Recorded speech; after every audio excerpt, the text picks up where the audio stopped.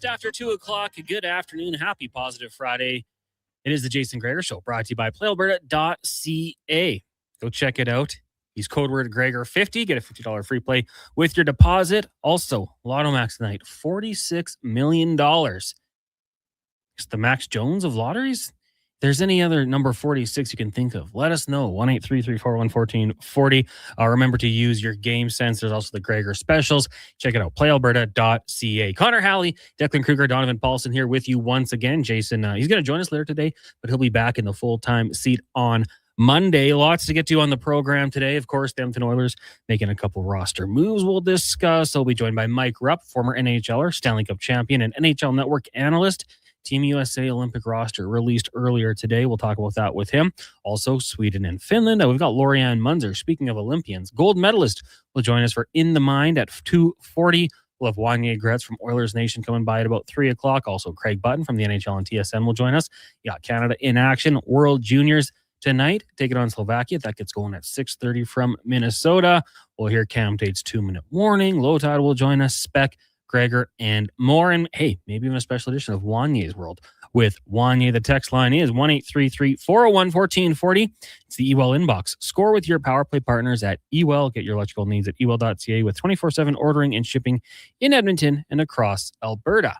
Of course, we will dive into the depths of the Olympics. The American team, what do you think about it? The Swedish team, not going to be Mattias Ekholm. Philip Broberg will be there, but Mattias Ekholm did not crack the roster for Team Sweden. Tough for him. I'm sure probably really wanted to go represent his country at this tournament. If you want to spin it positively for Oilers fans, I think there's some encouraging news there. A chance to get a little bit of a rest. That means you're going to have, obviously, Connor McDavid representing his country. Leon Draisaitl will do the same for the Germans. But for the rest of the team, a couple weeks off in February to get right. Maybe take a little bit of a vacation and then rest up, recoup, and get ready for the stretch run. Lance texting in, just asking if we're going to talk about the Uma Horse Girls and the Broncos on the radio. I don't think so. This was something that was just brought to my attention by Lance yesterday. There's some sort of trend about a TV show and their fans became fans of the Denver Broncos, all relating to horses. Not much I know about it. I know we've got a few Bronco fans that listen to the show. I don't know if they've really embraced it, but yeah, you are starting to see some more costumes, outfits at Broncos game that probably would not be typical of that. For those who did miss it, we did have it throughout the day here on Sports 1440, but the rosters for the opposition at the upcoming Olympic Games, the American team, I think, is going to be really good. You know, obviously a few names missing, but similar to Canada, when you have so much depth on that team, there's going to be players that don't make it. For them, goaltending, Connor Halley, Jake Ottinger, Jeremy Swayman. So really good group there on the back end. Another solid group, Brock Faber, Noah Hannafin, Quinn Hughes, Seth Jones, Charlie McAvoy, Jake Sanderson, Jacob Slavin, and Zach Werenski. Now, we know how good Slavin can be when healthy. And then up front, Boldy, Connor, Eichel, Gensel, Hughes, Keller, Larkin, Matthews, JT Miller, Brock Nelson, Tage Thompson, the Kachucks, and Trocheck. So pretty good group there. We'll see. You know, right now, if I'm doing power rankings, and take this with a grain of salt because I am born in Canada, I like the Canadian roster. I like the American squad too, though. I think that's a pretty good group. For the Swedes, you've got Gustafsson, Markstrom, and Wallstedt, two Minnesota Wild goaltenders between the pipes.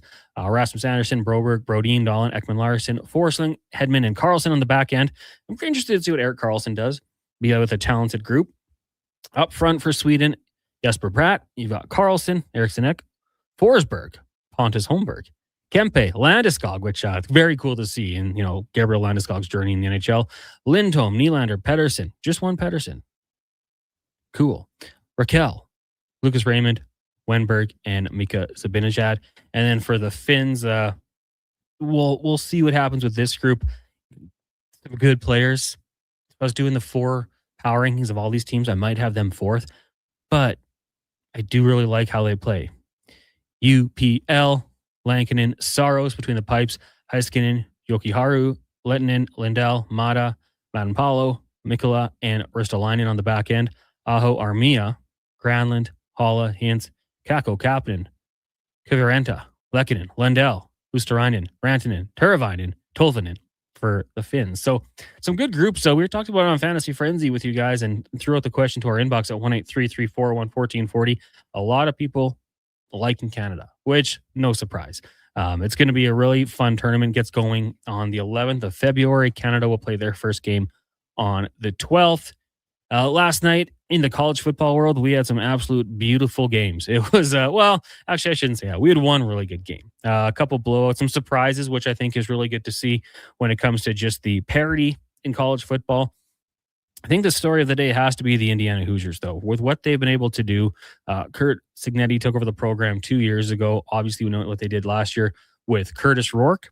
He ends up getting drafted by the 49ers, but they just keep it rolling here. And that, to me, is something that is really cool. Like, you think about college football, and you have the powerhouses, the Georgia, the Alabama, the SEC teams, Oregon, obviously really good. But to turn Indiana, and Declan Kruger will bring you on here. Like, I'll say Miami. We know what they have. Like, name recognition, the U. They've had so many great players. Not to trash the Hoosiers, but how long has it been? Because I was going back through their history. They've had good seasons, but what he's been able to do as their head coach in the last couple of years, unbelievable. Yeah, I mean, they've had some... Well, listen, coming into the season, they were the losingest team in FBS history. Like, no college football FBS program in the history of college football had lost more games than Indiana.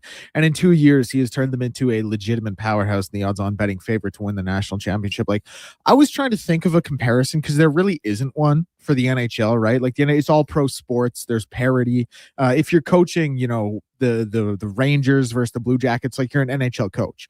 But it's different in college football because the allocation of resources is different. The history is different. Recruiting classes are, like, it's just so much different. The best thing I would maybe try to make as a comparison is, like, if he took the worst team in the AHL and in 2 years turned them into the Florida Panthers. And that might be a little generous because they haven't won a natty yet, or they might not win at all. Obviously, they still have at max 2 games ahead of them. But that's like the best kind of way I can put it into perspective. Like, what he has done with this Indiana program, absolutely, no question, one of, if not, and probably the best coaching job I've seen in my life of being a sports fan. Like, it's just, it's really tough to put into perspective for people who don't understand the college game. No disrespect to, anyone listening who might not know the college game or the college atmosphere that well, but it's incredible. And what they did to Alabama, sweet justice, Connor Halley, sweet justice. I knew you might say something about that, but yeah, I mean, it was good. The one I like, if I'm trying to think of comparables in other sports, because like you said, like, it's tough in hockey, in a college football thing where, there's that 4-year span where, I guess with redshirt, it could be 5 years, but to turn it around as quick as he did. And I was kind of reading up, like, watching his old presser when he was introduced. And I said it earlier today, but the line, like, about recruiting, whether it was out of high school or other programs, like, I win games, Google me. Like, it was such a good line because yeah, it's true. And so if you look at, like, I'm going to bring this one up and correct me if I'm wrong. Was it Leicester? Yeah, Leicester City. Like, out of nowhere went on to win. Great comparison. Like, that was the one where it's like, and I don't know their history, so soccer fans, footy fans, don't come at me. But it wasn't, they weren't Man U, Liverpool, Arsenal, Chelsea, right? They just came on a run and had 1 year where it was awesome. And you're like, how do you turn it around like that? Like, and especially in college football, I just think it's so impressive. And you said James Madison was kind of that was where he coached previously, and he just brought a lot of the players that way. Yeah, he had been the wide receiver coach at Alabama under Saban. He had taken a job at I think it was a D2 school. It might have even been D3. Was head coach there for a little bit. Indiana of Pennsylvania. Yeah, something like IUP or something. Yeah. And then he went to James Madison, and then from there went to Indiana and just turned them into, the powerhouse they are, the powerhouse they look to be. Another funny thing, you mentioned his quote when he was like, I win, Google me. Yeah. He had another one at his introductory, kind of presser, his introductory event at Indiana. He was like, I'm here and we're going to turn Indiana around. And everyone was like, woo. And he was like, and no Purdue. And everyone was like, woo. And he was like, and no Michigan. And everyone was like, and he was like, and no Ohio State. And everyone was like, whoa, we don't know about all that. And lo and behold, in 2 short years, he's done everything he said he would. So incredible job. Hoosiers, I think he also said. Yeah, it's been really fun and a cool story. And then I think, if you're an NFL fan, what Mendoza's done, pretty impressive. Looks like he's going to be a Raider. That's how I'm thinking it's going to turn out, but I guess we'll have to wait and see for sure. Some other news: the Edmonton Oilers. How about that? They're in action tomorrow, taking on the Philadelphia Flyers. It's going to be a weird 1:30 start. So pregame coverage with Walks, Paulson, and Ferraro is going to get going at 12:30. They recall Quinn Hudson and Ike Howard from the Bakersfield Condors. Quinn Hudson this year, we saw him a little bit. 26 games played down with Bakersfield, 19 goals, 32 points. He's been very good for the Condors. And Howard, in his time, 16 games played, 10 goals, 23 points, staying out of the penalty box, and is a +12. So reinforcements for the Edmonton Oilers, trying to get something going here, a little more depth. We looked at it earlier today, and I'd be curious to know your thoughts. Let us know at 1-833-401-1440. What do your lines look like? Do you have McDavid and Hyman, one of the young players? We move Nuge down to third center. You can give Draisaitl, Bud Coles in. Maybe it's Roslovic. Have a Savoy dropped in there somewhere as well. I mean, it gives you a few more options to work with, and you've got some shooters, which I think this Oilers team needs. Not the biggest of guys. Not going to probably go in the corners and dominate that fashion. But the guys can shoot the puck. So I'm curious to see how it all works out for this team. They were on the ice today, and we'll hear some comments from coaching staff later on in the show. Rick texting in says Indiana is totally a result of the transfer portal. Now, like Declan, sorry to put you on the spot here, but were there a lot of guys coming from outside programs, like not with that connection? Yeah, so like a lot of, I wouldn't say totally to address Rick's text. And also like the guys they went out and got from the transfer portal, like when Cignetti went there, they went and got a bunch of JMU players. Mm-hmm. They got Mendoza from Cal. He was a transfer from there. Previously, Curtis Rourke, a transfer from Ohio State. So they've definitely been a benefactor of the transfer portal, but so is every school. And like you look at a school like Ohio State, they went out and they just got the best running back in the country in Quinton Judkins the other year. They go out and get the best safety in Caleb Downs. Like schools, it used to be these big name schools, if they had a problem, they would just kind of have to live with the problem and mask it with coaching. Now these big name schools can go out and buy someone to fix the problem. Indiana didn't have that. Like they didn't go out and buy a bunch of 5-star recruits. They used the transfer portal the same way everyone else did, but it's not like they were bringing in these 4 or 5-star recruits. Like they don't have a single 5-star recruit on their roster. I think they only have 5 4-star recruits. Like if you look at the talent gap between them and Alabama, it's like 18 5-stars, 40 4-stars or something like that. Indiana, no 5-stars, like 8 4-stars. So yeah, they've used the transfer portal. Everyone has. They haven't gone out and just got these big name 5-star top of the country recruits. Yeah. And I'm curious, like if you are looking to transfer, you probably see what they did last season. It's an intriguing place to go to. And also, I don't know, Declan, but like how many 5-star recruits are they bringing in? Like you go to Alabama. Indiana? Yeah. You go to all these other programs, like, okay, maybe there's a little more of a battle here. I go to Indiana. Maybe it's my time to shine here. I'm going to look up what their recruiting ranking is for 2026. Give me a second. You take a look. Elvis said, hey, how about shout out to us Ole Miss fans? Yeah. Rebels, they looked good. Uniform wise, I thought it was a clean look. Taking down the Georgia Bulldogs. Trinidad Chambliss, what can you say, man? Like when they needed a play, he was there to make it. 360 yards, 2 touchdowns through the air. Harrison Wallace, pretty dang good game, dribbling as well. So yeah, I think, when they were showing the Georgia Bulldogs comebacks, like you couldn't help but notice the Ole Miss game was in there. So I thought, okay, Bulldogs probably feeling pretty confident.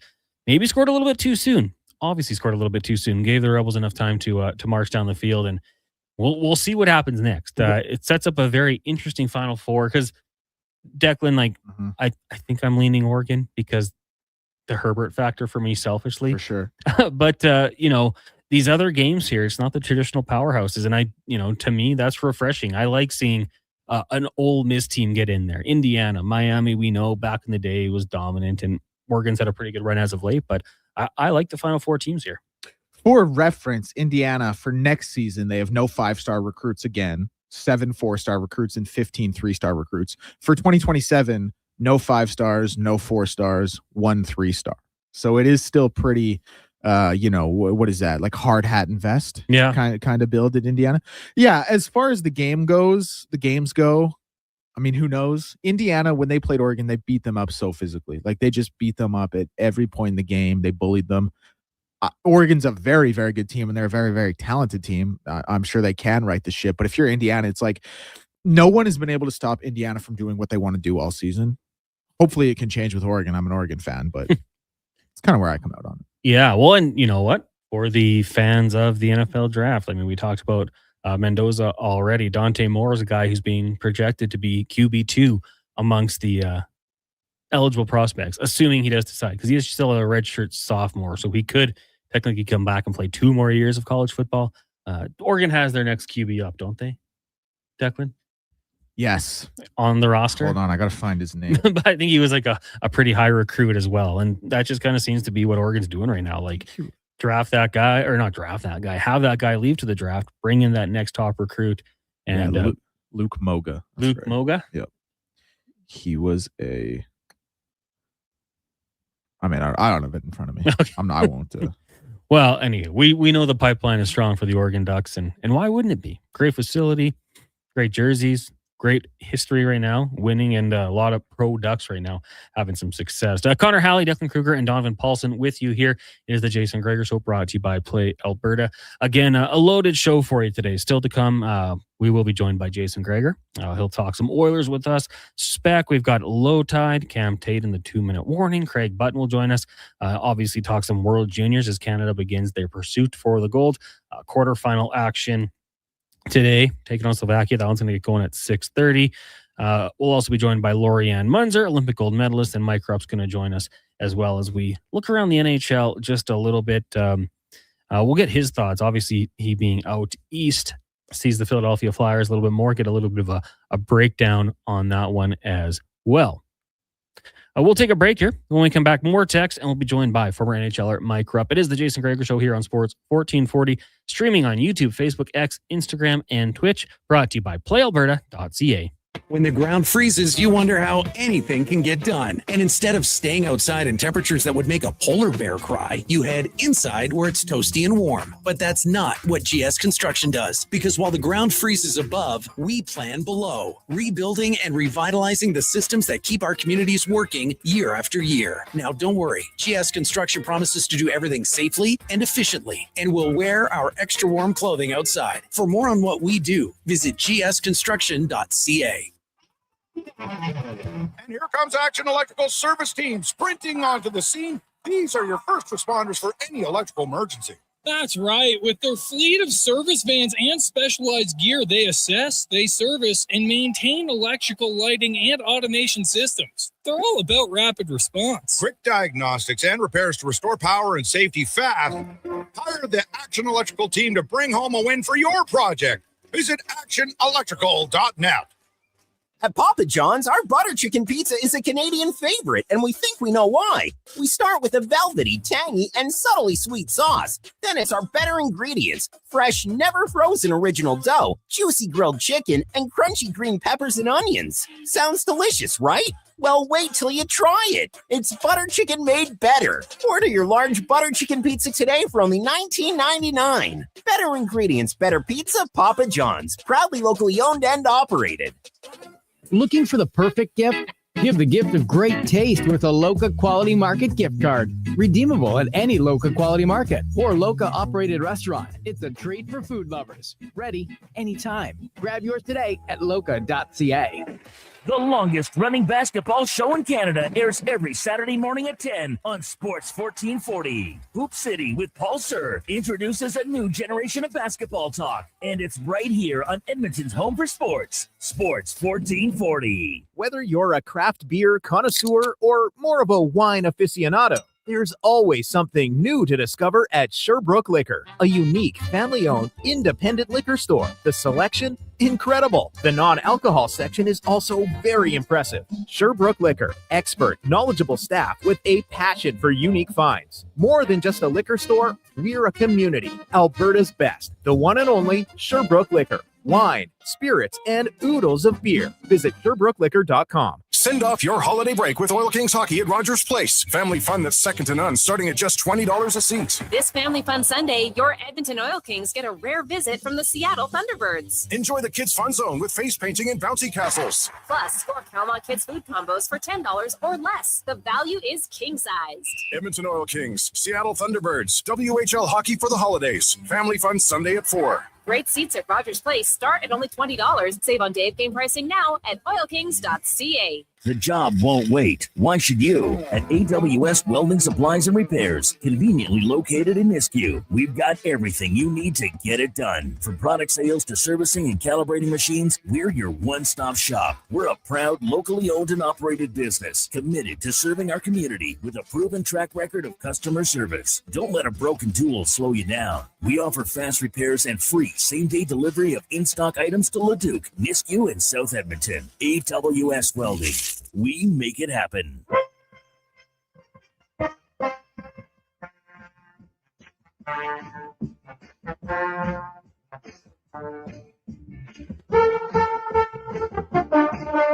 Portions of this hour brought to you by Northwest Crane, available for all your lifting and equipment needs, specializing in selling and servicing cranes. Get lifting at northwestcrane.com.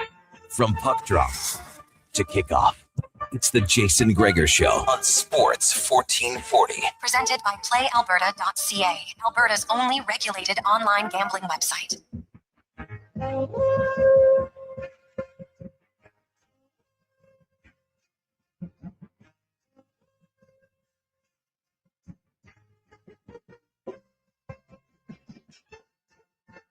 Welcome back to the Jason Gregor Show here on Sports 1440. Connor Halley, Declan Kruger, and Donovan Paulson with you here from the Sports 1440 studios in West Edmonton Mall. Great to have you along for the show. Lots to get to still.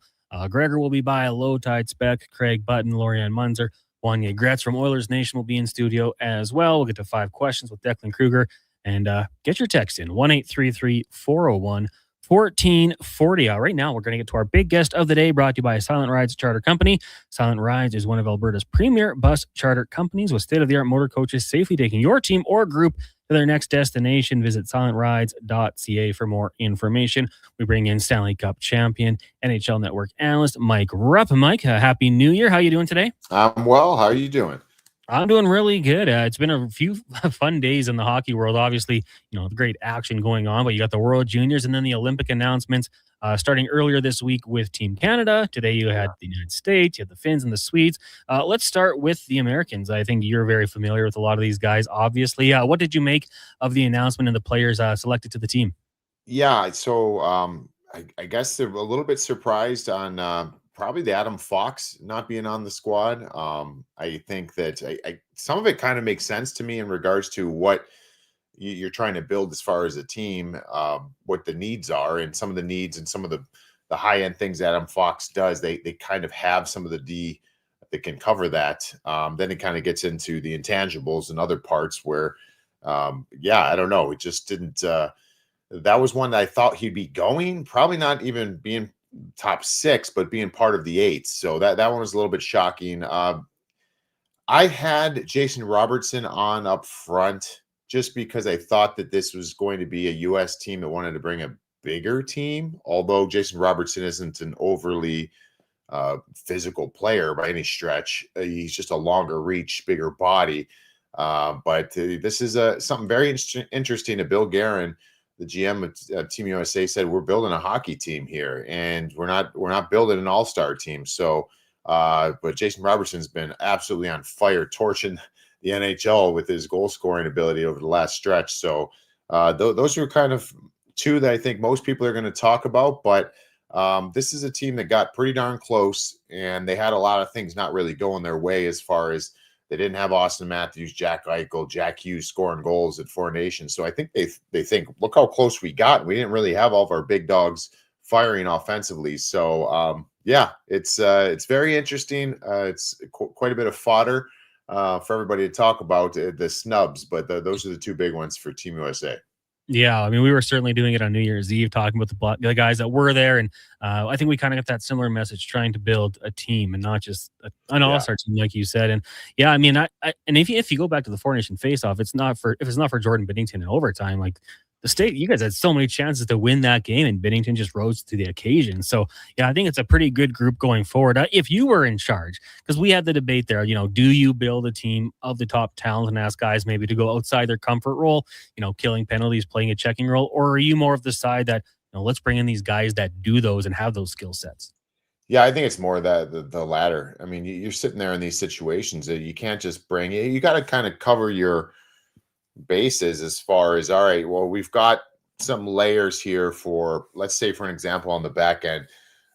You've got a guy who can run PP1. You got to obviously have a guy on power play 2, but then you certainly got to have guys who play the power play, to, even if they're not going to necessarily at the Olympics, but just on their respective NHL teams can. And you got to make sure you have all those things covered in case you hit some injuries or whatever that may be. But I think it's really tough up front.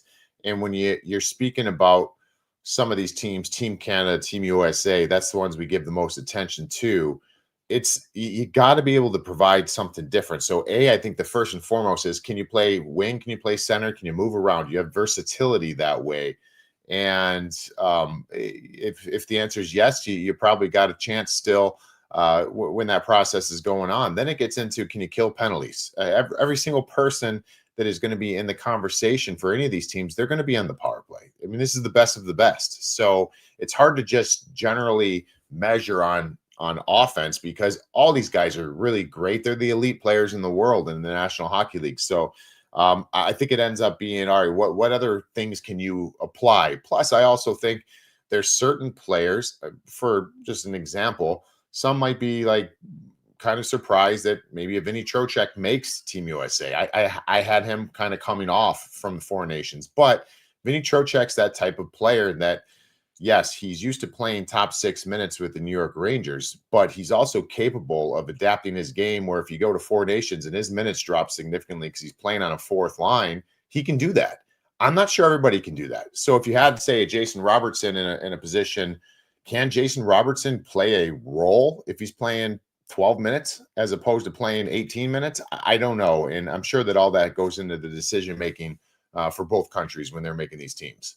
Yeah, that Robertson one surprised me as well. He's been an Oilers killer. Like every time he's playing Edmonton, it seems like he's scoring a couple. Mike Rupp joining us from the Jason Gregor Show. Connor Halley sitting in. Let's talk a little bit about the Canadian team. And, you talk about snubs, Scheifele, Schaefer in Edmonton. I think Zach Hyman, a few people would have liked to see a ride shotgun with Connor McDavid in Italy. What did you make of the Canadian announcement? Yeah, so I think both United States and Canada was pretty happy with their decor in both tournaments. But dating back to Four Nation, and you had another slot there on the back end.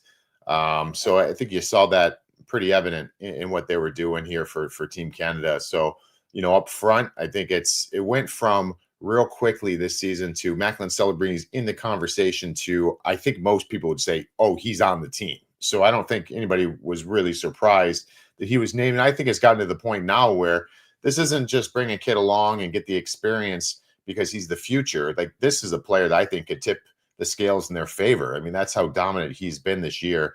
But yeah, I mean, it gets tough when you're looking around there. And, I was thinking, for a Zach Hyman standpoint, just that's a guy that can do a little bit of everything. He can play a heavy game. He can finish checks. He can obviously score goals. He's got the continuity with Connor McDavid. So there's a lot of things when you're talking about stacking things up and looking and comparing the different players. He's got a lot in his favor. But yeah, you just look around.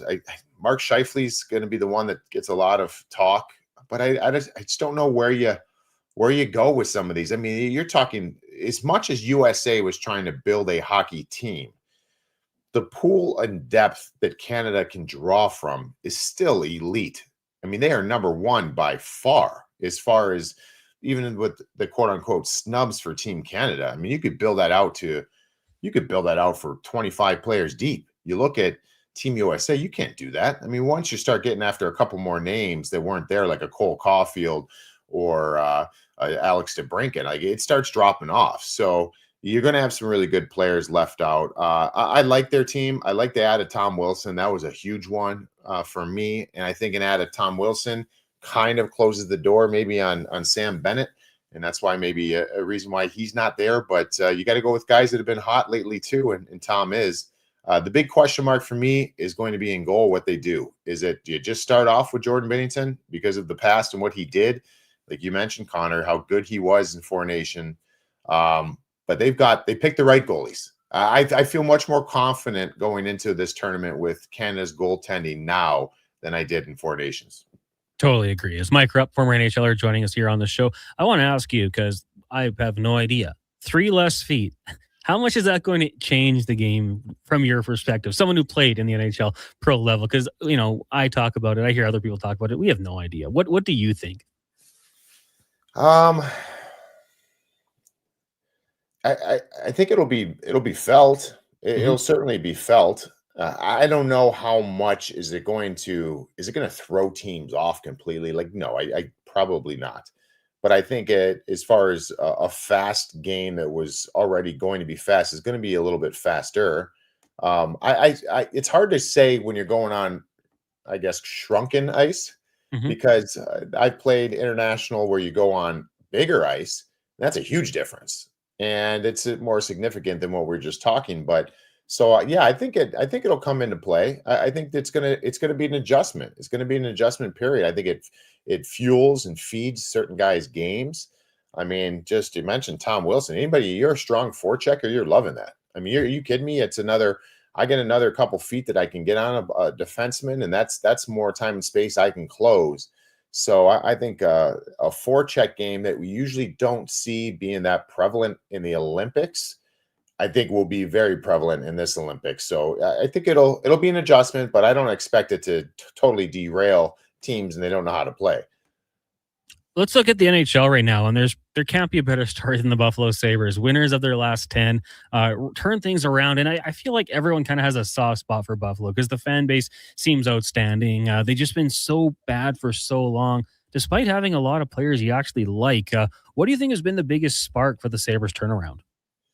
Yeah, it's hard to say. I don't know what the biggest spark is. I think this is a team that we probably all thought were going to be better than they were earlier in the season, and just is kind of felt like each of the last number of years they're ready to take a step, and they've just been stuck in the mud. So you nailed it though, Connor. Like they've got individuals that I love. I love some individuals on their team. For whatever reason, they haven't been able to put it together as a team, but they are now, and they're finding ways to win these games.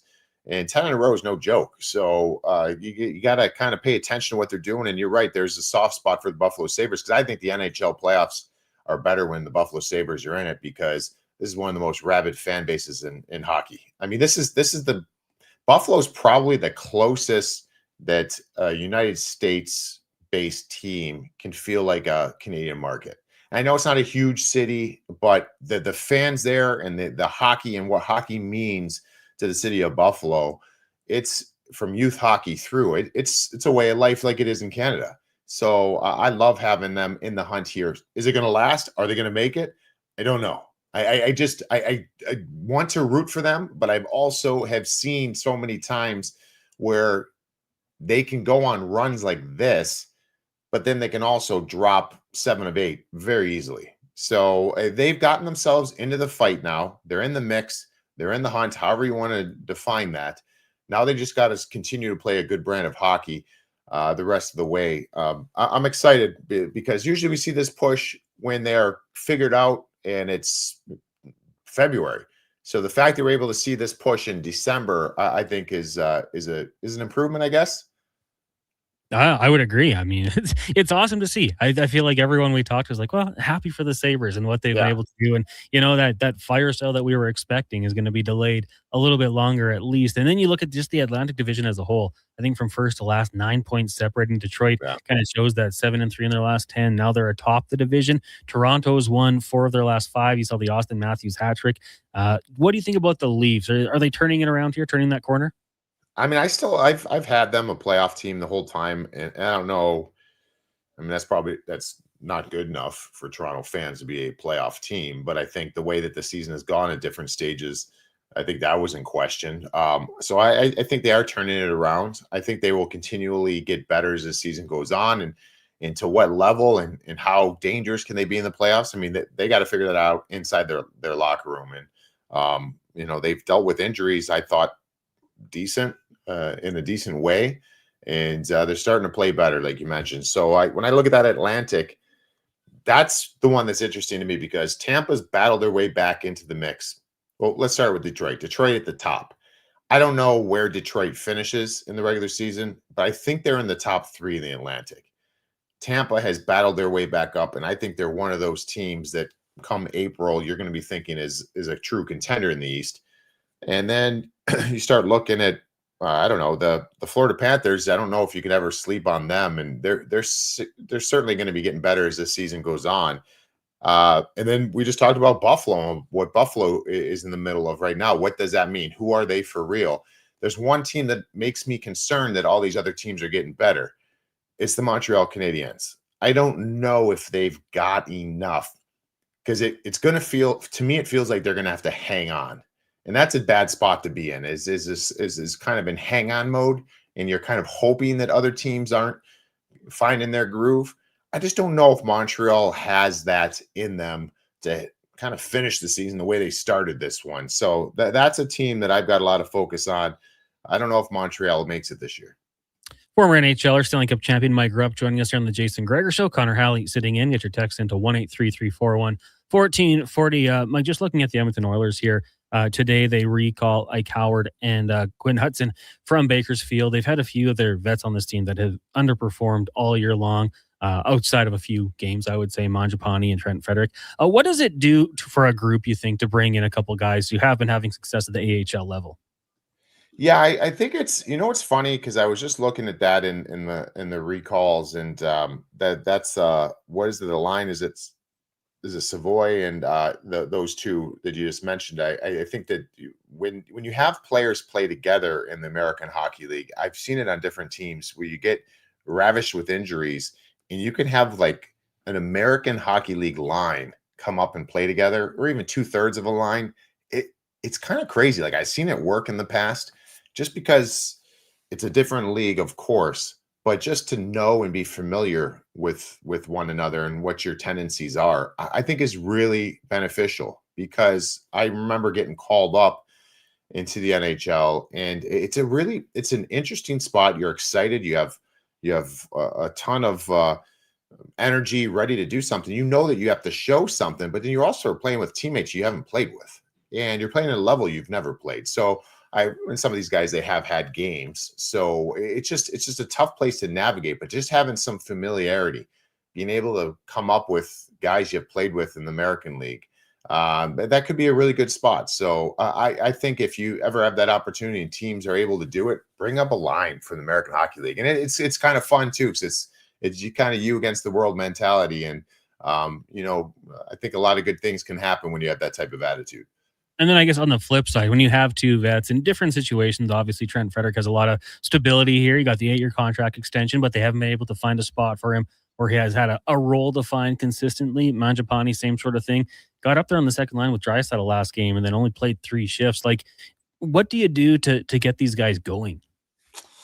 It's tough, because you're on a moving train. I mean, this is halfway through the season, and you're going to try. You're going to do everything you can. And there's years, especially you mentioned on Trent Frederick's deal, that at some point you have to make what's the best decision for this season and this season alone, and not even worry about the future and what that means for guys that are on your roster.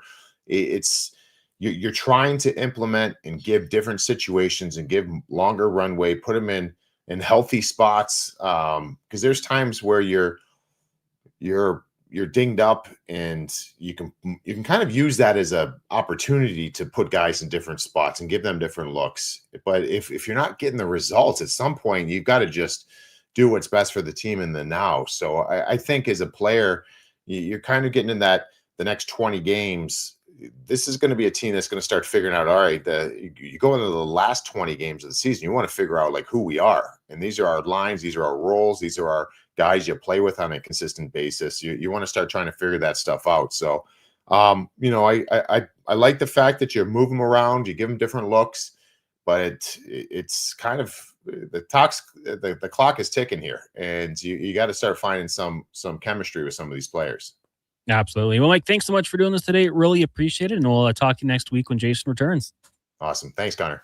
There you go. Mike Rupp, former NHLer, Stanley Cup champion, and NHL Network analyst. We did have some text rolling in here. West End Juan says, guys, I think there's better players that would be at the Olympics than Hyman to play with 97. Hyman is a great in front of the net player for Oilers, but like to 97 playing with bigger, faster, more skilled guys. Your thoughts? I mean, we saw it at the Four Nation Faceoff. I mean, it's tough to get chemistry, and it was that way with Sidney Crosby too. We know that Chris Kunitz got the tag along to the Olympics to play with Crosby. I think when you have that chemistry in what can be a 6-game tournament, you want some familiarity. So that for me, that's why Zach Hyman I would have taken alongside with him, put him on his wing, let them go do their thing. It might seem easy to play with McDavid or, say just bigger, faster guys will have success with them, but it doesn't always work that way. And I also think that Zach Hyman, 50 goals this year coming back, he's been great. He doesn't really, to me, have too many deficiencies in his game. Like, you put him out there in a lot of situations. We saw it, and I've brought this up, on repeat here, but go back to the playoffs last year when he was on the third line. He wasn't scoring, but he was hitting, right? Like, his floor is very high. You see a lot of guys have a bad game and you don't notice them out there. I don't think that happens with Zach Hyman. So that's why I would have said that I would have liked him on the team. Obviously, Connor McDavid's going to play with incredibly talented players no matter what. This is going to be a loaded team. Tiger says 197-foot players. Yeah, you don't need a guy with a good 200-foot game, just 197. And quickly here, Max Power texting in. What goes up must come down. Buffalo won't keep winning like this. No team does. Eventually, they'll slow down. What if other teams step up? This is what happens. This happened to the Wings twice during their 7-game win streaks. Well, that's it, Max Power. There's no guarantees, right? I think, you win 10, you get yourself back in that conversation because they are in a wild card playoff spot right now, the Buffalo Sabres. But now you don't have to win 10 in a row. You win 2, lose 1. Maybe you win 3, lose 2. Like, you just kind of keep your head above water and you'll be in that position. But I think they deserve a lot of respect for getting back into it. What happens in the next 10, like you say, we'll have to wait and see because, it could be a drop-off. And I don't think anybody would be overly surprised. We'll take a break here. When we come back, we'll go in the mind with Olympic gold medalist Lori Ann Munzer. It is the Jason Gregor Show here on Sports 1440. Also streaming on our YouTube, Facebook, X, and Instagram. Also Twitch. Brought to you by playalberta.ca. Legacy Heating and Cooling offers no payments and no interest for 1 year on your new furnace. So when you wake up to no heat, call Legacy. If you need it immediately with no overtime rates. If you need it immediately and want to combo it with AC. Call Legacy. Call Legacy. No payments and no interest for 1 year on your new furnace. It could only be Legacy Heating and Cooling. When picking a New Year's resolution, try to avoid things you have no influence over. Like bringing home the cup? That would be awesome. But completely outside your control. Instead, pick something you can control, like bringing home some Wilhauk beef jerky. That would also be awesome. But what if we brought the cup home to Canada and it was filled with Wilhauk beef jerky? Okay, I'll allow it. Wilhauk beef jerky, only available in Leduc. Get yours today because you don't win cups with salad. Across the province, Albertans are taking their shot on Play Alberta. With casino winners every hour, jackpots worth millions, and revenue that stays in the province, there's never been a better time to sign up. Right now, our listeners can score a $50 free bet when they make a minimum $50 deposit with code Gregor50. That's code Gregor50 for a $50 free bet. Start playing with your game sense today to find out if you're Alberta's next winner. At Papa John's, our butter chicken pizza is a Canadian favorite, and we think we know why. We start with a velvety, tangy, and subtly sweet sauce. Then it's our better ingredients: fresh, never frozen original dough, juicy grilled chicken, and crunchy green peppers and onions. Sounds delicious, right? Well, wait till you try it. It's butter chicken made better. Order your large butter chicken pizza today for only $19.99. Better ingredients, better pizza, Papa John's. Proudly locally owned and operated. The longest running basketball show in Canada airs every Saturday morning at 10 on Sports 1440. Hoop City with Paul Sir introduces a new generation of basketball talk, and it's right here on Edmonton's home for sports, Sports 1440. Got a car you're ready to part with? Find out what it's worth, fast, easy, and totally free at Go Auto. We're talking top dollar trade-ins, whether it's a little worn or still rocking that new car smell. Just a few clicks, and boom, you've got your value. Text value to 780-777-7777 to start. That's value to 780 all sevens. Why guess what it's worth? Let Go Auto show you the money. Top quality flooring, locally owned, and Canadian products from Beaulieu. Yeah, that's CFI. CFI what? No, CFI, Custom Floors Inc. From free estimate to professional installation, contact Custom Floors Inc. at customfloorsinc.ca. The job isn't done until the last load is hauled, and having a semi-trailer out of commission is not an option. Whether replacing or adding to your convoy, Edmonton Trailer has a huge inventory of new and used semi-trailers, trusted by the gravel, logging, oil field, fluids, and freight industries. Find a trailer right for you online or at one of their 3 locations. For sales, service, parts, rental, and finance, when you're in it for the long haul, Edmonton Trailer. Winter in Alberta doesn't mess around. And neither does Titan Supply. For over 50 years, we've earned the trust of our customers across a variety of industries. Because we lead with integrity, honesty, and respect. I'm Joe. And I'm Brent from Titan Supply. When the weather hits hard, we're fully stocked with rigging, lifting, and hauling gear that works as hard as you do. Titan Supply. Built on trust, driven by safety. Serving Edmonton, Grand Prairie, Red Deer, and Calgary. Let us help you face the weather the Titan way. Visit titansupply.ca.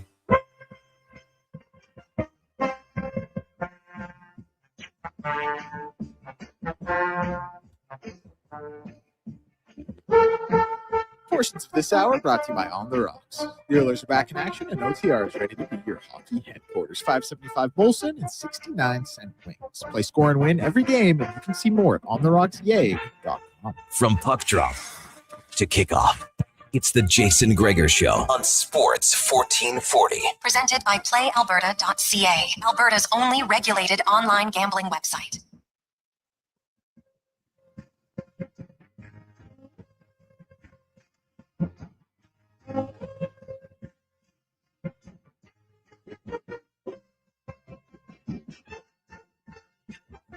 $2:47. Welcome back. It is the Jason Gregor Show here on Sports 1440. Connor Halley, Declan Kruger, and Donovan Paulson with you here. The show brought to you by PlayAlberta.ca. Tonight's Lotto Max, $46 million. Go check it out, PlayAlberta.ca. Remember, use your game sense. Text line is 1-833-401-1440. Shout out to everybody tuning in on old YouTube. Lance, Ace, everyone else. Ace, I heard you got put in timeout. 30 minutes of non-commenting. I fought for you, and if I knew how to break you out of that timeout, I would do so, but it's out of my control. Keep the text rolling in, though. We'll get to those as soon as we get an opportunity. Right now, we are going to be joined by Olympic gold medalist Lori Ann Munzer.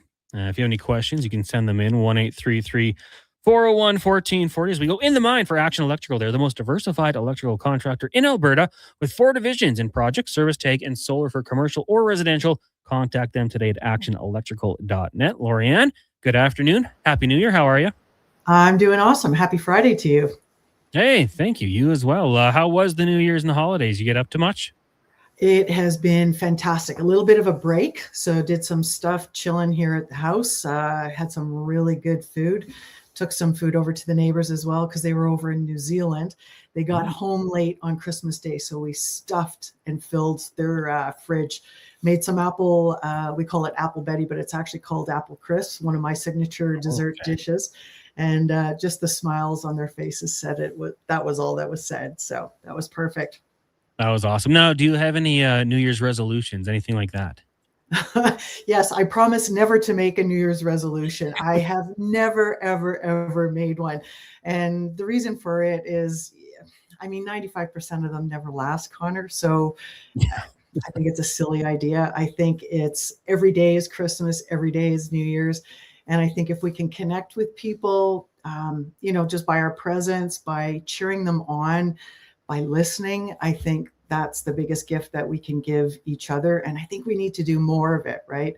One of the things when I came to Edmonton, this was 26 years ago, I could not believe going to the grocery store. They ask you, ma'am, do you need help with your groceries? Taking them out to your car. And I'm thinking, what the heck is going on? People look at you, they smile in the street, they still open the doors. This is the center of the universe. So I think that's pretty cool. And I think we need to do a little bit more of that. I'm kind of with you on the whole New Year's resolution. Like I've had friends who've said, I'm going to start going to the gym January 1st. And I said, well, why don't you go now? Like get a head start on it. Do it now. You don't need to wait for that day. Don't put it off any further. Do it now. But that's not what we're talking about today. We're going to talk a little bit about the Olympics because we're only, 4 weeks away before it all gets going. And for a lot of sports, a lot of teams not really announcing it. Like we've seen it with the NHL. You've got Sweden, Finland, Canada, United States. But Lorianne, for those athletes who, are a little bit unsure about their plans in the next 5 weeks, what are they doing to keep sane? Oh, I think they do everything except think about that decision. And I think the other thing that they're thinking about is they're preparing as if they're going. And that is something that I always share with my athletes. Prepare, plan as if you're going, and then do everything in your power to execute everything around you, your performance time, your race time, your downtime, your recovery time, family time, social time, and do it to the best of your ability. And just make sure that you have a bit of a counter plan too if something goes sideways, because invariably, Connor, that something is going to go sideways. But also think about it in 3 ways. Number one, think about it as if you're going. So do all of the preparation. And then also think about, well, if you don't get selected, then what are you going to do? Are you going to camp out for, February 6th to the 22nd and just be an Olympic junkie, right? Just get everything that you can on every channel, follow every athlete. And then there's the third scenario, which is, I don't know what it is, but I know that there is always a third possibility. If you don't make it, if you do make it, I don't know, maybe you get called as an analyst or a reporter or something like that. I really don't know. But if you think of all of those things, one of them is going to happen. Where you focus and where you put your energy is usually where things are going to happen. It's outside of your control of, well, can I help right now over the next 2 weeks to make my selection happen?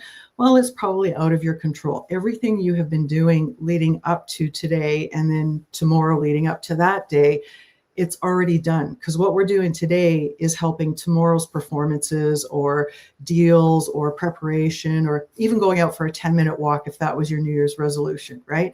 Mm-hmm. And it's just part of the preparation comes back to what is in your circle of control. And a lot of people go, I don't have any control. Actually, you do. You just may have not written it out. And that's one of the biggest things that I work with the athletes is I get them to write out, how do you want it to go? Script it both ways, good, bad, ugly, in between, what you can counter and what you can't. And then, so what are you going to do when you get the call? So for the athletes that are going, and I'm sure this will be kind of varying sport to sport, but you're waiting for that countdown. We're a month out. What are the last minute preparations you're doing physically and mentally? There's not too much, Connor, that you can do physically. You're pretty much there. You've got about a 4 to 6 week window that we call a periodization plan of where you start fine tuning. And most athletes will go the opposite end. Instead of reducing a bit, is they start jamming and overloading more and more and more, because how we normally typically think is more is better, but that's not necessarily the case. It's actually the opposite. Less is more. So it's more quality over quantity. And that's the hardest thing as an athlete, is when you start coming into that almost, I'm going to the Olympics phase, is we're so not used to resting, relaxing. It's always go, go, go, push, push, push, right? And what do you do to counter that? And if you don't have a plan of how am I filling my time? What am I doing? I think you've heard me say this before, the drunken monkey on acid, your mind, the stuff between the ears, which controls 95% of your outcomes, is going to take the show and run away with it on you. So if you can keep yourself, it's not necessarily occupied, but where you're in control of your activities, and rest and recovery is an activity, like sleeping and napping is one of the best things that you can do alongside of eating and training, is the recovery part is so important, because you're going to be asked at the Olympics to perform. You are under the microscope in a pressure cooker, and it's like, all right, what are you going to do? It's either going to go for you or it may go against you. And you're always looking to see, how could I improve, or how could I have this situation go in my favor? Lorianne Munzer joining us here on the Jason Gregor Show. Connor Halley sitting in, of course, Olympic gold medalist, results and mindset coach. Now, just to go back to what we were talking about, for some of those athletes that are in limbo, just sitting there waiting. Do you think it's a good decision to keep it this close, or would you prefer that maybe they know 3-4 months out? Oh, I think it's a no-brainer. I think if you know 3-4 months ahead, number one, it just gets your mind to go, oh, thank you. And then you can release that pressure cooker. And then you can really start to focus on what do I need to do to be at my best on, February 6th or 7th or 8th or whatever the last day is, whatever the day is of your events. And it allows you that time to prepare even better so that all of your ducks are lined up, all of your pucks are in a row, and you know exactly where you're going, what are you doing, when do you leave, how much ice time do you have, when are you training, when are you practicing? And when you know those things, Connor, your mind just it relaxes versus being totally stressed out. And as athletes, if we can mitigate or even reduce some of those pressure cooker situations, it allows the athletes to just play on a whole new level and bring maybe something they've been working on that we haven't watched or seen them, in performance time of, hey, we're playing at our best and we get to do what we love to do. So why do you think they do wait so long? Like I know in some sports, you might say, okay, we're at a team sport. Like someone can play their way onto the team, and we know they're having a really good season. We saw that with Jerome McGinley way back in 2002. But if in some sports, I'm curious why they would make these athletes wait and think about it for so long. I don't know the real reason. Sometimes, Connor, I think about it and it just goes, well, that's the way we've always done it, so we're just going to keep going. Sometimes it's a funding issue. I mean, we're into a new year, so I don't know. Maybe there's that. But the thing is, who's going to go. The support staff, the medical staff.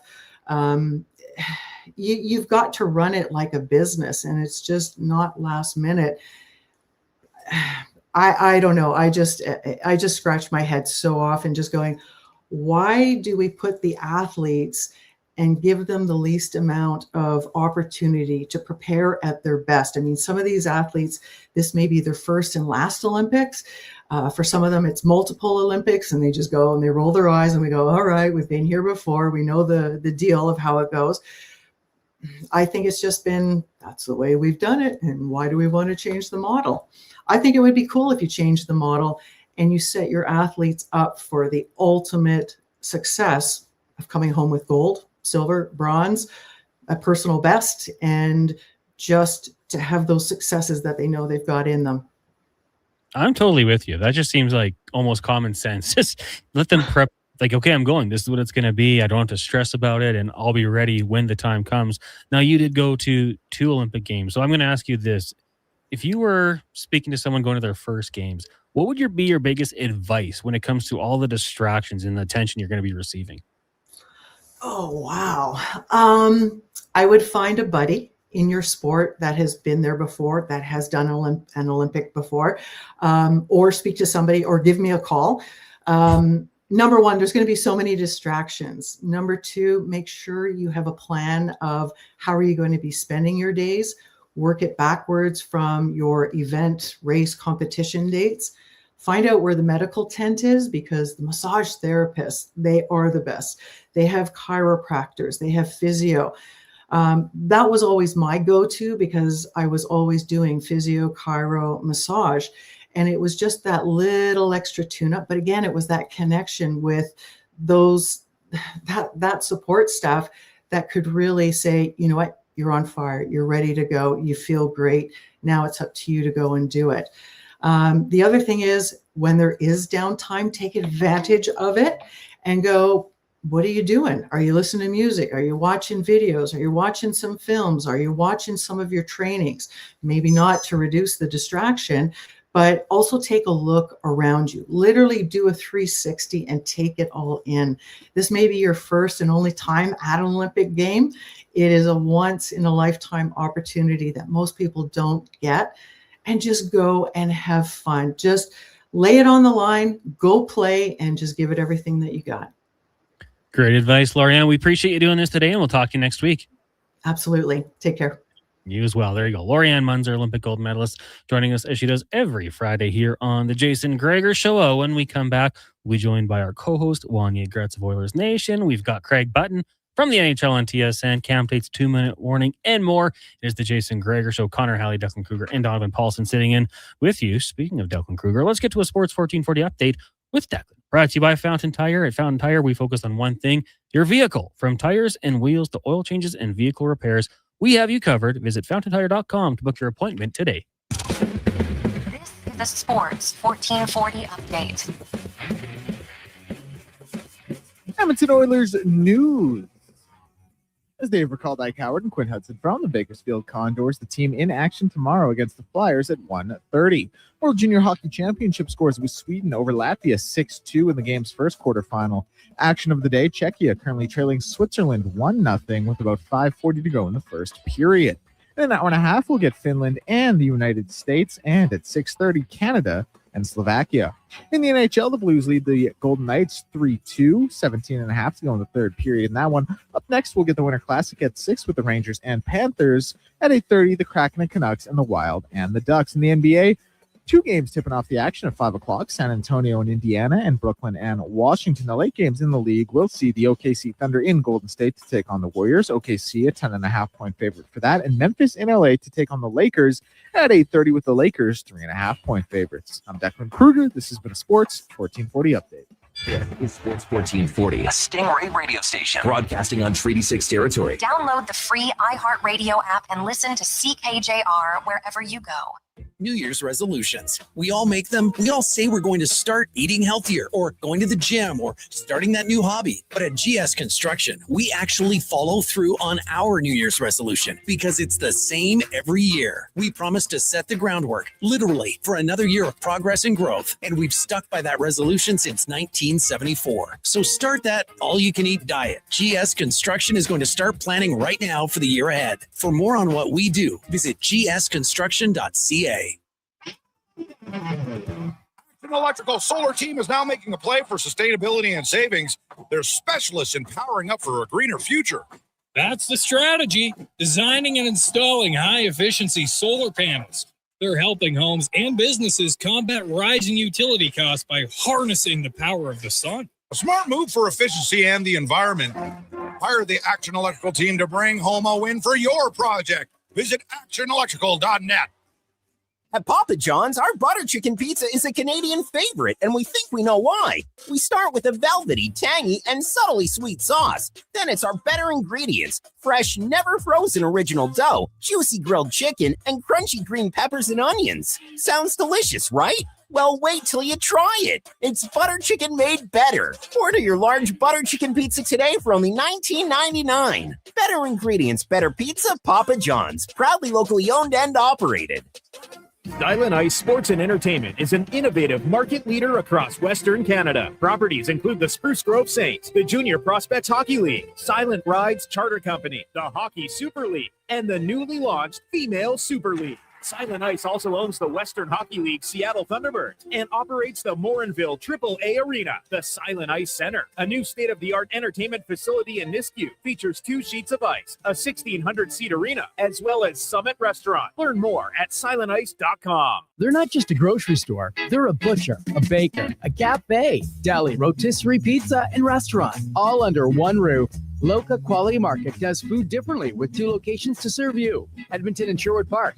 Visit loca.ca. When it snows and you have a Honda, let it blow, let it blow, let it blow. Ditch the driveway shovel because right now at Riverside Honda and Ski-Doo, save up to $400 on Honda dual-stage snowblowers. Take whatever winter throws at you and throw it back with iconic Honda reliability. Available for a limited time only at Riverside Honda and Ski-Doo. 15 Inglewood Drive in St. Albert and always at riversidehonda.com. Shop local, shop Canadian. Diablo Boots sells only Canadian-made work and biker boots made by Canada West. No American or boots made in China, so no tariffs. All of Diablo's boots have replaceable soles and heels for longer life. Sizes 6 to 14 Triple E. Buy quality, buy Canadian. And support Canada West and Diablo, the 2 best names in the boot business. So save on boots by Save On Foods. That's Diablo Boots, 3340 Gateway Boulevard on the east side of Save On Foods. Buy Canadian. They're terrific. This year I can't decide what to work on for my New Year's resolution. See my confidence, my appearance, or my general happiness. Why not improve all three by finally addressing your hair loss? Hi, I'm Dr. Vancellia. Receding hairlines and bald spots can chip away at your self-image, make you look older, and feel unattractive.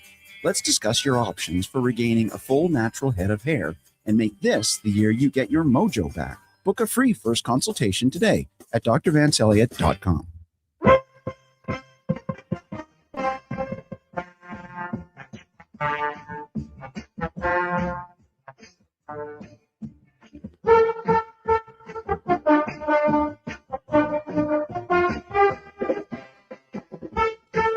Portions of this hour brought to you by Cantork. We offer sale, rental, repair, and calibration of hydraulic, pneumatic, and battery-powered torque wrenches, stud tensioners, and flange maintenance equipment. Order today at cantork.com. Hat tricks, touchdowns, and home runs. Get it all with the Jason Gregor Show on Sports 1440. Presented by playalberta.ca, Alberta's only regulated online gambling website. Welcome back. It is the Jason Gregor Show here on Sports 1440, brought to you by playalberta.ca. Tonight's Lotto Max, $46 million. You can also make a deposit. Use promo code Gregor50. When you deposit $50, you can get a $50 free play. Playalberta.ca. Also check out the Jason Gregor Show specials. Use your game sense as well. Connor Halley, Duncan Kruger, Donovan Paulson with you here at the Sports 1440 studios in West Edmonton Mall. Big news of the day. Quinn Hudson, Ike Hauer were called. Of course, Max Jones was sent down yesterday. Oilers Flyers tomorrow at 1:30. Pregame coverage at 12:30. Got World Juniors, Canada and Slovakia. You had the USA, Sweden, and Finland. Olympic rosters announced for men's hockey. Everything is happening. We're talking about it all. So get those texts rolling in here. 1-833-401-1440. Right now, we bring in our co-host every Friday at 3 o'clock, Mr. Wanye Gretz from Oilers Nation. Wanye, what's up? Happy New Year. Happy New Year. Bravo. We made it another spin around the sun. Yeah. I always feel a sense of accomplishment on January 1st. We did it. Got to celebrate. Got to celebrate. I love it when I come in here and you boys are watching sports. This is how you envisioned the job in the media, right? You're like, I get to watch sports all day. When I come in here and there's two screens and there's games going, I feel like I'm in the sport with you. Quarterfinal action at the World Juniors. We could be watching college football too, but I guess we're just doing hockey today. That's okay. I mean, I'm on board for it. Whatever. How was your New Year's? Great. Yeah, no, can't complain. Did you make it to midnight? Well, it depends how you make it. Like I was awake. Yeah. But I wasn't like downtown cheering in the crowds. I always envy those people. Every year I'm like, maybe this year. I'm like, no, not this year. I'm going to stay home. I will say, I think I enjoyed New Year's, like, as an adult for 5 years. And then it was like, it lost its luster. Can't get an Uber. Bars are packed. Even if you get into like a bar, the line's going to be so nuts for a drink, bathroom. So I think after about 5 years, it was like, maybe even like 2 years, I'm done with the bar. Let's go to a house party. And now I'm just like, who cares? It's just another day. I'll give you a parenting hack. What I did this year, because I've got a 5-year-old Wanye Jr. He doesn't play around. He only thinks NHL games have 2 periods. Yeah. Because then we have to go to bed. Mhm. Right. So oftentimes dad misses the first 4 or 5 minutes of the period. I put on YouTube Times Square countdown from New Year's Eve at like 8:30 at night. I'm like, look at this. It's New Year's. 3, 2, 1. Hooray. And off he went to bed. It's smart. Hooray. You made it. We did it. Now Happy it's 2016. It Yeah. doesn't matter. He can't read. Now it's bedtime. What a Yeah, night. you got like who's an artist that's no longer with us? Oh, too many. Tupac's performing. Unbelievable. You're like, wow. Now it's bedtime. Have you ever watched that Tupac hologram performance at Coachella? No. It's one of the most yeah, probably crazy crowd pops you'll ever hear in your life when he like materializes like he's on the Enterprise on stage, and everyone at Coachella who's been standing outside in the sun doing heavens knows what since noon's like, what? Tupac? There was at least one person heavily impacted by drug use that was like, I knew he was alive. Exactly. That's I think crazy. it was thousands. You could hear the rippling through the crowd. Quite funny. We got a text here from Rowdy. Rowdy says, Happy New Year, boys. Rowdy, Happy New Year's. I'm sorry, the 4-nation World Junior and especially the Olympics almost mean nothing without the Russians. They would have been the best 1A, 1B teams to Canada, especially in goal. Not close. It's not best on best without Russia from Rowdy Roddy. Well, and I would agree with you. 4 Nations wasn't best on best because there was 4 teams. World Juniors is not best on best because the best Canadian players aren't there. They're playing in the NHL and other teams, in certain exceptions. This is the best we can do right now. The Olympic Committee made their decision, and you got to live with it. But yeah, there's a lot of very talented hockey players unable to perform and play in this event because of the politics. So that's a fair point. I'm sure a lot of people would say, how different does this tournament end up looking if they're allowed to play? Because they do have, great goaltending. I mean, you'd love to see Kucherov out there amongst other Ovi for one more goal. Ovi versus Connor. Yeah, I mean, those are the things you'd love to see. But unfortunately, well, hey, we won't get into politics. It's out of our control. Wanye, I meant to tell this story because it was crazy. Donovan and I had a bit of a break in between shows. So we're like, let's go for a mall walk. My wife picked up a sleep sack. You know what those are for the kids? Yeah. So we're going to go down to Carter's to pick it up. And as we're walking down the mall, kind of getting like a tickle in my throat. Like flu season? That's what I thought. Like, this is weird that it would just happen now. Like, that's the second it happened. Donovan, I start hearing him cough. I start hearing other people cough. Like, what's going on? So flu season? We take the escalator up and we're walking towards Carter's. And a small security's like, stop. Can't go past this line. Someone sprayed bear spray in the mall. And all of a sudden it clicked. Donovan and I looked at each other like, oh, that's why we're coughing and sneezing and rubbing our eyes. Who the heck sprays bear spray in West Edmonton Mall? You don't think there's a real bear loose in the mall, do you? I couldn't imagine it. It had to be something else. Human on human violence sounds to me. There's little kids in the mall. It's not cool. Have you ever felt the impact of bear spray? I was working at the bar one night. Left turned right. It was different times. Nobody had camera phones. Somebody bear sprayed somebody in the bar. We were full. Yeah. We didn't know what to do. So we just told everybody to deny. So other customers are like, oh, something's awful. We're like, I don't know. Maybe you have seasonal allergies. And everybody left very quickly. It's for real. It's if no you got joke. really sprayed by that, you'd be incapacitated. If you took a bear spray or a macing like directly, like you were the person being aimed at, you're out. Like you're incapacitated. Do you remember the Really Tough Contest here in town? Yes. I was working for said company at the time. Okay. And one of the challenges at the time was be sprayed by pepper spray. And they asked like a young 19-year-old Connor, do you want to spray the guy in the face? I didn't want to. I'm like, what if I miss? Like, then this whole promotion is ruined. What do you mean, what if you miss? Well, like I've never shot it before. I didn't Sure. know what to do. So another guy stepped up and did it, but I watched it and like had to get pictures. So I was right there and this guy just got blasted in the face by pepper spray. There's moments in my life where I'm comparing then and now. Mm-hmm. And I'm like, man, things have changed. Like, what was that? The big radio station in town used to let you pepper spray people on the air and take pictures? Yeah. Try that in 2026. One guy I remember from that contest, we put him in a bathtub on White Ave and he had to sit in with leeches for like 2 hours. This is when Fear Factor was on TV. It was just Absolutely. ruining society. Yeah. Everyone thought it was normal. But great promotion. Like, I think there was the guy who got the Stanley Cup tattoo on his back as well. And really? I think he actually is a Sports 1440 listener. So he got his challenge was to get a cup tattoo? Yeah, like on his whole back. Like all the names are on it? I don't think all the names, but essentially the outline and probably a few more lines there. So yeah. Have you guys got into resolutions? Have you been talking about this at all? How we're going to change the game in 26? No, I asked Lorianne Munzer about it. She doesn't like them. I've always kind of been of the opinion, like, if you're talking about on the 27th of December, just start it then. But if it helps people and they can go through with it, I'm all for it. Why? Have you made a couple? Well, let's be honest. Lorianne Munzer lives that Olympics mindset 24/7. If we were all as dialed in as she was, we wouldn't need New Year's. She's not us. No, us laymen, we need to set false goals once a year and then by 3 weeks later be sad with ourselves like a normal person who doesn't have what it takes to get to the Olympics. I don't know. I'm the 1440 listeners. Like, is this not a thing? I always try to do something. Why not? What's yours? I don't know yet this year. A lot of it for me is dad related. Mm-hmm. Like last year, it was like we need to read actual constructive things before bed, no shows. Whereas like prior to that, you're just trying to like corral them into a bed, right? Like keep them lying down. Yeah. So we're getting a little bit more intellectual. New books. Rap ABC. Mm-hmm. He's had it for years. He can do the whole alphabet. That's unbelievable education. He could stop right there. He's ready for the work world. We try to sing that to Benny before bed. Rap ABCs? Just ABCs. Oh. But now he giggles when I sing it.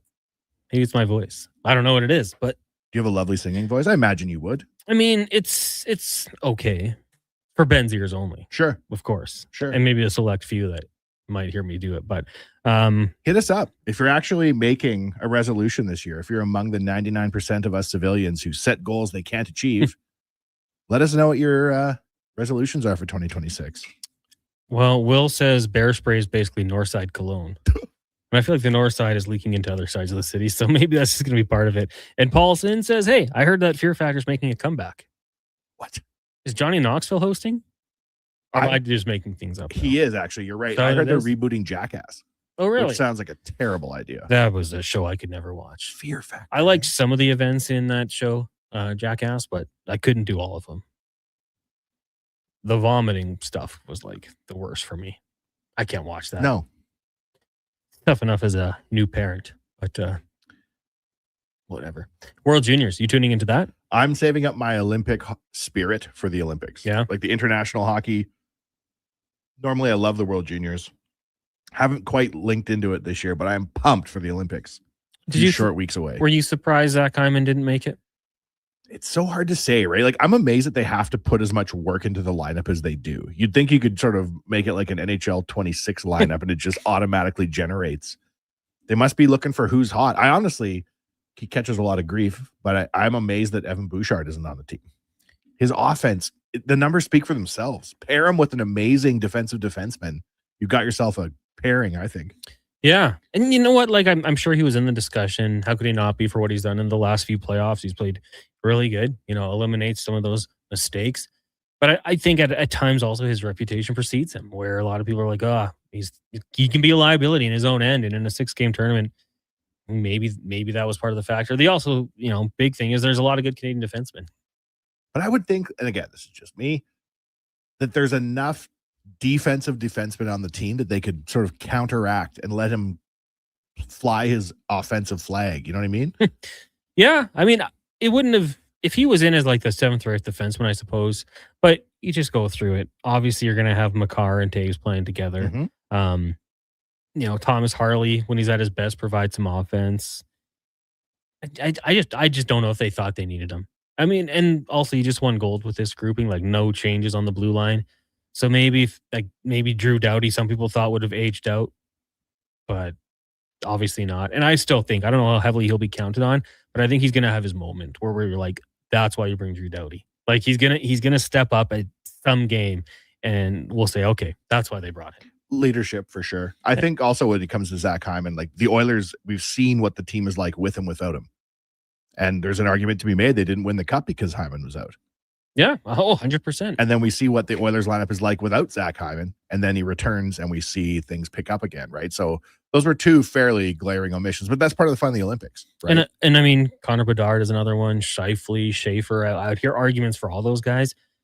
This isn't Team France, though, right? Like it's a tough team to crack. So Team Canada could ice 2 teams. 100%. 100%. Oh, yeah. And I mean, outside of maybe like the powerhouses, I think they'd compete. Yep. But the goaltending question would be interesting. My first thought when I saw that Connor Bedard didn't make the Olympic team was, is this going to impact that motorcycle store that him and Connor McDavid have in that bank had? Maybe. Because now they're not Olympic teammates. Oh, yeah. Right? Was Connor going to stick with other Connor through the ups and downs in the motorcycle business store game? Maybe they have some fun with it. Maybe like they win gold and here's a little joke. I don't think it's that big of a slight for Connor Bedard to not be included. No. I think Schaefer is more of a shock to me. I didn't like the discussion about how like the injury didn't impact it because he was 5th in the league in points when he went down. Like, how does the injury not impact it? If you would say, tough decision, the injury did not help his case, I'd say, okay, yeah, like I can hear that. But to say that didn't have any impact on it, I think I don't know how truthful it is. Like, why would you not want a guy who's improving? He has some liabilities in his game or some issues to clean up for sure, but I think he's improving. And I mean, you need points. You got to score goals to win. So I don't know. It's a good team. It's going to be a lot of fun. Can't wait for it to get going. The 12th of February. What do you think about Ekholm not making the team? Not surprising. I mean, if you just go back and look at his play recently, and injuries played a role. Stanley Cup final, didn't think it was great. I was I didn't necessarily think they should have signed him when they did either for the Oilers. Like, definitely you want to extend him, but I was thinking there was no rush to wait and see what happens. And I just think that, the tape you've seen on him as of late just probably didn't put him in that category that he was in a year ago. So, and for Oilers fans, we've seen it a lot to the text line. It's just that, hey, that's good. Give him 2 weeks to rest, get ready for a cup run. And, the Oilers are only going to be sending over McDavid and Draisaitl. So everyone else gets to just recoup. What's your excitement level for these Olympic Team Canada games? What's equivalent? Is it like a conference final, cup final game level of excitement? Is it? I think so. I mean, once every 4 years, and we haven't seen it for a long time. So I'm really excited. Like I told people I wasn't that fired up for Four Nation Face-Off, or so I thought. And then once it happened, I was like, I'm all in on these games. I'm intrigued. I will not say like, hey, American hockey fans, Canada won the Four Nation Face-Off. Suck it. Nothing like that. It's like, this is what matters. This is a step up from that. So I was excited about the Four Nation Face-Off. I got to be really excited about the Olympics. I'm way more like Four Nation, sure, wonderful.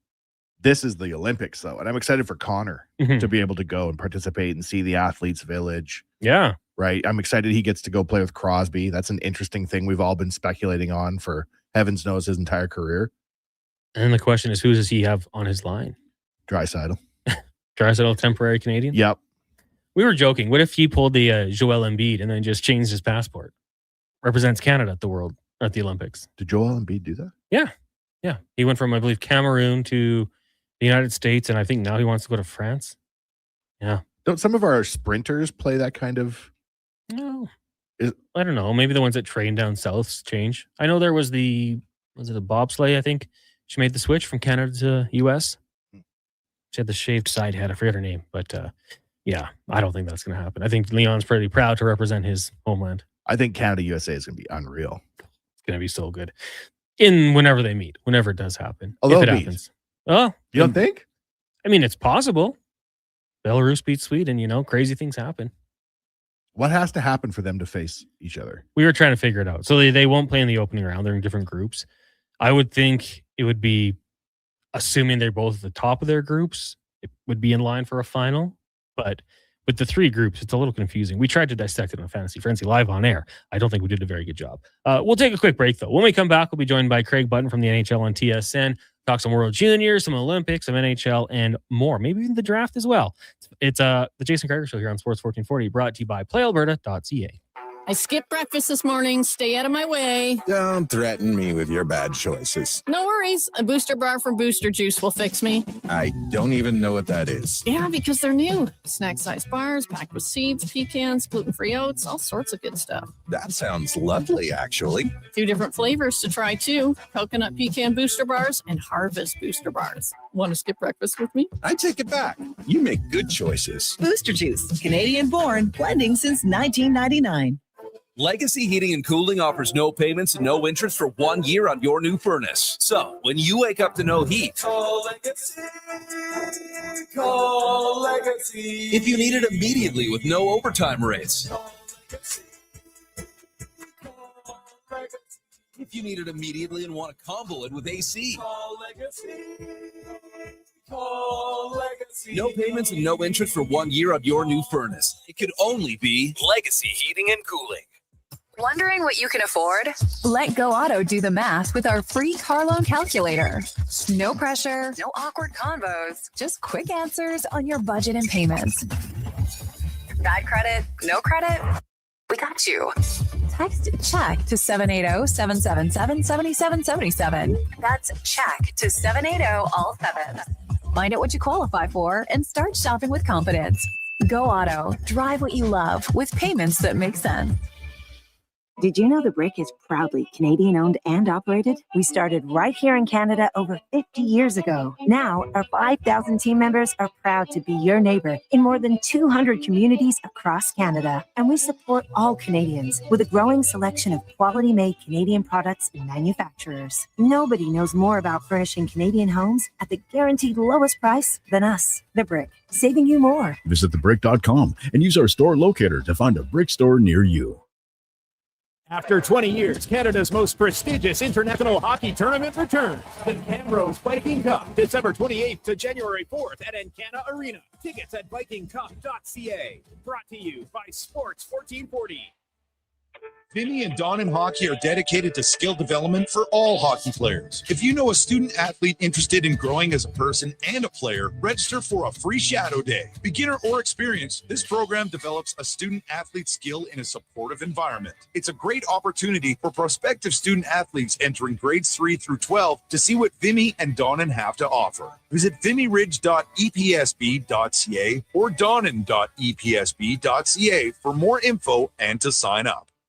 You matter. Your mental health matters, and you're braver than you think. Not Alone is an organization focused on creating a space of acceptance and support through tough, meaningful conversation. My name is Tyler Smith, and you are never alone. NotAloneCo.com. It's okay to not be okay.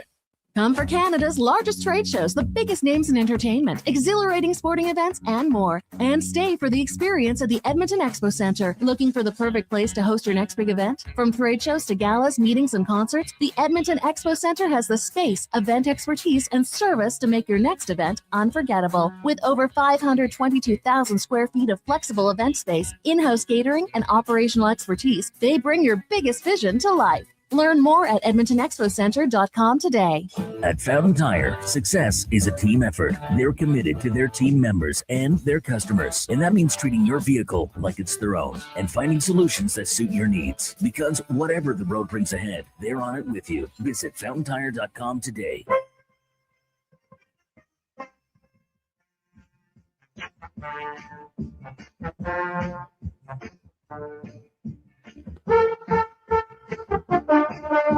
Portions of this hour brought to you by Japa Machinery. Japa is digging deep on their 50-year history of supporting Alberta's construction industry with their line of special edition blackout excavators. Visit japamachinery.com for all the details. Hat tricks, touchdowns, and home runs. Get it all with the Jason Gregor Show on Sports 1440. Presented by playalberta.ca, Alberta's only regulated online gambling website.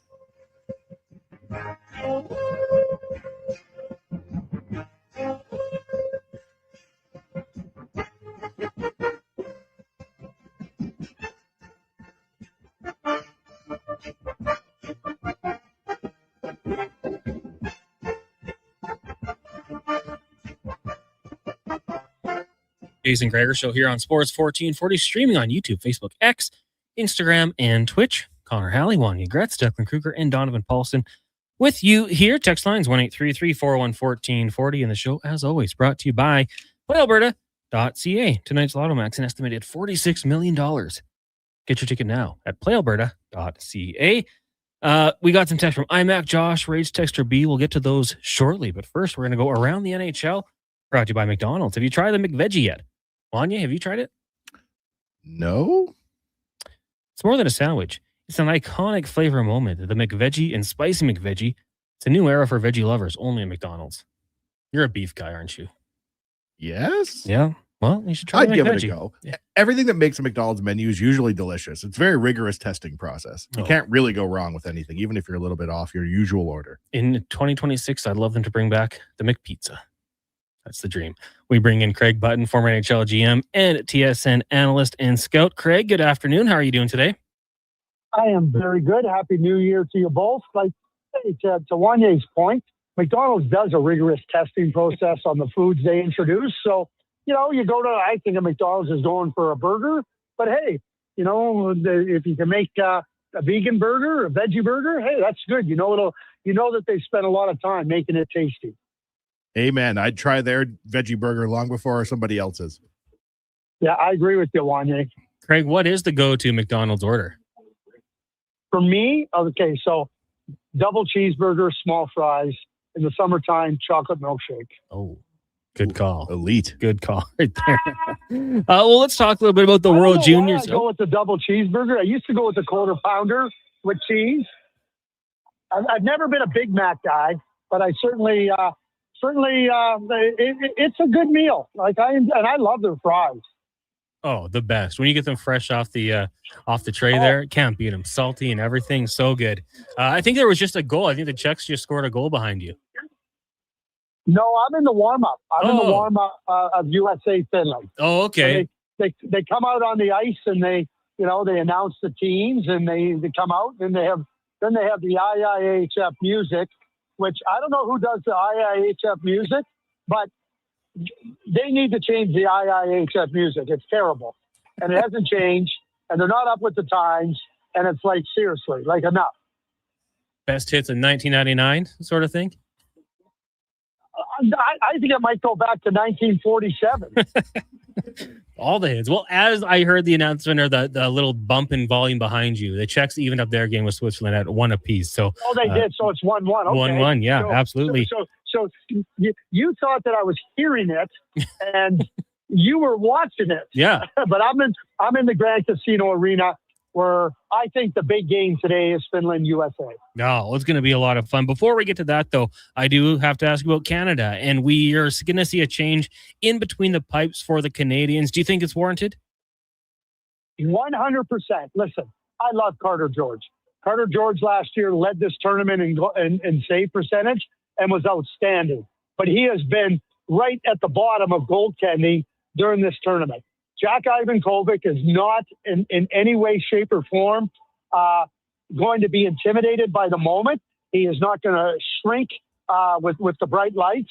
And this is the time to do it. It's not to see how Carter adjusts in this game.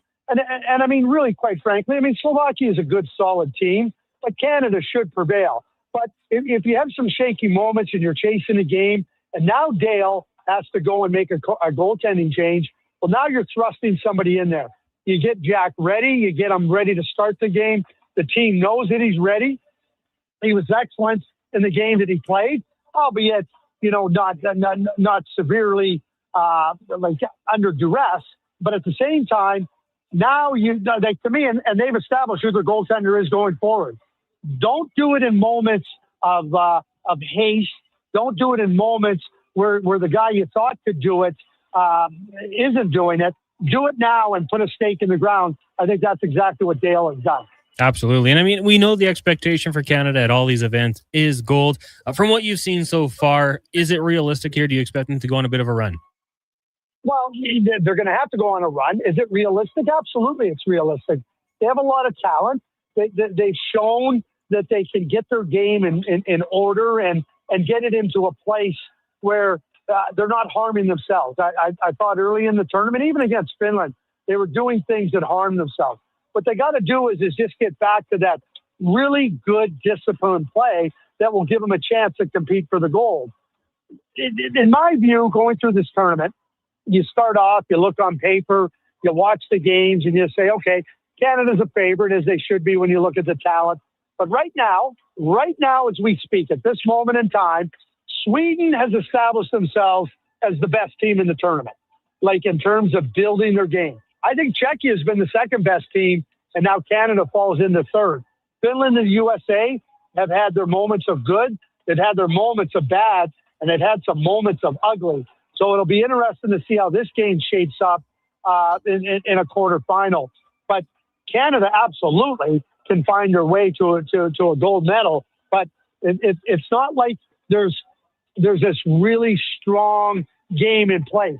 That's what Dale and the coaching staff are trying to get the players to do. Craig Button from the NHL on TSN joining us here on the Jason Gregor Show. Connor Halley, Wanye Gretz with you. Craig, just looking around the tournament, when it comes to draft eligible prospects, and I know it's kind of a small sample size, so it won't be the end-all be-all, but who has elevated their draft stock so far?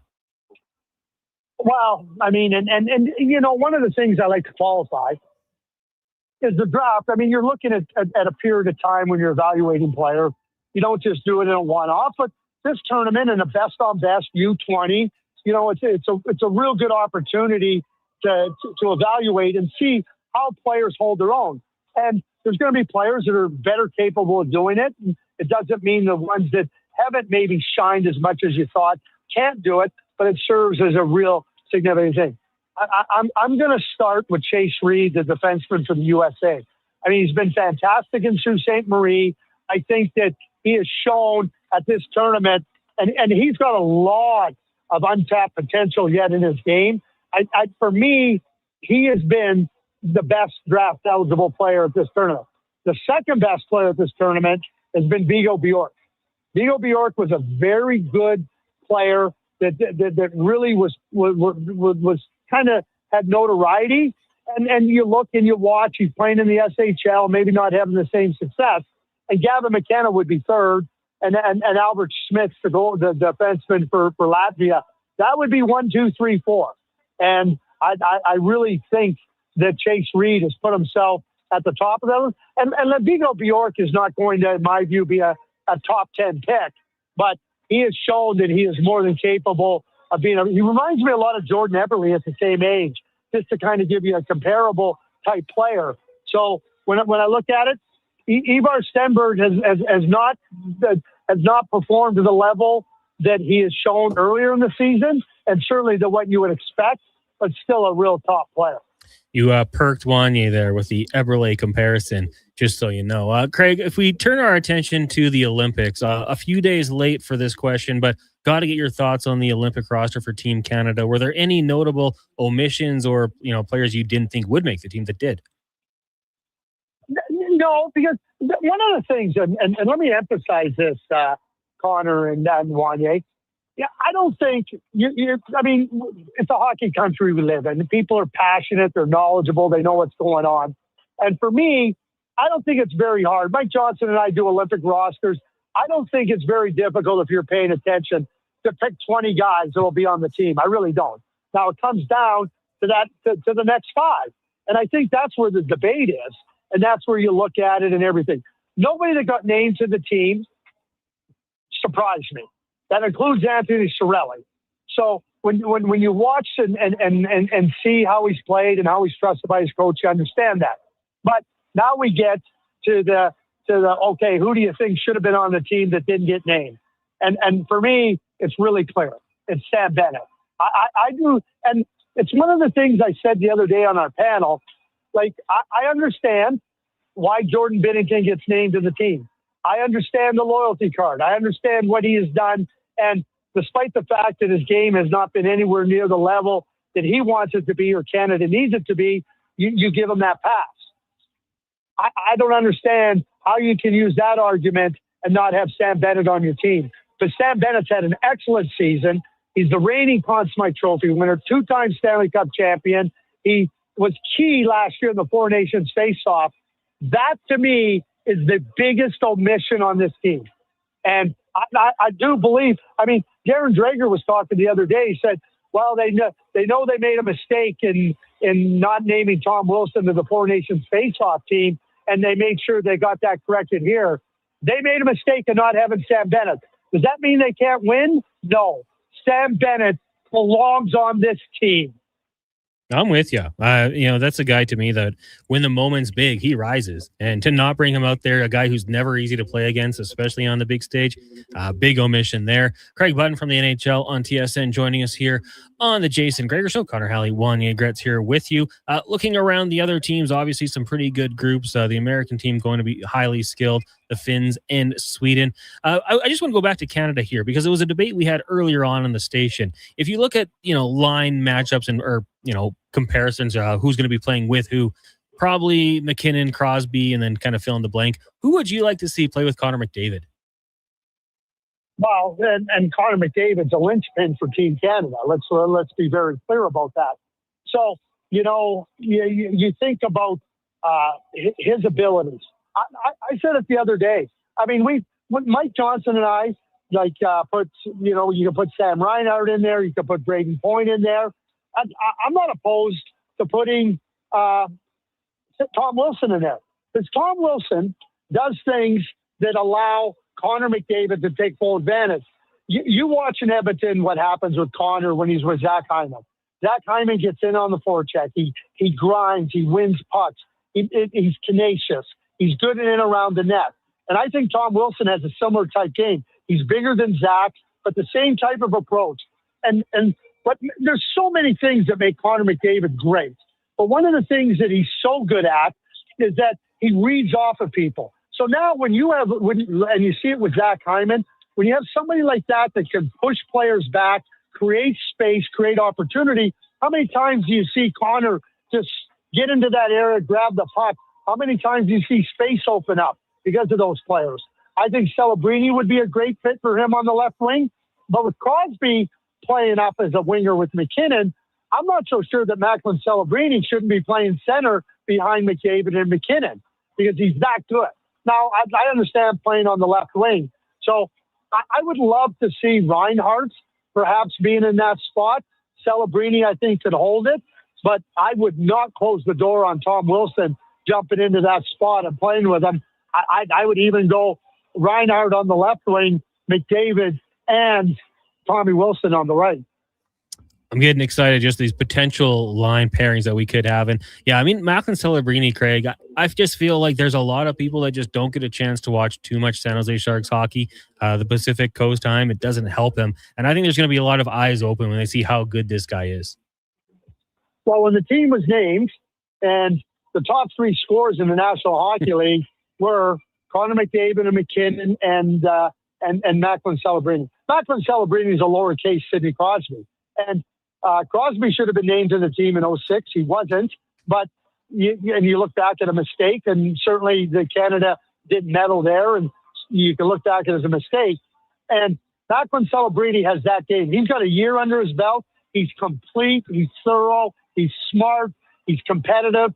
And so to me, like you said, if you stay up and you watch games in the Pacific time zone, you're going to understand what a good player Macklin Celebrini is. The reason the San Jose Sharks are where they're at in the standings is largely due in part to Macklin Celebrini. Yeah. Oh, Craig, it's going to be fantastic. Appreciate this. Enjoy the games today and the rest of the World Juniors, and we'll talk to you next week. Yeah, we will. Thank you, Connor. Thank you, Wanye. There you go. That is Craig Button from the NHL and TSN. Wanye, I cut you off there. My apologies. Oh, no, that's fine. I was just excited to remember Jordan Eberle's greatness in these international situations. Yeah. It was, the goal to tie it up. Was it against the Russians? 0.4 seconds left. Yeah. I remember being at Rexall Place watching an Oilers game, and everybody in the lower bowl, not everybody, but a bunch of people were standing up and watching the game in the luxury suites on those little TVs. Mm-hmm. And the people from the suites had pulled the TV out and tried to angle it so people could see. Good looking out. It was unbelievable. We did get a text coming in here. It was from Rage Texter B. Boy, some of the greatest hockey minds have put this team together. Only in Edmonton is Bouchard regarded as one of the best. He's not that good. To counterpoint, the NHL Network has done their defenseman rankings the last 2 years. Last year, they had Bouchard number 9, this year 10. So I would say that he might not be Cale Makar, but he's a damn good defenseman in the NHL. And I think he gets too much hate. He's a polarizing figure. He has lulls in his game. We've seen it. I mean, I've told the story. Donovan and I were doing a post-game show when the Oilers were winning. I'm like, this is going to be a slow post-game show. But Bouchard probably cost them 3 straight goals and they lost. It's in his game, but he is very good. He was deserving to be in the conversation. I'm okay with him not being on the team. I wasn't banging the drum that he had to be there, but he was in the conversation. Doesn't he have 98 points or something in the calendar year of 2025 or some crazy number? That I don't know. Oilers Nation posted it. Morgan Geekie had 50 goals in the calendar year, and he didn't even get a sniff in the Olympic squad. But Morgan Geekie didn't go to 2 straight Stanley Cup finals and play very good hockey. Well, this is it. And we need offense at the Olympics. Yeah. Evan Bouchard, even his staunchest detractors, will be forced to admit he can get a lot of points. Guys, yeah, I mean, hey, he can play with elite talent. But I will admit, there's times where, he leaves you scratching your head like, what are you doing? It does happen sometimes. And a lot of the times it seems to end up in the back of the net. Switzerland just made it 2-1 at the World Juniors. That timing was crazy. It was perfect timing for a TV delay tune. Cheer from the crowd and then a goal. But Craig Button can't just change locations like that. Wanye, have you been watching these World Juniors? They just pet in the crowd here. And I get it's a Czechia-Switzerland game. Bad attendance. I think if you're going to try to get attendance for a game like this, it has to be in Canada. Yeah. People will just show up. I don't think it's coming anywhere else. I talked to Brandon Douglas, and he was just like, when it was here in 2013, he's just like, I just went and watched the 2 random teams. Just go watch some good hockey, which is easy to do. Okay, we got to take a quick break. We're running pretty late here. When we come back, if it's here, we'll do Cam Tate's 2-minute warning. If not, maybe the Oil Report. It is the Jason Gregor Show here on Sports 1440, streaming on YouTube, Facebook, X, Instagram, and Twitch, brought to you by PlayAlberta.ca. Mr. Rooter goes skiing. Sick gear, Mr. Rooter. Are you ready to hit the slopes? Not yet. I need to report a possible crime. Oh no, what's happening? I saw a bunch of hooligans discussing shredding the half pipe. As a plumber, I've taken the Hippocratic Oath to do no harm and act in the best interests of all pipes, whether PVC, copper, or otherwise. It's made of snow, Mr. Rooter. Snow? Things are worse than I had feared. There's no better plumber than Mr. Rooter. At Papa John's, our butter chicken pizza is a Canadian favorite, and we think we know why. We start with a velvety, tangy, and subtly sweet sauce. Then it's our better ingredients: fresh, never frozen original dough, juicy grilled chicken, and crunchy green peppers and onions. Sounds delicious, right? Well, wait till you try it. It's butter chicken made better. Order your large butter chicken pizza today for only $19.99. Better ingredients, better pizza, Papa John's. Proudly locally owned and operated. I'm Grant Fedork from Leading Edge Physiotherapy, and sadly some people think orthotics are just glorified shoe cushions. But I've seen a runner drop 8 minutes off her marathon, a grandmother ditch her painkillers, and a 12-year-old nail her long jump, all thanks to custom foot orthotics. So if your feet are screaming for help, flat, high, or funky, that pain's heading to your knees, hips, even your lower back, our professionals will assess you and, if indicated, custom fabricate a pair of orthotics made just for you. Happy feet make a happy person. Feet shouldn't hurt. LeadingEdgePhysio.com. Everyone's a winner during Wish and Win at Wolf GMC Buick. But hurry, it ends January 2nd. Every single customer is guaranteed at least a $500 bonus with a chance to save up to $25,000 towards a new GMC or Buick. At Wolf GMC Buick, we also have 0% financing up to 84 months on most of our popular SUVs and trucks. And we're clearing out remaining 25s, including cash discounts up to $10,000 on a great selection of Sierra HDs. But hurry in now, it ends January 2nd. Wolf GMC Buick, where everyone wins. You wanted local sports on weekends. Saturday mornings at 9, check out the Saturday Sports Setup, where we'll tee up what's happening on the weekend sports scene. Tune in Saturday morning at 9 on Sports 1440. The job isn't done until the last load is hauled, and having a semi-trailer out of commission is not an option.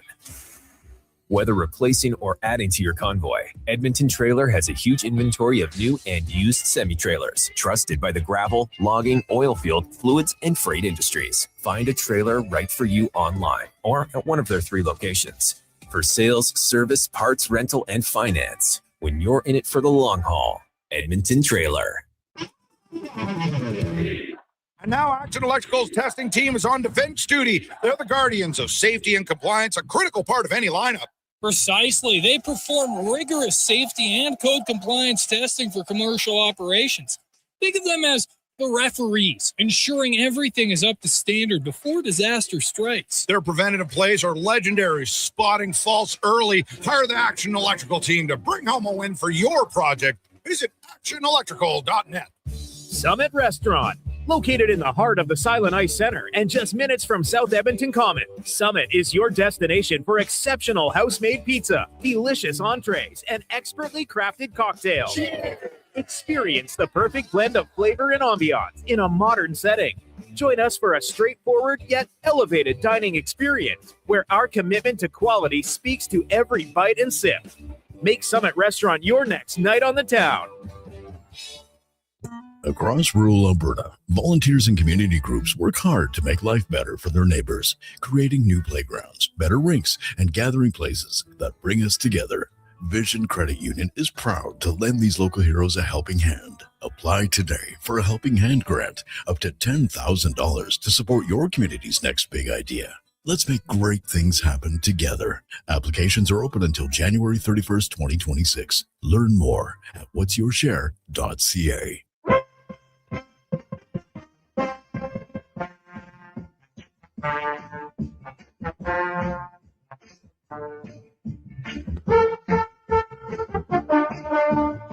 Portions of this hour brought to you by Papa John's. Get 3 large specialty pizzas for only $54.99. Perfect for game night. Use promo code 3LG at papajohns.ca or the Papa John's app. He's not just another pair of glasses. It's the Jason Gregor Show. Thanks for checking out Edmonton Sports 1440. Presented by PlayAlberta.ca, Alberta's only regulated online gambling website.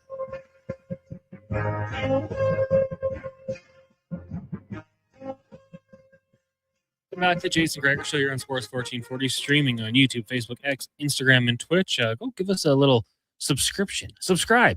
Sports 1440 AM on YouTube. Connor Halley, Wanya Gretz, Declan Kruger, and Donovan Paulson with you here. The show brought to you by PlayAlberta.ca. 46 million estimated Lotto Max tonight. That's a lot of cash. Gregor always says it. If you win, you got to throw a party, and you have to invite us. That's the rules. And if we win, we'll do the same. PlayAlberta.ca. Remember to use your game sense. Wanya, why don't we dive into the oil report brought to you by Go Auto? Go Auto has donated more than $24.1 million to local charities. They take pride in supporting the community where they live and do business. GoAuto.ca. We saw the news today, Quinn Hudson and the Iceman, Ike Howard, or Isaac, depending on who you are, returning to the Edmonton Oilers. Max Jones was sent back down. Both guys, we've seen in the NHL this year. We've seen the glimpses, seen the shots, the release, the goals. Quinn Hudson down with the Condors has been fantastic. 32 points in 26 games. Had a bit of a slow start, but obviously picked it up. And then the Iceman, 23 points in just 16 games. You look at these guys, they're both under 6 feet. They're not over 180. So they're not the biggest of dudes, but they can score. And the Edmonton Oilers, they need to fill those pieces in that top 6. I think with this, you got the potential to now move Ryan Nugent-Hopkins down to a third-line center, maybe just boost it up a little bit because we know they've had some underperforming veterans in, Mangiapane and Frederick. I mean, they've heard it. They've heard the noise. They've been in the press box. When you get put in a line with Leon Draisaitl, and Mangiapane skated with Draisaitl today at practice, that was because Podkolzin is sick. So we'll have to monitor that for tomorrow's game at 1:30. But, to play on a line for 3 shifts and then get yanked, you got to be doing something really wrong there. And I think, maybe coach, maybe it's management. Like, we got to do something. We got to shake things up here and get guys that'll do something. Be noticed, right? We used to get all worked up on Oilers Twitter about the Mac blender. Remember? Mac T was blending up the lines every 15 seconds. I now realize years later that's just standard operating procedure in the NHL. It had nothing to do with Craig McTavish. He was doing what all his peers do in the NHL. It's amazing to me how little time most lines stay together. Yeah. I mean, you're just trying to find that thing. And then when it sticks, like, holy cow, put it together. Who was it? Was it Draisaitl, Yamamoto, and Nuge? Is that what it was? I don't know. I just remember there was that stretch where it was like, okay, you have something here. And then you just keep it together and build around it. And I think that's what the Oilers are trying to do here. Text rolling in here. David says, hey guys, calendar year for stats is even less useful than analytics. Sure, it's a statistic, but within the context of the current season, the only meaningful context, it is nothing but a distraction. It's equivalent to a participation ribbon for professionals. What's that guy's name? David. We're trying to get the Olympic spirit. Okay? And all your points are valid, but conjecture and speculation and meaningless statistics is what we're here for. Text just made it 3-2. Sorry. It's okay. It's happening live. I don't know how it's a participation ribbon. If you have a good calendar year like Morgan Geekie, then you had a good year. Like, sure, you'd rather see it in maybe 182 game stretch and hope that it leads to more success. But if you've been good the last year, I think that is very relevant. I'm not saying that Evan Bouchard is the greatest defenseman since Al McInnes. Mm-hmm. What I am saying is 90-some points in a calendar year. Yeah, it's got context of a long playoff run. That's the point. And I think, for Bouchard, you could say, okay, how about we just compare the last 2 playoff runs or 3, right? Like you've seen him elevated. I don't like, it's not the end all be all, David. I would agree, but I think there is some relevance to it. Josh had said Bouchard and Hudson for the U.S. were honestly surprising for me as the 2 guys that didn't get taken. Yeah, I mean, there's a lot. And there's just so many good hockey players for Canada and the United States. Like, I think there's drop-off is there. And more so for the United States. Mike Rupp even said it. Like, he's like, it's not like Canada, where there's so many good guys you can make a second team. Like Rupp said, like 3 or 4 guys. And then there is that drop-off. Hudson, man, he'd be fun to watch out there with a lot of talent. IMAC says, hey, guys, Happy New Year's. Happy News to you, IMAC. The spray was in phase 1. I was there earlier, parked near Toyota, wondering why I heard people coughing coming towards me from that wing and realized I would turn at the North Pole. What it was. Yeah, that's where we were. We were just by like the little Santa area, going to take the escalator, took it up, and that's where we were denied. So now I got to make my way down there some other point. But yeah, bear spray in West Edmonton Mall earlier today. Oh, great. Team Dean says, I don't know about Bennett. This isn't going to be the NHL refs turning a blind eye to all his bull crap. From Team Dean. Well, you'd have to get him to hold back a little bit. I mean, you could maybe say the same about Tom Wilson, though. Like, he likes to play on the line. I would have had no issue if Sam Bennett had made the team. And he would have made my team because I think he does kind of elevate his game. We've seen it before. He's a guy who wins. Winners win, and he's done that. I'm looking at the American lineup here. There's so many ops. Canada US would be so great, Connor. If you could arrange it. I know you have Paul with the IHF. It's all inside. I mean, their goaltending. You know what you say about their goaltending? Great in the regular season. But like Jack Eichel, both Kachucks, like there's a lot to hate here. Austin Matthews, imagine he lights it up at the Olympics and goes back to Toronto stone cold again. JT Miller. Jack Hughes. The Hughes lot of boys. Guys. You got some really good talent there. It's a really good team. Oh yeah. Kachucks. Yeah, they're pretty good too. Yeah, it's gonna be a great event. Like it to me, I think that when you look at it, it's gonna be Canada and US probably rolling through their groups. But I don't know, they don't really usually do the group of death in men's Olympic hockey. But it'll probably be the group that has Sweden and Finland. That'll be a little bit of a tougher one. That's also got Slovakia and Italy, so maybe tough for Italy. But Canadians going up against the Czechs, the Swiss, and the French. And then Group C is United States, Germany, Latvia, Denmark. So Leon Draisaitl will get a chance to maybe take down the U.S. Do the Canadians a favor. That's must watch, right? If Leon Draisaitl scores against Canada, does part of your brain cheer? Yeah, I mean, good for him. Not you? No, I'm a patriot. Yes, you are. I don't know. I don't know. I mean, I'd say good for him. Good job. If it's like 8-1 Canada, doesn't matter. Oh, it's 8-1 Canada in that scenario? Oh, then good job. My thoughts are they probably won't even meet, to be honest with you. No. I think it'll be United States and Latvia getting through, but you never know. You never know. Who else is on Team Germany? Stützle? Anyone else, Donovan? Well, yeah, Sider. Okay. A few good players. Is it enough? Connor is on such an otherworldly trajectory right now. He's probably going to win the luge as well as the Olympic hockey golds. Throw him out there in speed skating. Just throw him out there. Yeah, it's going to be so fun. And, one of those times where we can all just kind of hunker down together and support one team. And then argue with Americans on social media rather than with each other. We'll take a break here. When we come back, we should get to Cam Tate's 2-minute warning. I get the pleasure of reading this one. But first, we'll get to a Sports 1440 update with Declan Kruger, brought to you by Loca. Dinner just got a whole lot easier and tastier. Head to meals.loca.ca, select the number of chef-crafted meals you'd like to eat, and get them delivered to your door every Sunday for as low as $10 per serving. Just eat, repeat. Meals.loca.ca. This is the Sports 1440 update. Edmonton Oilers have recalled Ike Howard and Quinn Hudson from the Condors. They will play the Philadelphia Flyers tomorrow at 1:30. World Junior Hockey Championship. Sweden over Latvia 6-3 earlier. Czechia up on Switzerland 3-2 right now with about 7 minutes to go in the second period. At 4, we're going to see Finland and the United States. That gets going in just a couple minutes. And at 6:30, Slovakia and Canada. In the NHL, one final from earlier was the Blues over the Golden Knights. Winter Classic, we'll see the Rangers and Panthers at 6, then 2 games at 8:30, Kraken and Canucks and Wild and Ducks. In the NBA, action gets going at 5 o'clock, Spurs and Pacers and Nets and Wizards. The late game, we'll see the Grizzlies in LA to take on the Lakers. College football final from earlier was Texas State 41 over Rice, who had 10 in the Lockheed Martin Armed Forces Bowl. Navy currently leading Cincinnati 14-7 in the Liberty Bowl. AJ action tonight. We will see Grand Prairie and Bonnyville and Olds in Canmore. In the BCHL, Spruce Grove Saints playing host to the Prince George Spruce Kings. Golden Bears hockey tomorrow as the University of Alberta takes on the Calgary Dinos down at the Drake. A 7 p.m. puck drop for that one. And I'm Declan Kruger. This has been a Sports 1440 update. 1440.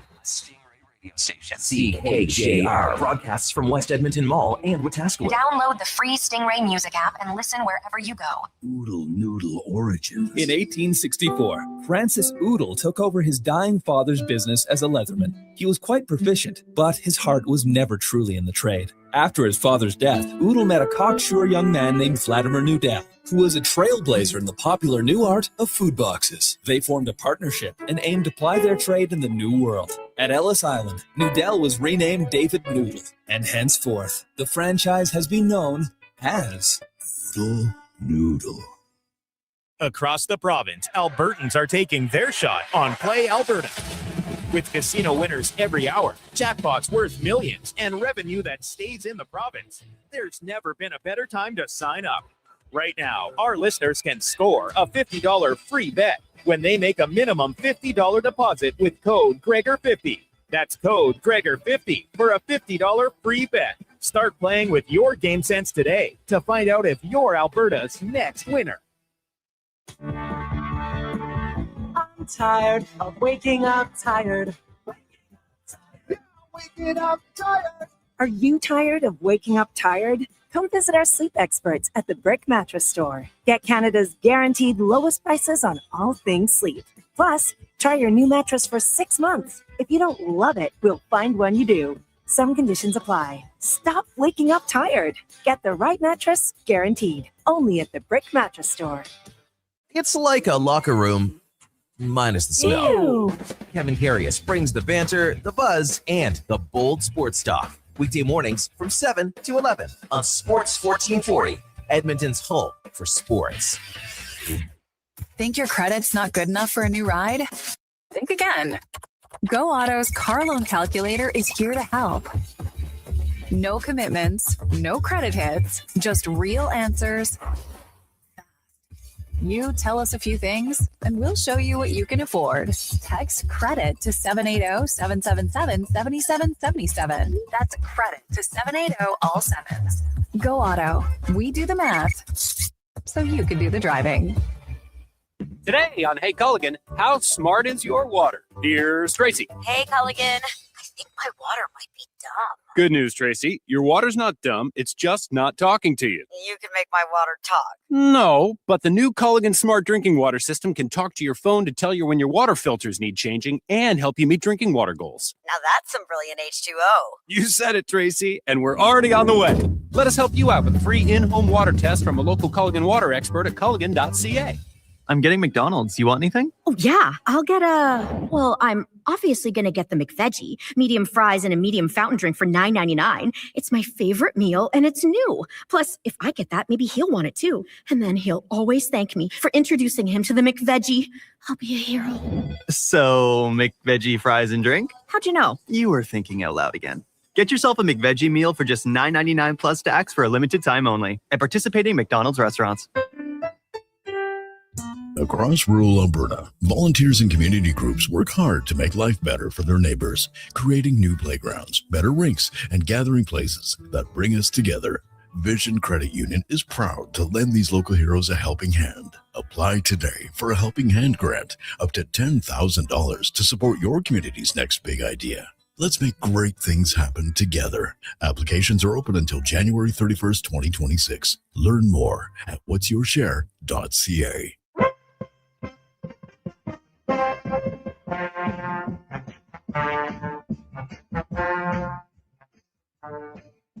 Portions of this hour brought to you by Leading Edge Physio. From weekend warriors to professional athletes, kids playing soccer to grandparents in the garden. Rotator cuff tears and tendonitis to post-surgical knees and hips. We fix your body. Life shouldn't hurt. LeadingEdgePhysio.com. This is Sports 1440, where Edmonton talks sports. On YouTube, Facebook, and X. Here's Jason Gregor. Brought to you by PlayAlberta.ca.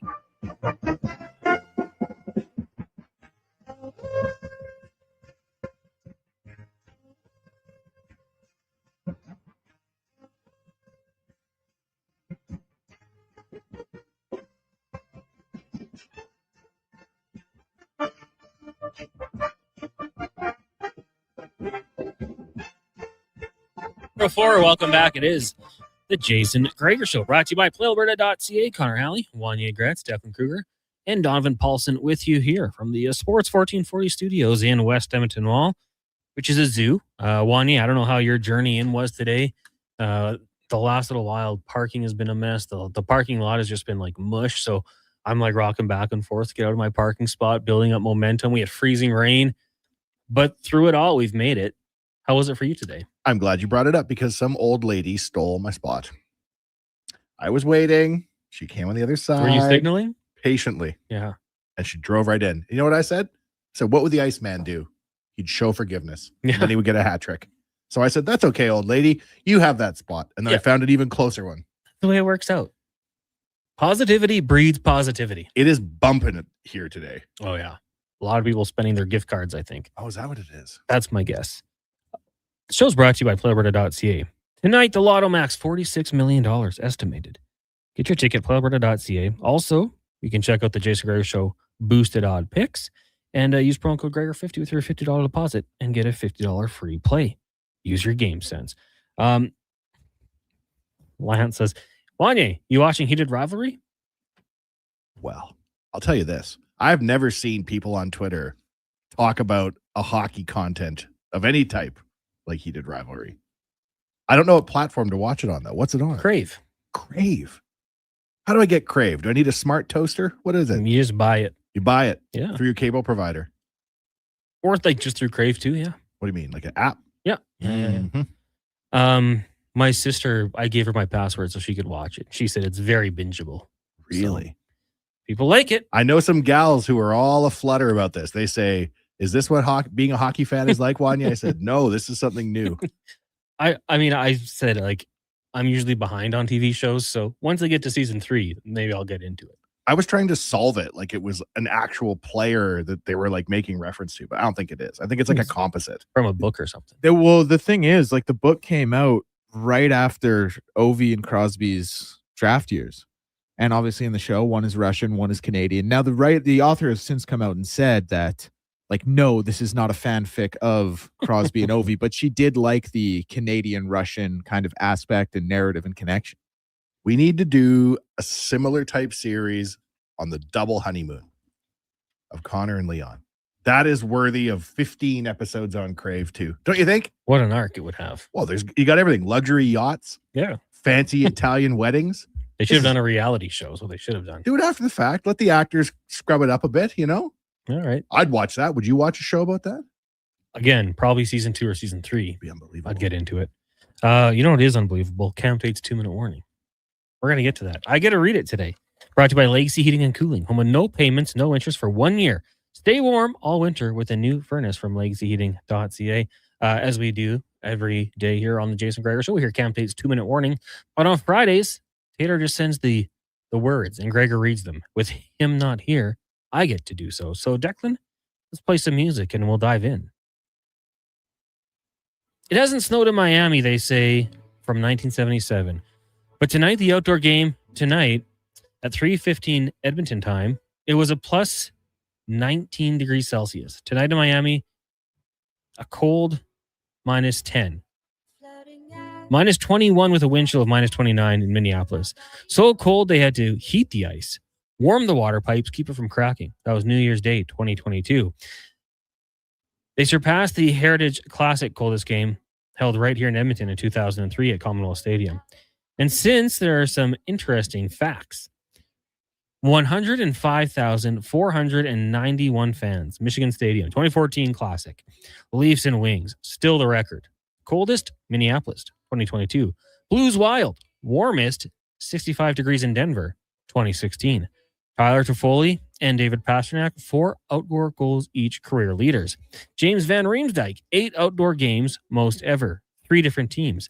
Nico Dawes, 48 saves, New Jersey, 2024. Single game record.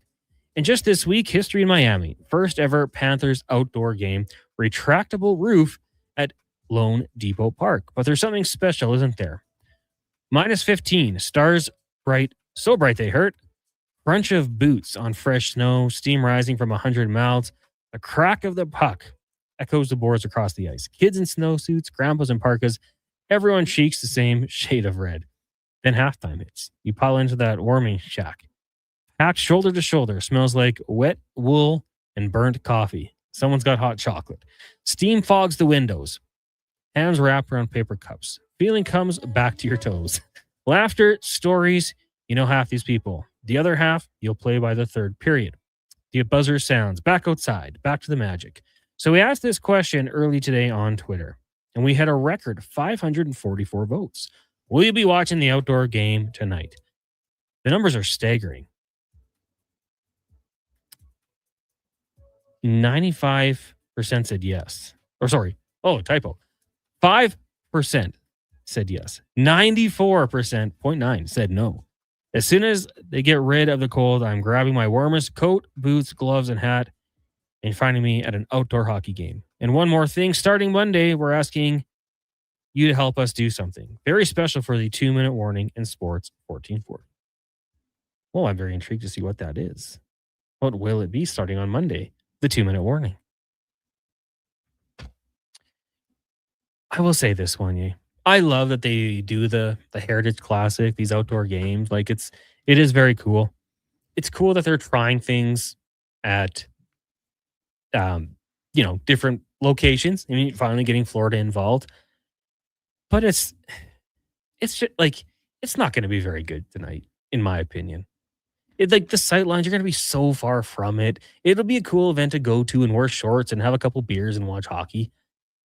But I think we got to pick and choose our locations just a little bit better. And, maybe you get the Florida Panthers involved. It doesn't have to be the Red Wings and the Blackhawks and the Blues and the Bruins all the time. Maybe let them be a road team and let them go to somewhere where it's, I don't know, a little bit better for this. And there should be one in Canada every year.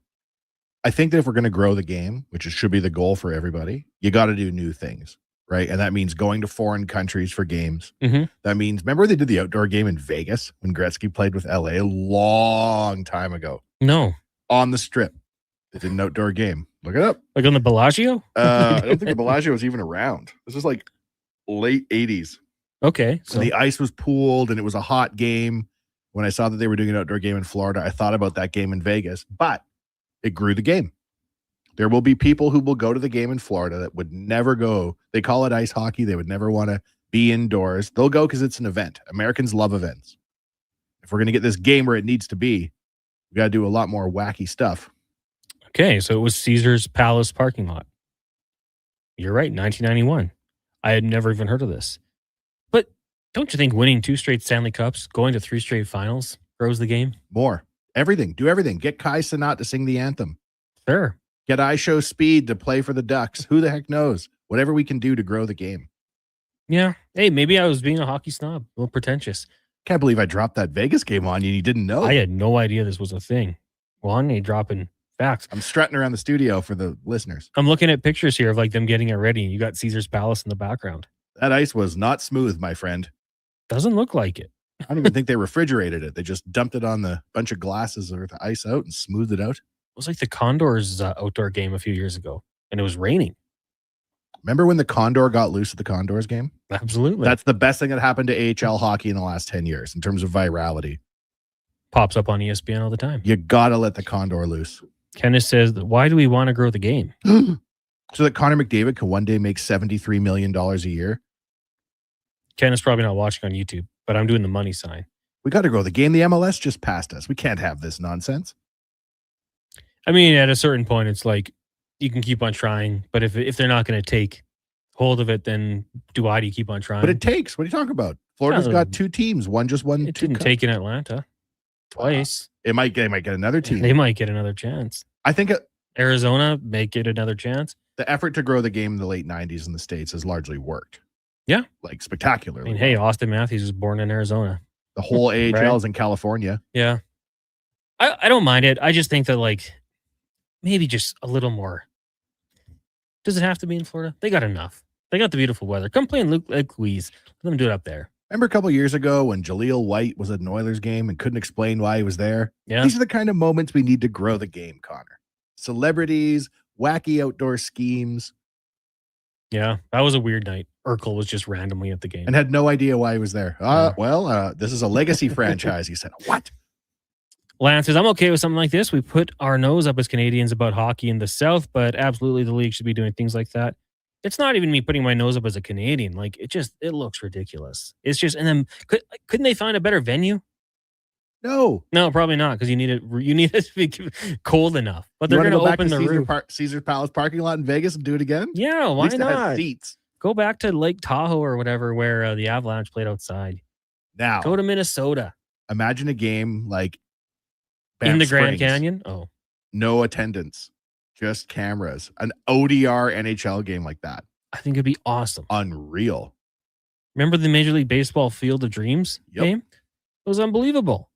I don't think there's too many people there. Maybe 1,000, if that. But saying yes to stuff over a long period of time, that's how you grow the game. And it's important to grow the game, dear listener. I would agree with you. I don't understand Kenneth's follow-up. Said, coming out of the fans' pockets, why do we pay more to watch?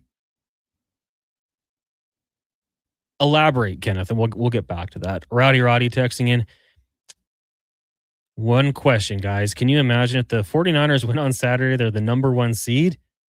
Also get home field advantage throughout the playoffs, including Super Bowl, because Santa Clara Levi Stadium is where it's going to be. I guess it's more than one question. But if they were to win the Super Bowl, how epic. For Niners fans, absolutely.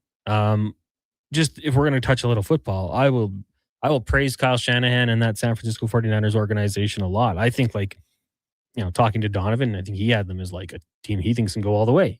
They fended off these injuries. They play in a tough division. They're battle tested. I think they are a very good team. Like, Brock Purdy is so impressive. Like, I called him a point guard once, and I feel like it kind of got like a bad rep. But like, he just distributes the football. He makes the right read. He gets it to the right guys. Buys time if he needs to. Runs it in. Hits the gritty. Or no, he's doing the Dougie now. I think he's doing. What a showman! Grows the game. A showman. He's entertaining, and he just gets the job done. And they've had so many injuries. It won't be easy. Like, the Seattle Seahawks are going to be tough. The Rams are good. The NFC South team, no. East, could the Eagles find their game? Maybe. North, well, there's no lines. You're probably going to get the Bears and Packers. So who knows?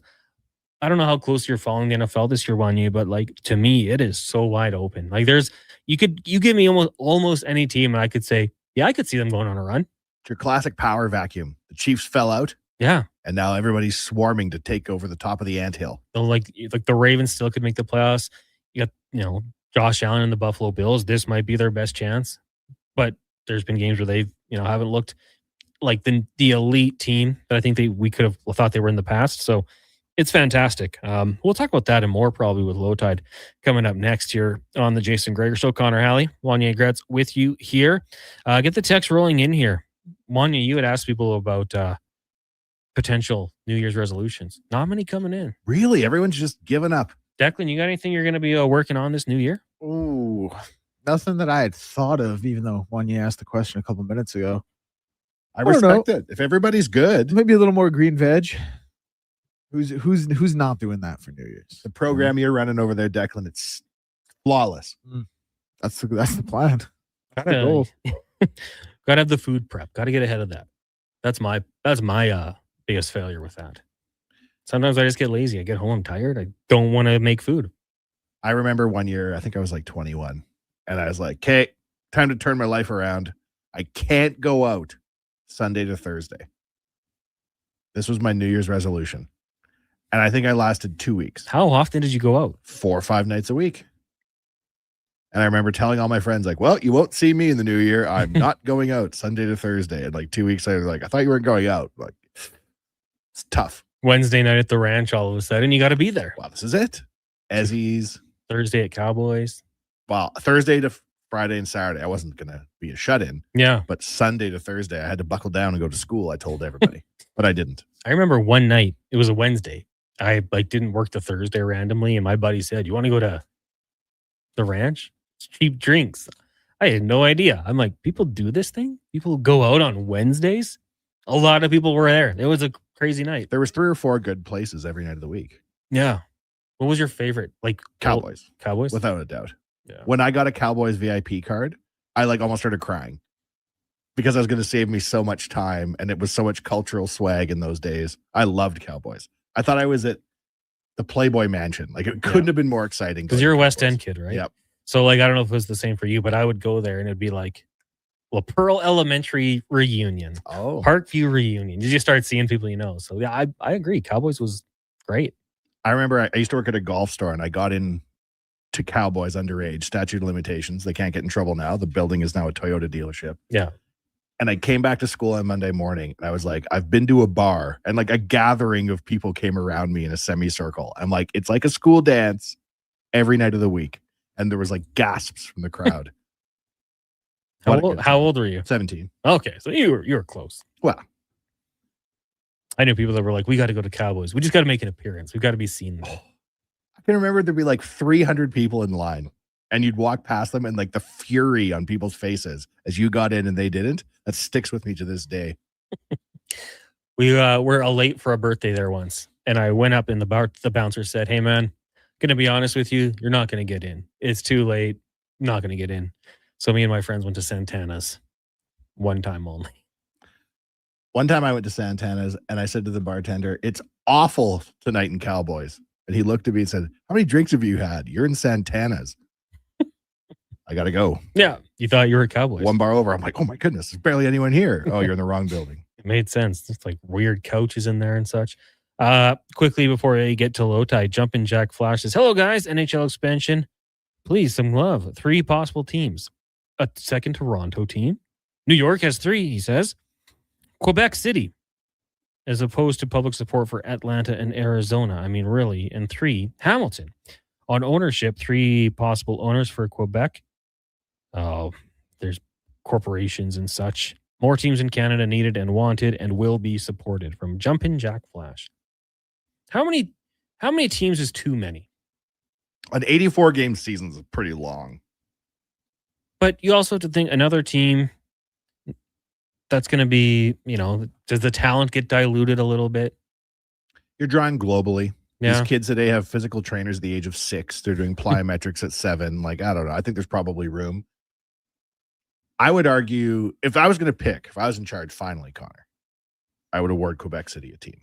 It just means so much to the people of Quebec. Yeah. Right? And like the Montreal-Quebec City rivalry was so crazy back in the day. Okay, you're going Quebec. Declan, you get one city for an NHL franchise. Where's it going? Saskatoon. Donnie P. Good Sasky boy. Where do you go? One city. It has to be Quebec. Quebec? It's just the answer. All right. You got to see the Nordics back. Answer. To be different, I'll just say Houston. Quebec. So we got 2 Quebecs, 1 Saskatoon, and 1 Houston. They built a sweet arena in Quebec City that's like NHL ready. Hey, I'm with you. I'm down for it. Let's do it. Let's do it. Let's sign the paperwork today. You immediately got their rivalry with Montreal built right there. There you go. Get it going. Low key, not to belabor the conversation, but like a second Toronto team. The MLSE, though, as like a company owned by REITs and like enormous institutional investors, you'd have a really hard time getting sign off, taking your trade area and dividing by 2. And I think it would take time. Like, I mean, like you New need the York's new generation. kind of done it. I don't want to say they've done it flawlessly, but they've made it work in every major sports league. But this is like predating. Like these are like old weird mergers. This that like MLSE is a $1 billion corporation. That's fair. And what's the New York area like population versus Toronto's? I think the Metropop of New York is like 8 million, and I think the Metropop of Toronto is like 6. Okay, so I mean that's why I think it would take time. Like time would have to pass where you develop and build that fan base. In New York, they've been that way forever. If I'm also awarding sports franchises, I would give a CFL team to Eastern Canada. I think they'd really get behind it. Well, there's things they got to overcome before that happens. Like what? Talk to me. I can sort it out. Stadium. Build it. Well, then we're good. If that's all it is, don't you think that the Maritimes would just like the culture of the Maritimes and going to the pub, it lends itself to a super team. I'm in. I've only been to the Maritimes once. I went to Halifax. I absolutely loved it. I want to go back. So I went to Newfoundland and PEI once, and I was like, am I in a different continent? I was blown away by the different quality of life, and you're still in Canada. Yeah, so cool. The Rig says, I thought someone would have said Calgary. Mighty Cobra said, Calgary. So there you go. Calgary should lose their team if we're taking them away. People are saying they should get a team. Take a break here. When we come back, Low Tide. It's the Jason Gregor Show, brought to you by PlayAlberta.ca. Sure, your couch is comfortable, but watching the game is always better at On the Rocks. With crystal clear TVs, you won't miss a single play, and the specials are a major league win. Pre-game warm-up starts with specials 30 minutes before the puck drops. Get 69-cent wings and $5.75 Molson Canadian and Coors Light drafts. And play score and win every game for your chance to win big. Be part of the action this hockey season. See the menu online at ontherocksyeg.com. I skipped breakfast this morning. Stay out of my way. Don't threaten me with your bad choices. No worries. A booster bar from Booster Juice will fix me. I don't even know what that is. Yeah, because they're new. Snack-sized bars packed with seeds, pecans, gluten-free oats, all sorts of good stuff. That sounds lovely, actually. 2 different flavors to try, too. Coconut pecan booster bars and harvest booster bars. Want to skip breakfast with me? I take it back. You make good choices. Booster Juice, Canadian-born, blending since 1999. Hey, sports fans, we've got a clear choice for you. At Crystal Glass, we provide customers with the perfect glass for any job. From home to auto and even commercial, installation or repairs, we're your team. Call 310-GLASS or visit crystalglass.ca. Crystal Glass. You've got a go-to coffee spot, a trusted barber, even a lucky game day jersey. But when it's about looking your absolute best, there's only one name you need: Mr. Dirk. Family run since 1939, we're experts in crafting impeccable tailor-made suits and offering a wide variety of everyday styles. Pair that with personalized one-on-one fittings and the convenience of on-site tailoring. Mr. Dirk elevates your style game. Visit our Edmonton store or explore MrDirk.com. Score big on style with Mr. Dirk. Jason Gregor isn't just a sports guy. He's a community builder with over $3 million raised for local charities. And his Gregor Foundation, he's making a difference on and off the air. Check out Gregor weekday afternoons on Sports 1440. The future of female hockey is here. It's season 2 of the Female Super League, the first ever female-only independent hockey division in Western Canada, with teams from British Columbia, Alberta, Saskatchewan, and Manitoba. Featuring 16U, 14U, and 12U divisions, the FSL brings showcase weekends packed with thrilling games, and our 14U and 16U have been pioneering the advanced body-checking rule, empowering young players. The Female Super League, where the best in female hockey takes center ice. Details at femalsuperleague.com. Vinny and Don in Hockey are dedicated to skill development for all hockey players. If you know a student athlete interested in growing as a person and a player, register for a free shadow day. Beginner or experienced, this program develops a student athlete skill in a supportive environment. It's a great opportunity for prospective student athletes entering grades 3 through 12 to see what Vimy and Donnan have to offer. Visit vimyridge.epsb.ca or donnan.epsb.ca for more info and to sign up. Did you know The Brick is proudly Canadian-owned and operated? We started right here in Canada over 50 years ago. Now, our 5,000 team members are proud to be your neighbor in more than 200 communities across Canada. And we support all Canadians with a growing selection of quality-made Canadian products and manufacturers. Nobody knows more about furnishing Canadian homes at the guaranteed lowest price than us. The Brick, saving you more. Visit thebrick.com and use our store locator to find a Brick store near you.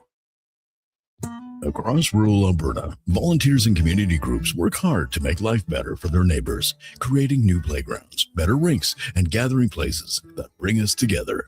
Vision Credit Union is proud to lend these local heroes a helping hand. Apply today for a Helping Hand grant up to $10,000 to support your community's next big idea. Let's make great things happen together. Applications are open until January 31st, 2026. Learn more at whatsyourshare.ca.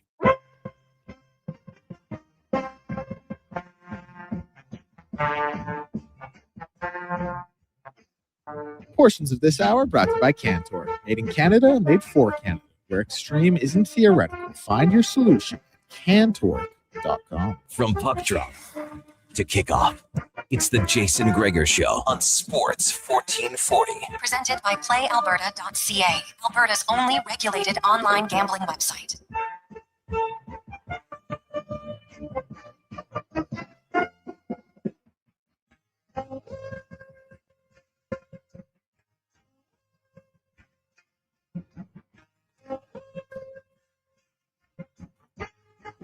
429, welcome back. It is the Jason Gregor Show here on Sports 1440. Connor Halley, Wanya Gretz, Declan Kruger, and Donovan Paulson with you here. The show brought to you by PlayAlberta.ca.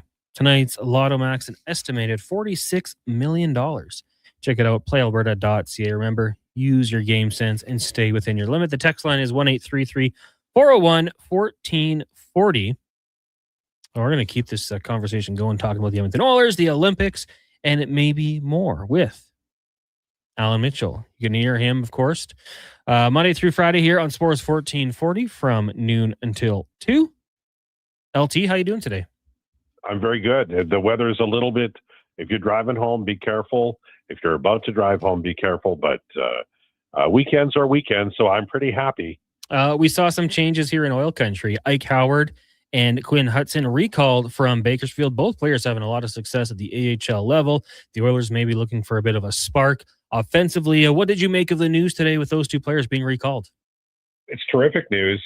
They're like, I think that sometimes we talk about guys performing in the AHL and it's like, well, you know, we needed to call them up or whatever. But Ike Howard is scoring at a level for a rookie player that is rarely seen in terms of Oilers prospects over the years. Miro Shatan would have exceeded it, but very rare to have the kind of impact offensively this young man is having. He has 23 points in 16 games, and 17 of those points are at even strength, and he has a 72% on-ice even strength goal percentage lead. Like 72 is just out of this world. You never see that. He's overqualified for the AHL, and the only concern I have is they have to play him. Like, you can't call him up and play 6 minutes. He's got to play. And I don't mind the fourth line as long as you play the fourth line 10 minutes a night. But we'll see. I mean, most coaches, and certainly Chris Knobloch has shown, they are risk-averse, and young players don't usually go together. So we'll see. It's a great opportunity for these guys, though. So with that, Al, players must come out of the lineup. And there's been a couple guys.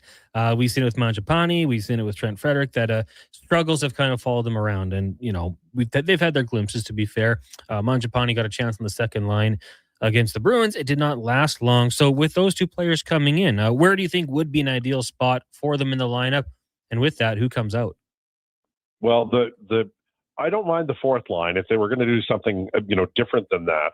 I would like, if Nuge moves down to third line center, I'd love to have the wingers run with him, and by that I mean Hudson and Ike Howard, and then Savoy would play farther up the lineup. Doesn't look like they're going to do that. Coming out, I mean, Lazar's out, Mangiapane's out. I don't think Janmark's coming out. I do wonder about Podkolzin and his health. He didn't skate today at the flu or whatever, and I think that part of this could have been anticipating maybe a need for a one-off kind of winger. They're going to have to make a move. If they want these two guys to stay up for a while, they're going to have to make a move, and who knows, that might be a Mangiapane trade. But I think that if we're looking at tomorrow's game, there's a possibility that Podkolzin is out, and that'll free up a position or at least an opportunity for one of these kids. Alan Mitchell joining us here on the Jason Gregor Show. Connor Halley and Wanya Gretz sitting in. So let's look at the Oilers goaltending right now. And obviously, didn't go great for them on New Year's Eve, but as a whole, the new guys have been pretty good when it comes to Tristan Jarry, who's going to be out till the middle of January, and Connor Ingram. I asked Gregor this in 5 questions coming off Calvin Pickard's really strong performance. Do you think there's a way that he can kind of just play well enough that he sticks around, or do you think eventually he's going to end up maybe down with the Condors? I feel like, and here, this is my honest answer. I've been lying to you until now, but I think that the Oilers have enough questions about each goaltender that running at least for a time with 3 goalies makes sense. Pickard struggled, and he's like 30, whatever he is, and maybe this is the end of the line. Maybe he'll play 5 more years. We don't know, but it looks like he's maybe a little bit off compared to his previous seasons. We know about Connor Ingram and the experience that he's had, on the ice and then off the ice as well. So there's a little bit of danger there, counting on him as the backup goaltender. And then Jarry, this is the second time he's missed some time this year due to injury. So I think there's enough questions about all three goalies that it might behoove the Oilers to keep all three of them, on the roster. We'll see. But certainly Pickard appears to be answering the challenge of, a threat to his job. He's played, I think, very well. And I think that he's popular enough on this team that if he plays that well, it'll be really hard to pry him off the roster. I do like when you use those words like behoove, Al. Brings elegance to the show. Let's turn our attention to the Olympic teams, and we'll get to Canada in a second. But Finland released their Sweden. Finland did as well. But no Mattias Ekholm for the Swedes. Does that come to a surprise for you at all? A little bit. I think that it's wildly disappointing. I'm sure this is a player who's had to suffer through the return to arcane rules where the Olympics didn't involve NHL players. Now he gets his chance and isn't going to be there. That's tough. He certainly earned it. He's good enough to do it. Selfishly, if you're an Oilers fan, this is the best possible scenario. And let me explain that. He's going to get some rest. This is a guy who's in his later 30s, have a lot of miles on him. He's been banged up and injured for a long time. They play deep into June, doesn't get a full off season. Now, right in the middle of what is going to be a vital year for this Edmonton Oilers team, he gets a little bit of a rest. More than any other player on this roster, I think that time off will benefit him. And although it's an extreme disappointment, I'm sure, and I bet he'd love to get a phone call saying, somebody's hurt, can you join us? But from a selfish point of view, if you're an Oilers fan, this is the ideal scenario. Yeah, I don't disagree with you at all. Philip Broberg is going to be going. Now, let's talk about Team Canada and the Oilers captain, Connor McDavid. Who would you like to see his line mates be? Zach Hyman. And you know what? I don't think it, honestly, one of the things that I would like to see, I'd like to see Crosby and McDavid play together. I don't know if that's going to happen. But I would like to see McDavid, I know it's a short series. I know that it's not going to be a long time, but I'd like to see them mix and match a little bit, because when he finds chemistry with a player, it's absolutely out of sight. And it's not, he can find chemistry with almost any player. So, aside from having him with Sid, which I would love to see, I'm kind of okay with whoever he goes with, although I think it'll be difficult for Oilers fans to have him on the ice with any Calgary Flame. But other than that, I think that the roster's so stacked, the mind boggles about whoever he's going to be playing with. Yeah, we talking to Craig Button about it, and he said, well, imagine Tom Wilson. He's like aggressive Zach Hyman. And, that was brought up earlier on Fantasy Frenzy. And then some people say Macklin Celebrini and Reinhardt. There's just so many good options. Cannot wait for it. Now, the World Juniors tonight, Canada is in action, taking on Slovakia in the quarterfinals, 6:30 for that one. Are you hunkering down? Maybe a nice glass of scotch for this one? I don't have any drink open yet, but I probably will later. I'll definitely be watching. It's this is it's a tournament that I've been watching since I watched the Gretzky tournament. It was on TV. I didn't know anything about it. And I just turned it on, and it was Ron Roosh and CTV had the broadcast in 78 or whatever it is. And I remember going, oh, Gretzky. And then less than a year later, he was that November, he was playing for the Edmonton Oilers, which is weird, but that's the way the world is. But I'll watch. I always do. I always cheer for Canada, and then Finland, who are my check down Saskatchewan option. And so I'll look and enjoy that. I'm very interested in the Swedes and the Americans. What I like about this tournament is you get an opportunity as we go through to get a kind of feel for a team. And I think the Canadians are still getting there, but I think that some of these other nations are so strong that you wonder if anybody's going to be able to beat them. Now, LT, this weekend in the NFL, your Eagles take on the Commanders. It is a game you still have to try to play for, because the Bears could lose to the Lions. Crazier things have happened. Then you jump up into that number 2 seed, and in theory you get a weaker opponent, and we'll see how it all plays out. But what are your expectations for the Eagles this weekend, and do you think they can find their glory and go for another run here in the postseason? Well, I think what I would like to see is, I'm a Star Trek fan, so I'd like to see all the skill guys put in stasis until game 1 of the playoffs. I don't care if they win or lose tonight. Or this weekend. I don't care. I just want everybody healthy. I hate when you get to this part of the season and then like your quarterback goes out, or Barkley, who's had an up and down season. Something happens there. So I'd love to see them win, but the key is to go as deep as you can. I don't think they're a Super Bowl team, but I didn't think they were last year either, and they won it. So I'm cheering like hell for the Eagles because since like 1990, it's been like just despair for me, except for the Eagles who won 2 Super Bowls now. And I keep lighting a candle for your Chargers because you've earned it, Connor. Stop You've it. You're jinxing them. You got a bad luck candle. Blow it out. And it's funny because I do use the same candle. Maybe you're right. Pay me, Connor. Yeah, I will. I'll buy you coffee or something. Just blow out that candle. Throw it in the garbage. Maybe that's the problem, and it's not the Spanos curse. Al, have a fantastic weekend. I'm going to ask this question on behalf of Wanye Gretz. Do you have any New Year's resolutions this year? Just to be happy. I've been happy this year, and there've been a couple of years that were really difficult, and this past year I was very happy, and I'm going to try to do 2 really happy years in a row. I love to hear that. Yeah, that's my New Year's resolution. Awesome. Well, thanks for doing this, and we'll talk to you on Monday. All right. Have a great weekend. You as well. That is Alan Mitchell, the host of the Lowdown Flow Tide, brought to you by Legacy Heating and Cooling, where their rates never change. That's how you build the legacy at legacyheating.ca.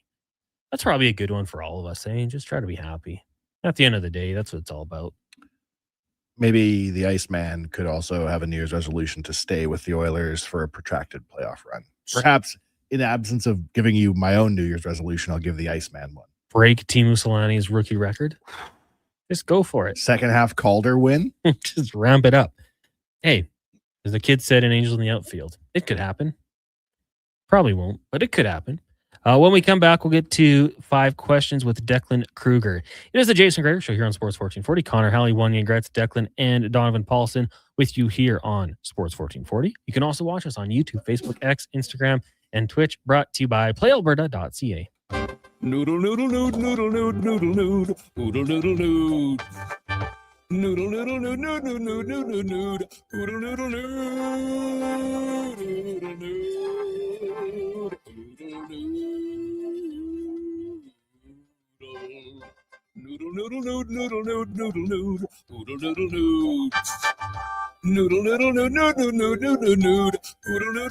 Throw the load down to Oodle Noodle tonight because dine-in is open. Across the province, Albertans are taking their shot on Play Alberta. With casino winners every hour, jackpots worth millions, and revenue that stays in the province, there's never been a better time to sign up.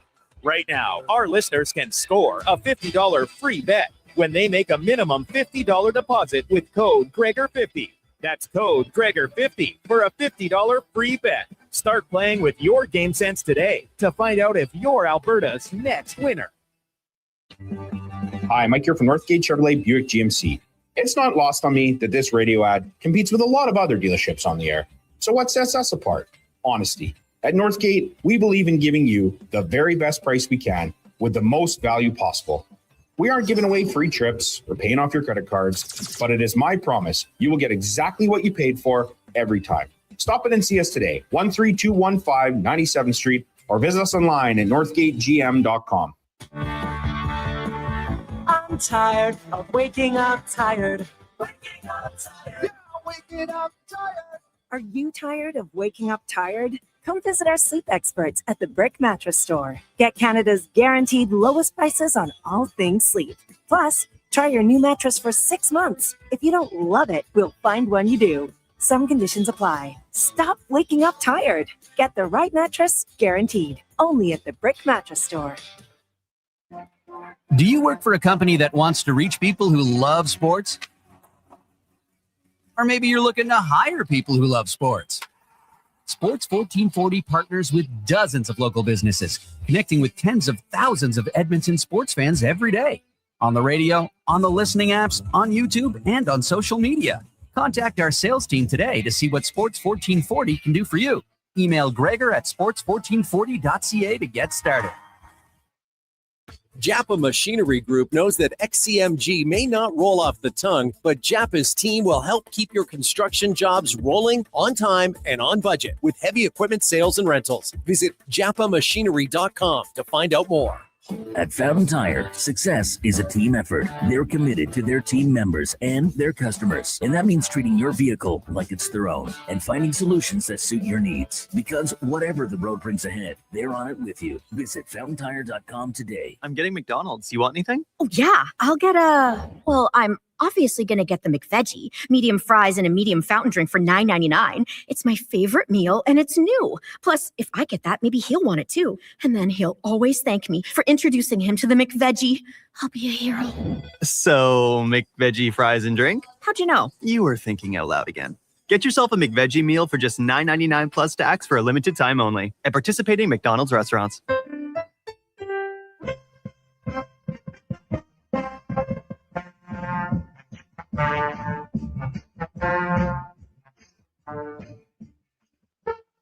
Portions of this hour brought to you by Riverside Honda. 59 years and counting. St. Albert and surrounding areas' premier Honda and Can-Am dealer. It's your dream. Ride it at riversidehonda.com. Hat tricks, touchdowns, and home runs. Get it all with the Jason Gregor Show on Sports 1440. Presented by PlayAlberta.ca, Alberta's only regulated online gambling website.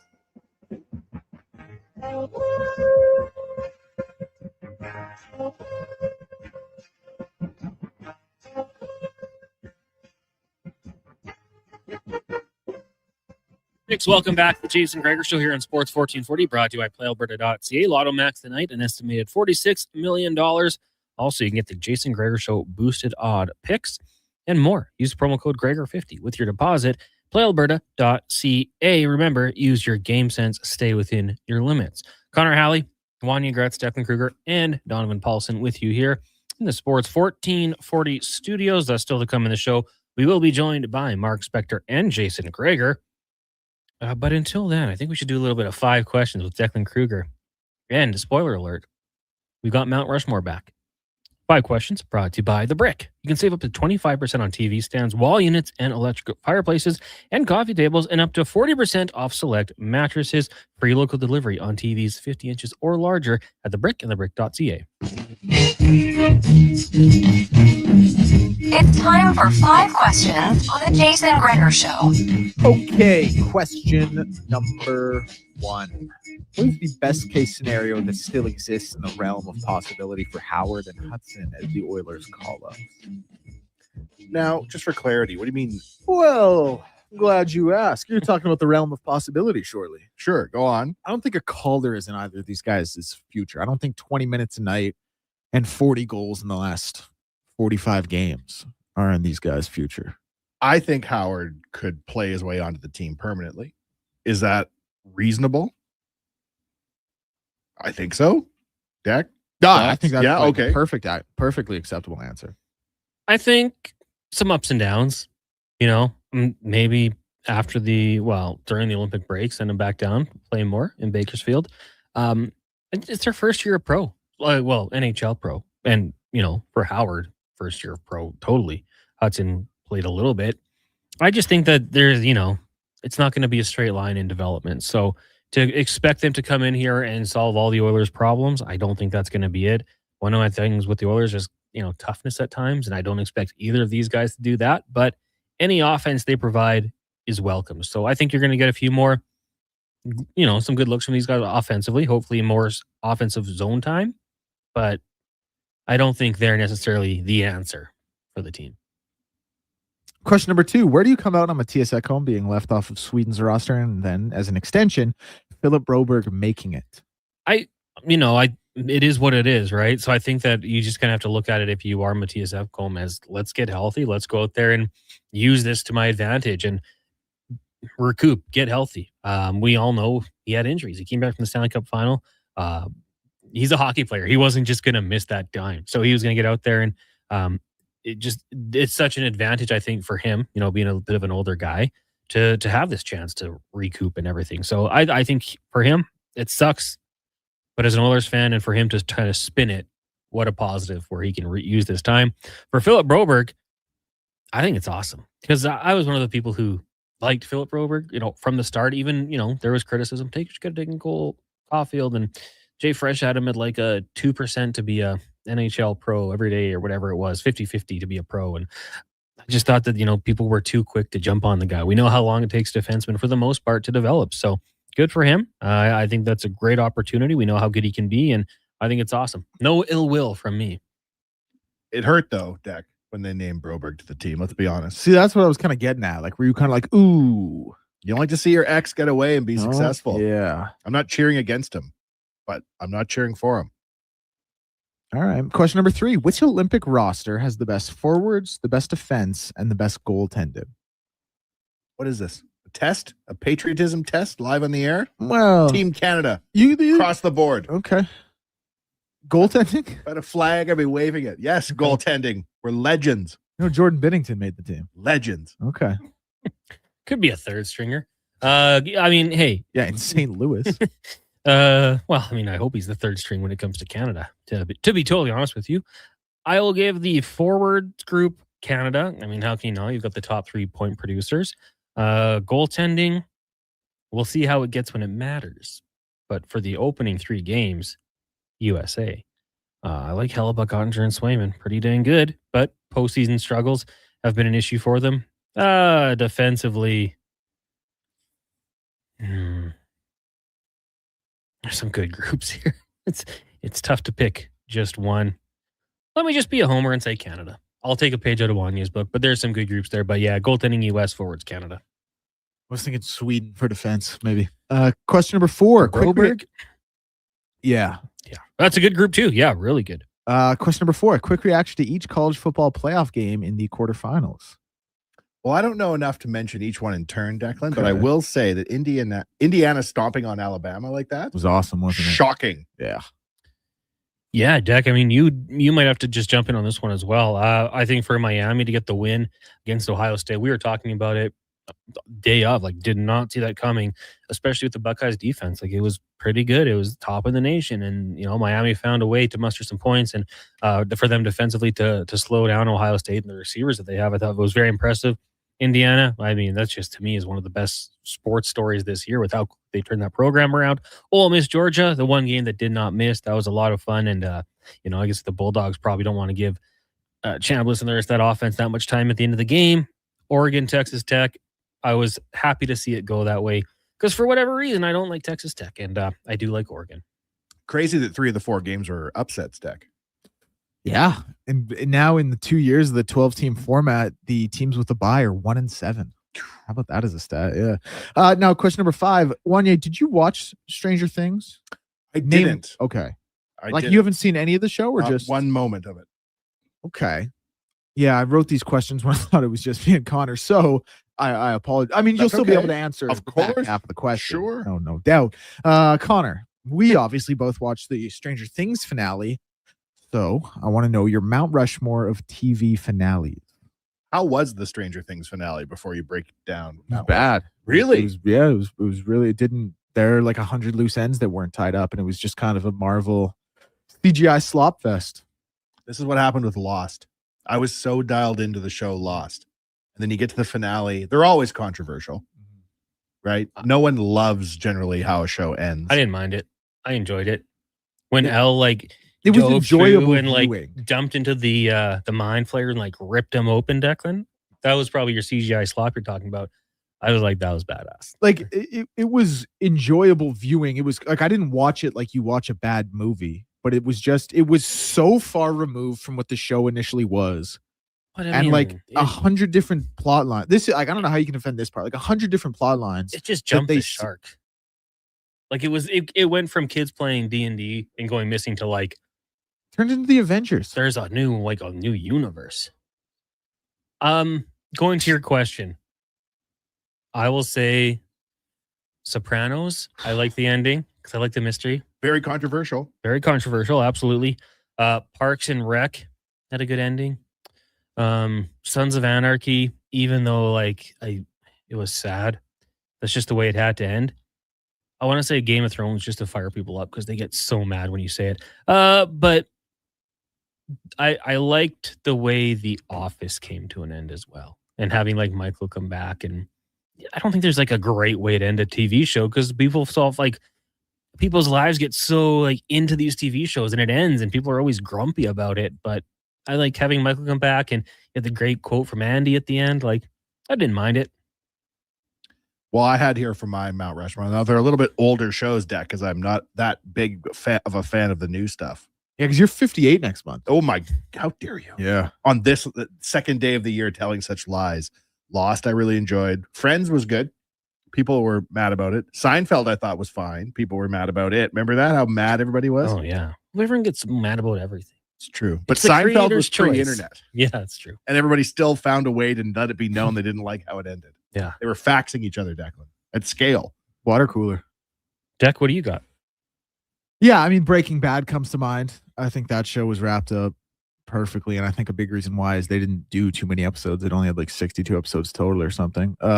Succession, I think, was wrapped up beautifully. Again, same train of thought, kind of a shorter show.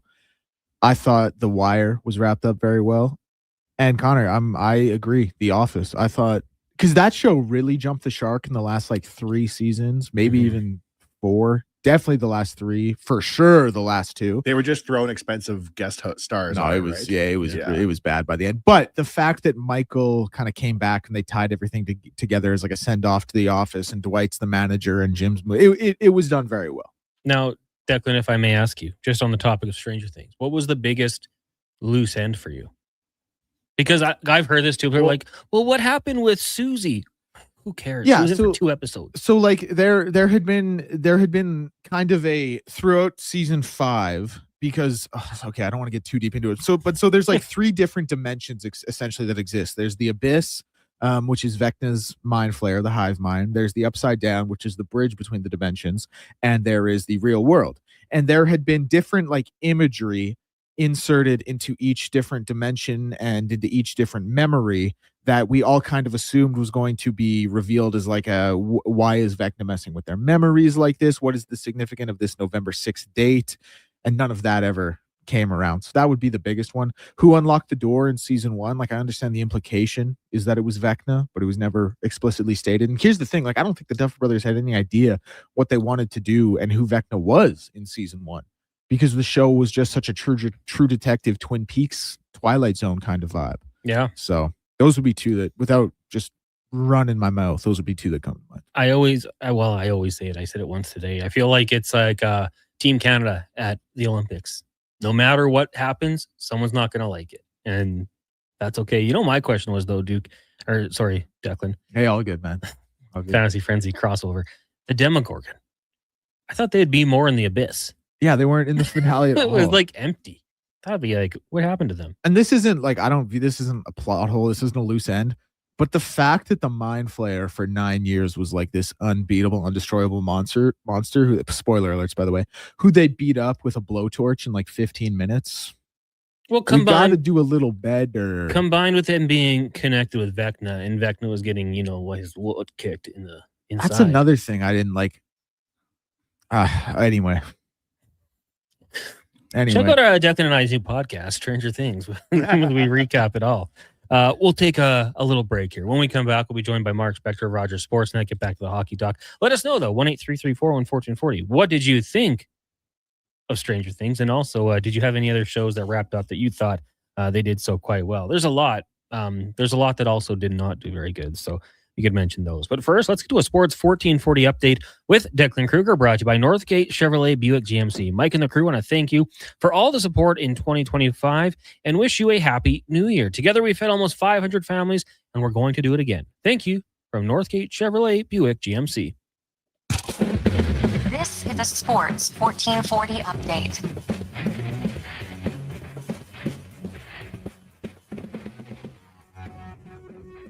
World Junior Hockey Championship action. Czechia up big on Switzerland, 5-2 with just 4 minutes to go in the third period. Sweden beat Latvia earlier today, 6-3. Slovakia and Canada will play at 6:30. In the NHL, we have one final from earlier. It was the Blues over the Golden Knights 4-3. And in about an hour, we'll see the Rangers and the Panthers in the Winter Classic, the Kraken and the Canucks, and the Wild and Ducks both at 8.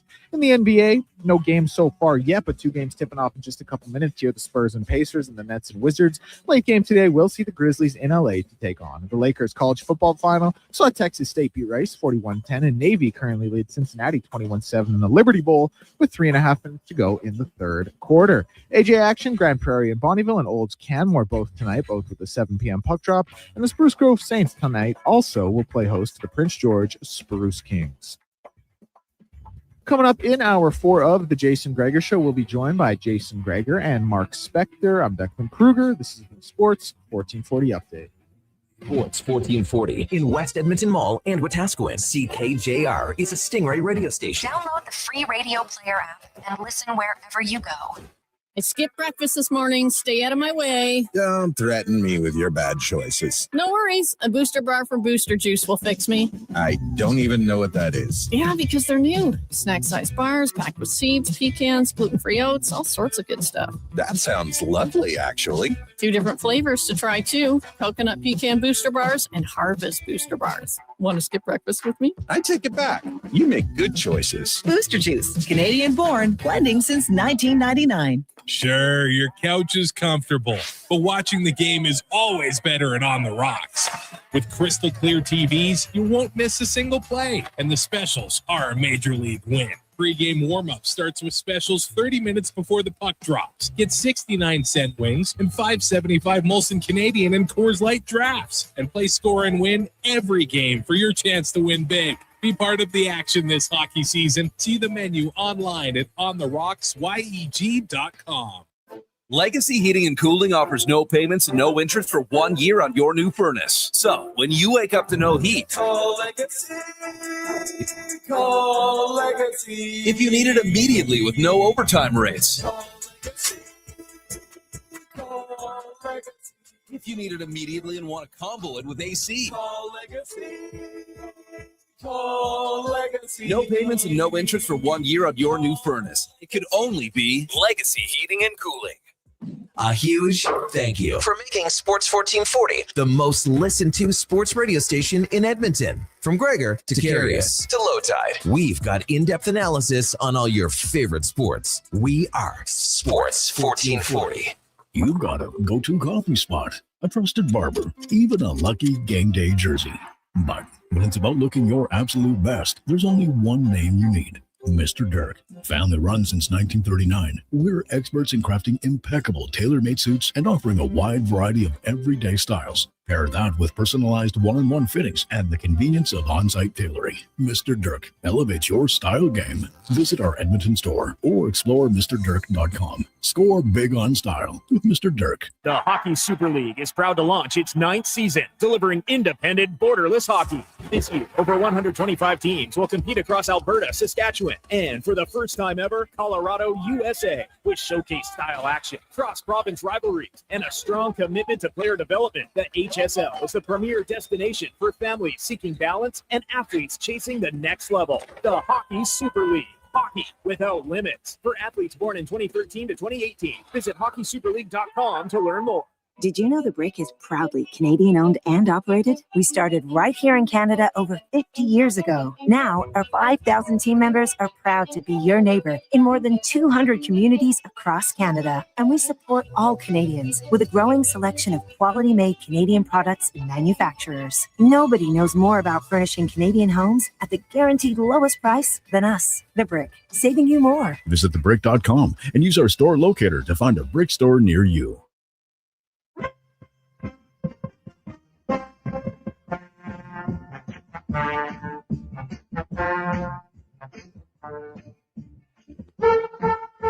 Portions of this hour brought to you by Crystal Glass, your clear choice for residential windows, locally manufactured and installed. Crystal Glass provides a beautiful product and incredible customer services for all your residential needs. Call 310-GLASS or visit crystalglass.ca for a quote. Hat tricks, touchdowns, and home runs. Get it all with the Jason Gregor Show on Sports 1440. Presented by PlayAlberta.ca, Alberta's only regulated online gambling website.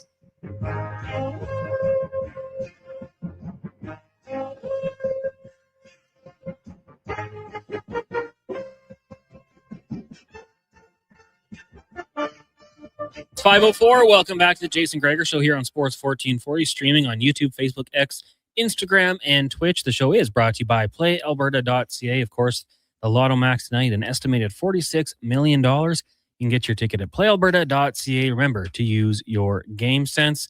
Lots to get to still here on the show. Jason Gregor is going to join us coming up in about 20 minutes, and we've also got Wanye's World. But right now, it's time for the Spec Report with Mark Spector, brought to you by GS Construction. They specialize in underground infrastructure. They make your life a little more enjoyable with running water and indoor plumbing. They're the grinders of construction. GS Construction. Mark Spector of Rogers Sportsnet joins us. Spec, good evening. How you doing? Good, man. What's going on? Oh, not a whole lot. What time did you get out of Rogers Place on New Year's Eve? I cheated, and I left right when the game was over. I wrote a piece on the year that had just passed, and I thought the quotes would be so bad after that loss that there's no point hanging around for them. And when I listened to them later, I was right. Veteran move right there. So you got in time for the ball to drop then? I did. I got home in time for the ball to drop. Spent it with my wife. It was quiet, but it was nice. Better than being in my truck or in the press room or something like that. So I was fortunate and happy to be home. How about you, man? How's your New Year's? Oh, uneventful. Family went to bed and I watched Stranger Things, the finale of the whole show. So yeah, pretty uneventful. It's not as big as it used to be for me, Spec. I don't know. Something changed in life, and now I just want to hunker down at home and don't get too into it. Just on the topic quickly of Stranger Things, and it ended. I don't know if you ever got into it, but Declan had asked us in 5 questions TV shows that wrapped up the best. Did any stand out to you? TV shows that wrap. I mean, I go back to the days when half of the continent watched MASH's last show. Yeah. The Sopranos last show did a pretty good job. I thought that left everybody talking quite a bit. What other finales have I watched? Not a ton. I don't know. Give me what other big ones have there been that I might have seen? Seinfeld might have been one. Never a big Seinfeld guy. Jeez. I know. I can't believe Gregor lets me work here. I never found Seinfeld to be nearly as funny as he did. I'm right there with you. It's kind of a hot take these days, but I enjoy it, but it's not. I enjoy it. Yeah, I enjoy it, but it's not. I mean, I find the Flintstones is by far more something like the words to live by more than Seinfeld. Yeah, I can see that.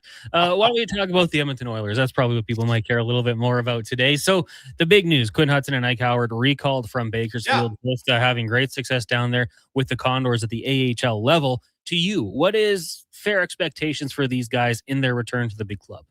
Well, to me, I wrote a piece, this should be up on sportsnet.ca. Like, this is the big chasm between hockey fan and hockey coach, right?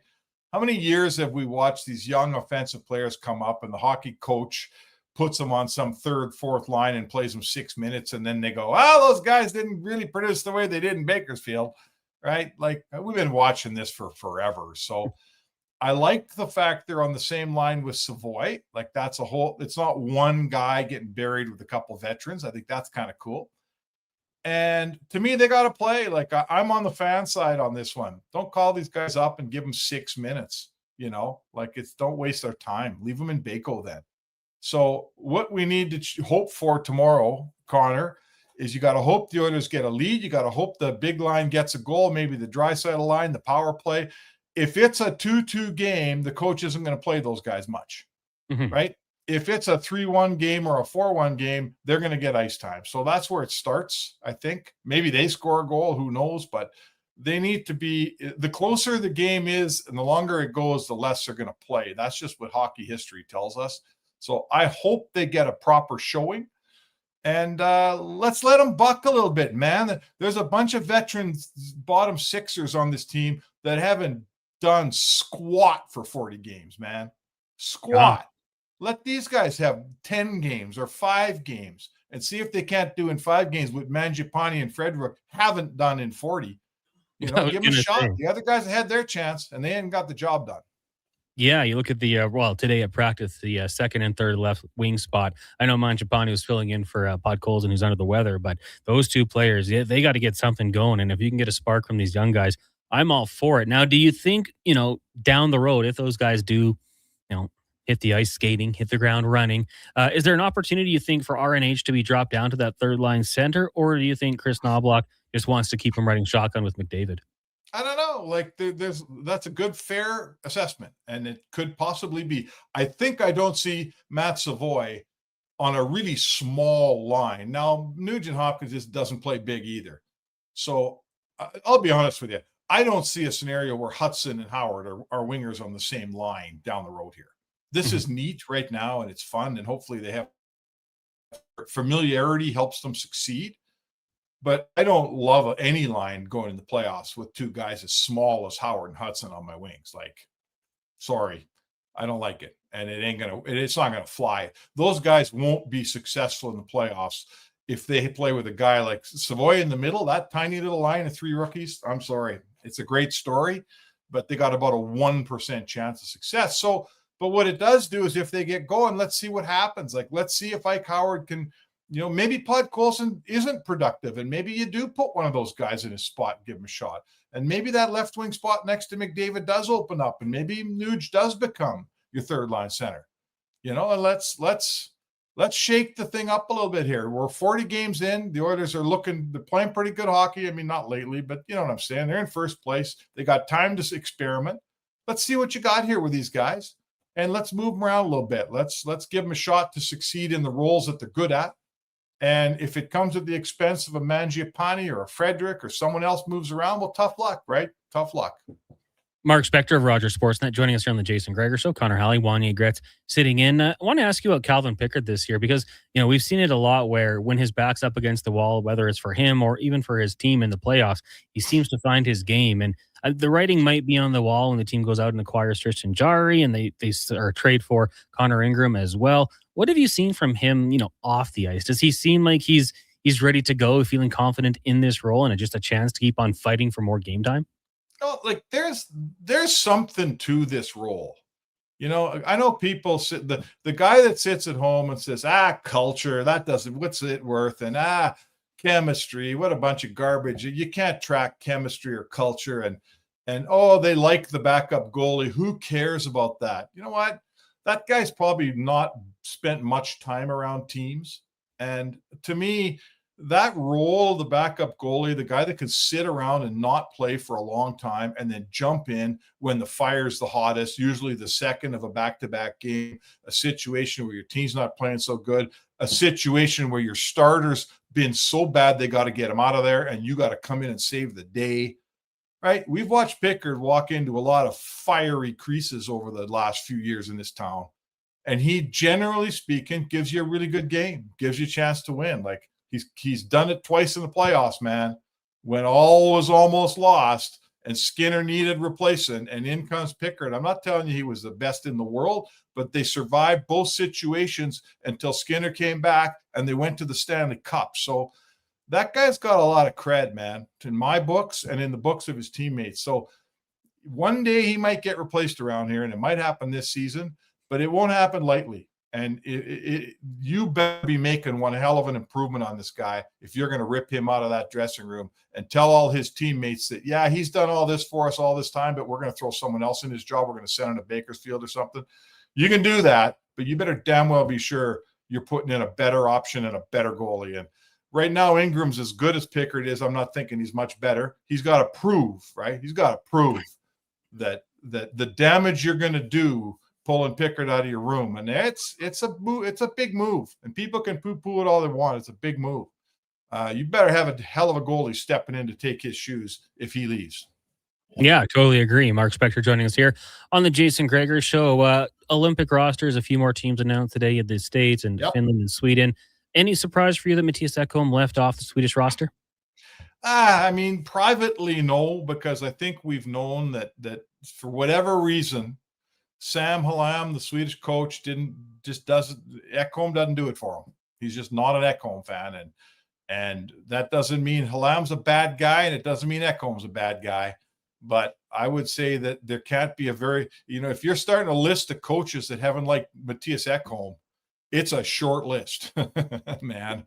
Look at the guy. So I feel for Mattias because it's his last shot. I think he even said that today. Like, this is it for him. What is he? Is he 30? what is he, 33 now? Look him up. But anyway, he's not playing in the next Olympics. So I feel for him in that regard. This was it for him. Doesn't make it, and it's a shame. When you're the Oilers, and when you're an Oiler fan and you're Stan Bowman and you're the Oilers team, this is awesome for the Oilers because he didn't need an Olympic break where he was traveling all over the world and playing a bunch of really, really important games. This is good for the Oilers, bad for Matthias Ekholm. And I feel for the guy because everybody likes Matthias Ekholm. He's a hell of a guy. I would have liked to see him get his dream and play in the Olympics, but I'll be honest, selfishly, the Oilers aren't displeased about this because he'll be a better player down a stretch.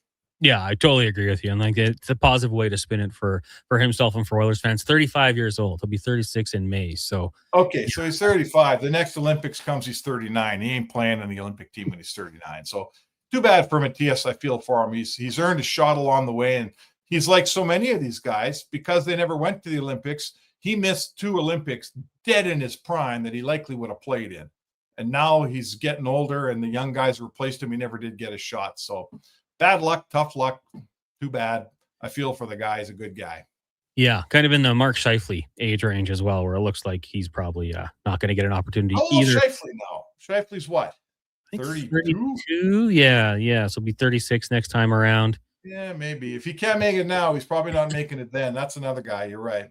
Yeah, it's too bad. It's definitely, I wish we would have had a chance to see these guys represent the last couple Olympic Games. Yes. Mark Spector joining us here on the Jason Gregor Show. So the game's not played on paper, but when you look at the Canadian and the U.S. rosters, obviously pretty elite talents there. We saw them meet in the final of the Four Nations last February. Do you foresee a rematch in the Olympic Games here? Well, I don't know. I mean, there's so much good hockey to get played here. I think that, you're asking me to predict. We're going to get down to a quarterfinal, to a semifinal. Someone's going to have to beat Sweden in a semifinal, and that Swedish team is really good, so they could knock off Canada, right? They could knock off the States. So could Finland. The pesky Finns are hard to beat. The States always looks great on paper.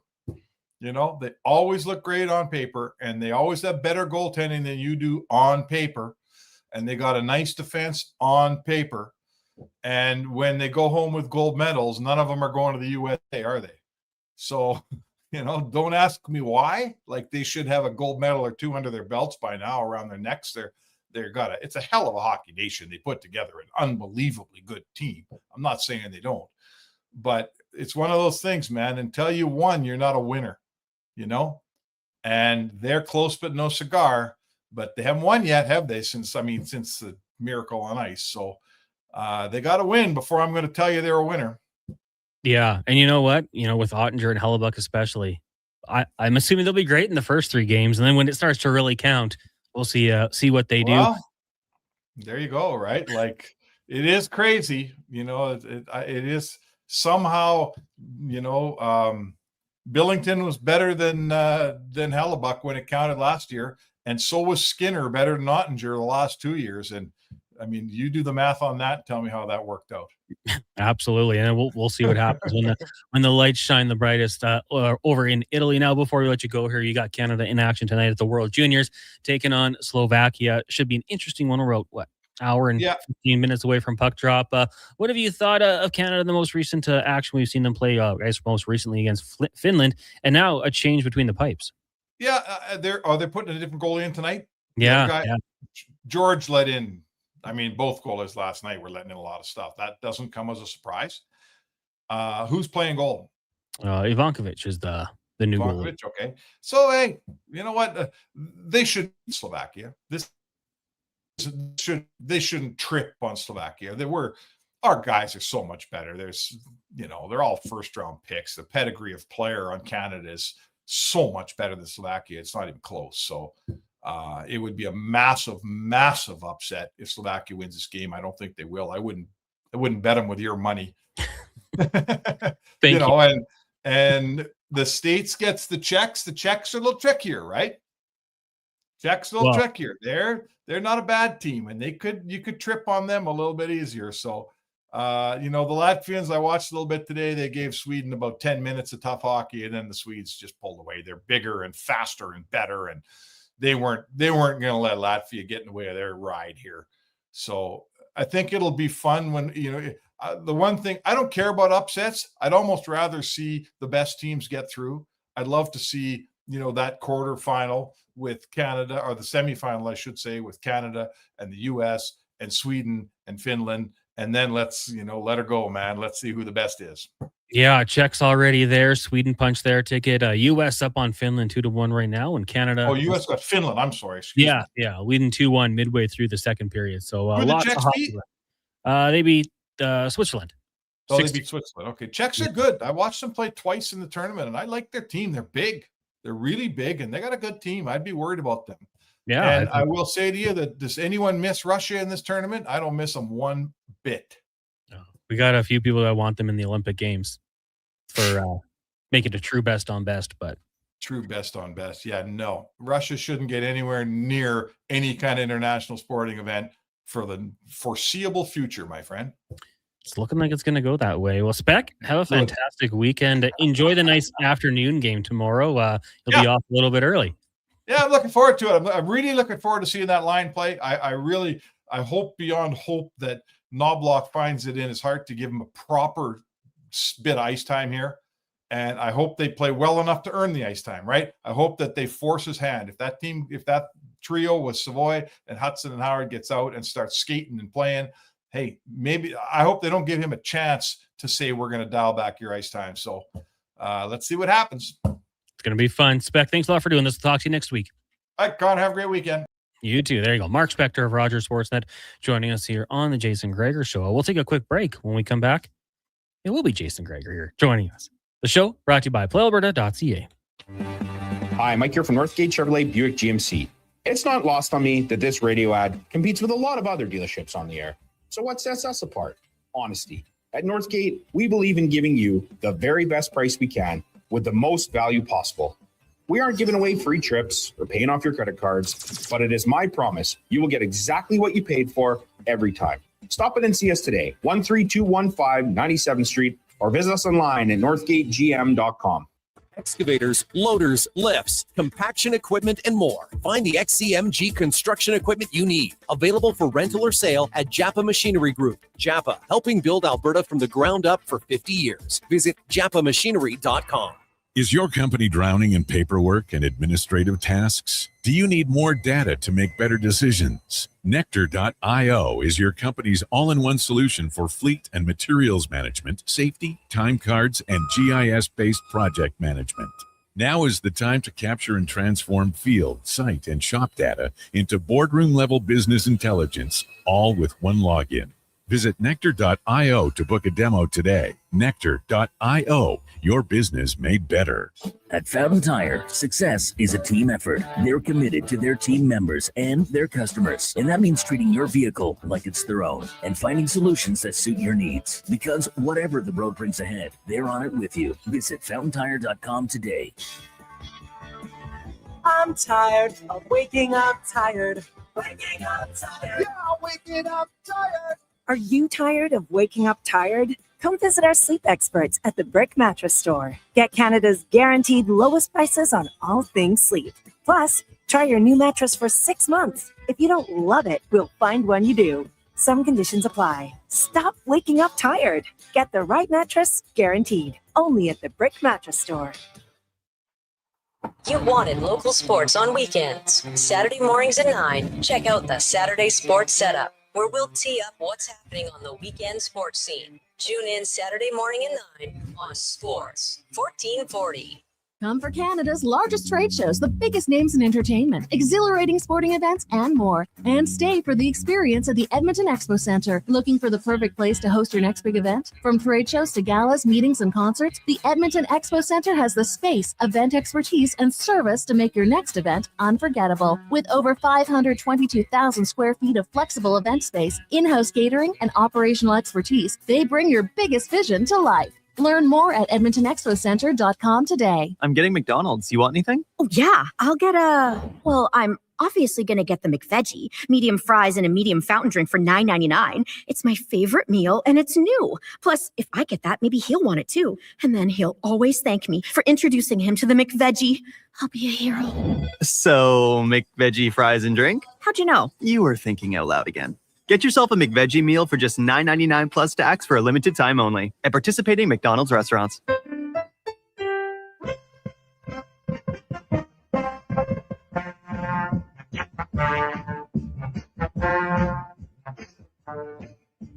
Portions of this hour brought to you by Papa John's. Get the Gregor special. Enjoy 20% off any regular menu price order. Enter promo code Gregor at papajohns.ca or on the Papa John's app. He's not just another pair of glasses. It's the Jason Gregor Show. Thanks for checking out Edmonton Sports 1440. Presented by playalberta.ca, Alberta's only regulated online gambling website.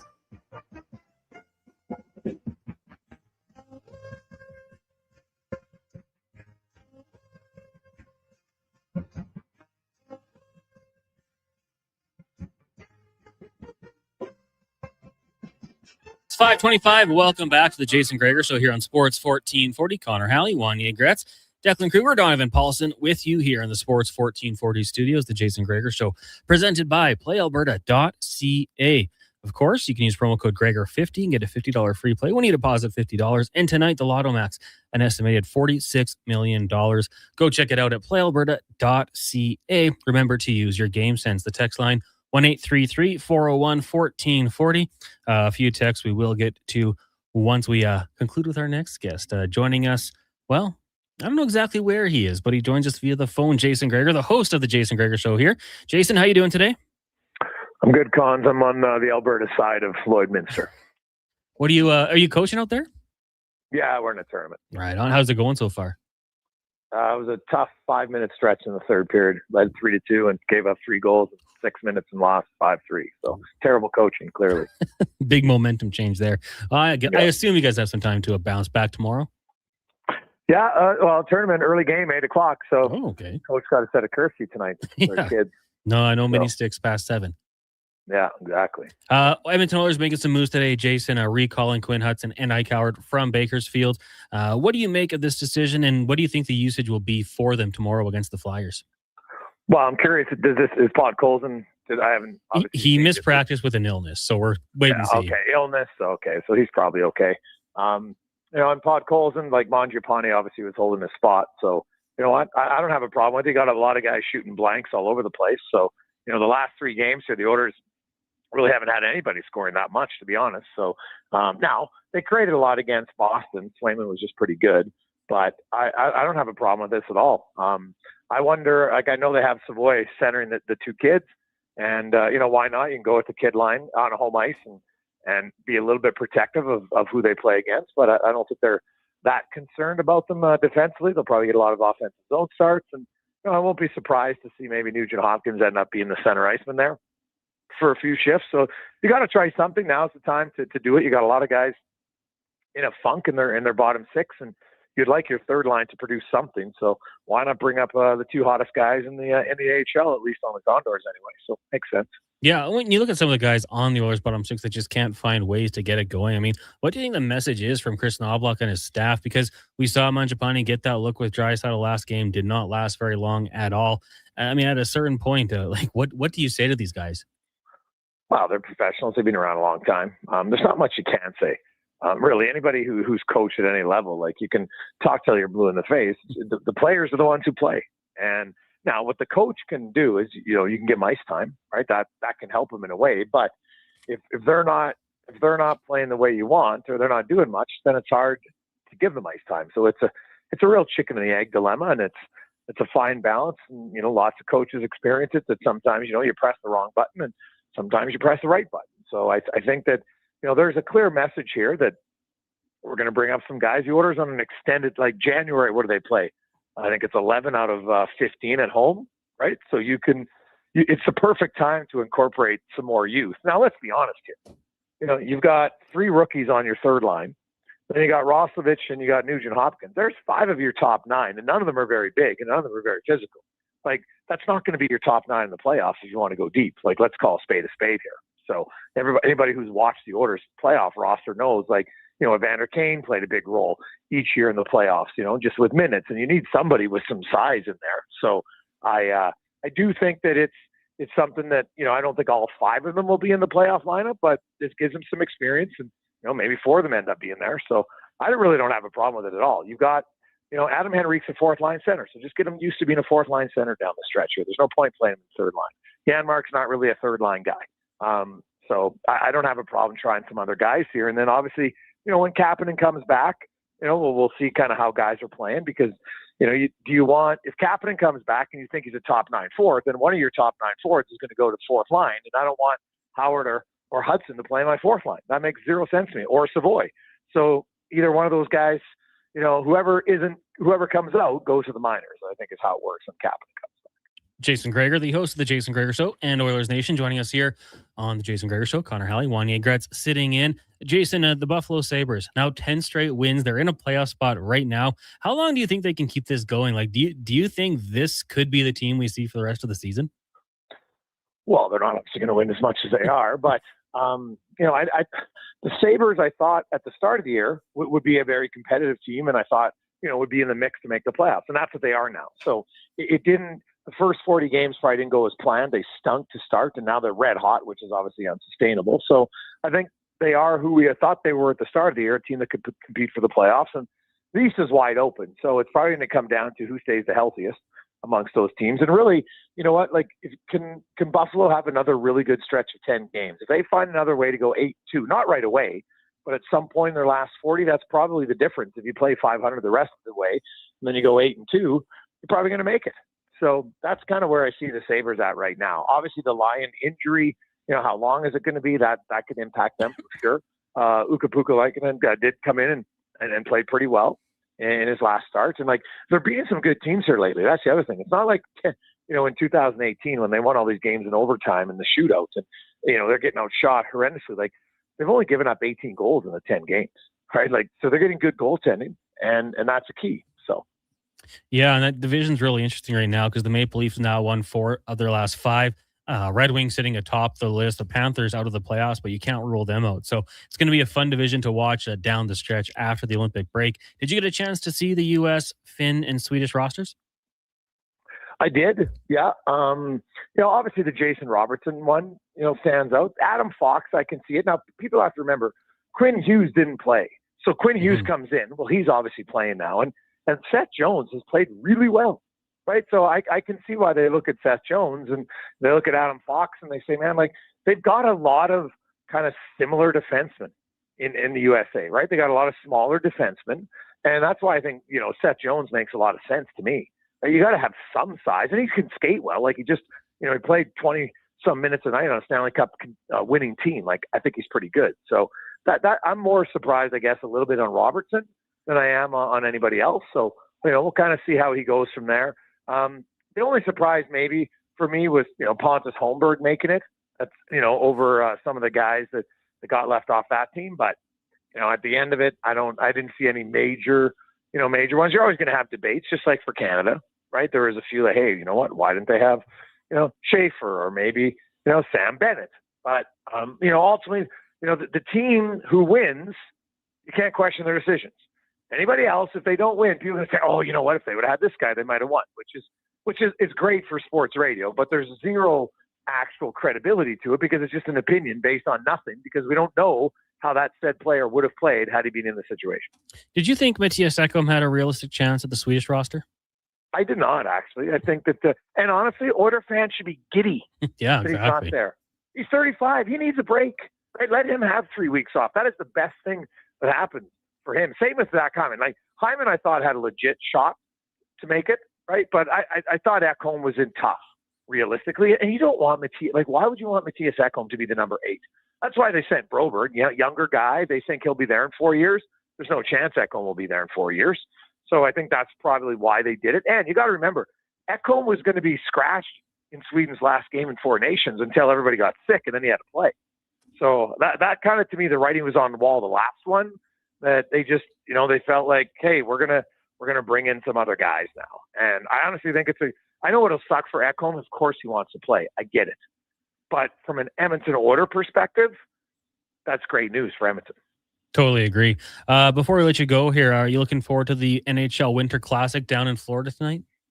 Well, I'm actually, as we speak, I'm watching it. Their outfits remind me of my grade 9 grad when I went with the all pink. It was sick, man. Miami Vice was pretty sweet back in the day. So I don't mind that walk to the rink. I'll be very curious to see, how the ice conditions hold up. I know the NHL has done a lot of work, and I know Will Cooley said, hey, the ice isn't very good. Well, no one's expecting it to be great, right? But obviously you don't want it to be to the point where it can have ruts and then there's injuries, right? That's the only thing. But Florida has become a pretty good hockey market. Like, it's never going to compete with Canada. People don't have to flex and be like, oh, we have more fans. Like, of course you have more fans. Like, it's not rocket science, and hockey's not like embedded in the community. But the success of the Panthers will get more rinks and will get more kids playing hockey, and that's how you grow your game. So it's good for them. Do I think this is going to be the norm? No, but I've always said I'm a big fan of the outdoor games for the home team. So that's really who it's for now. People are like, oh, they're making a big deal out of nothing until it's your team and then you love it. So stop complaining about it when it isn't your team, and you don't have to watch it if you don't like it. Right? It's like I'll be tuning in, for personal reasons, but also just to see kind of how the ice holds up and what it looks like. It's kind of a unique one to be in Florida, right? An outdoor game in Florida. Like, whoever would have thought that? Yeah, I mean, it's going to have some cool sight lines. Like the imagery, I think, is going to be awesome. And I guess Noah's going to be playing in it, right? So very interesting. Now, NFL this weekend, we've got some playoff spots open. You got the Steelers or the Ravens, and then you've got the NFC South as well with some possible drama there. It could be the Tampa Bay Buccaneers or the Carolina Panthers. Who do you think makes the postseason with those two battles still ongoing? Good question. Like I looked at what the Ravens did last week. And I look and say, man, you're gonna run now, and Lamar's back, so I still think they got more talent than Pittsburgh does right now.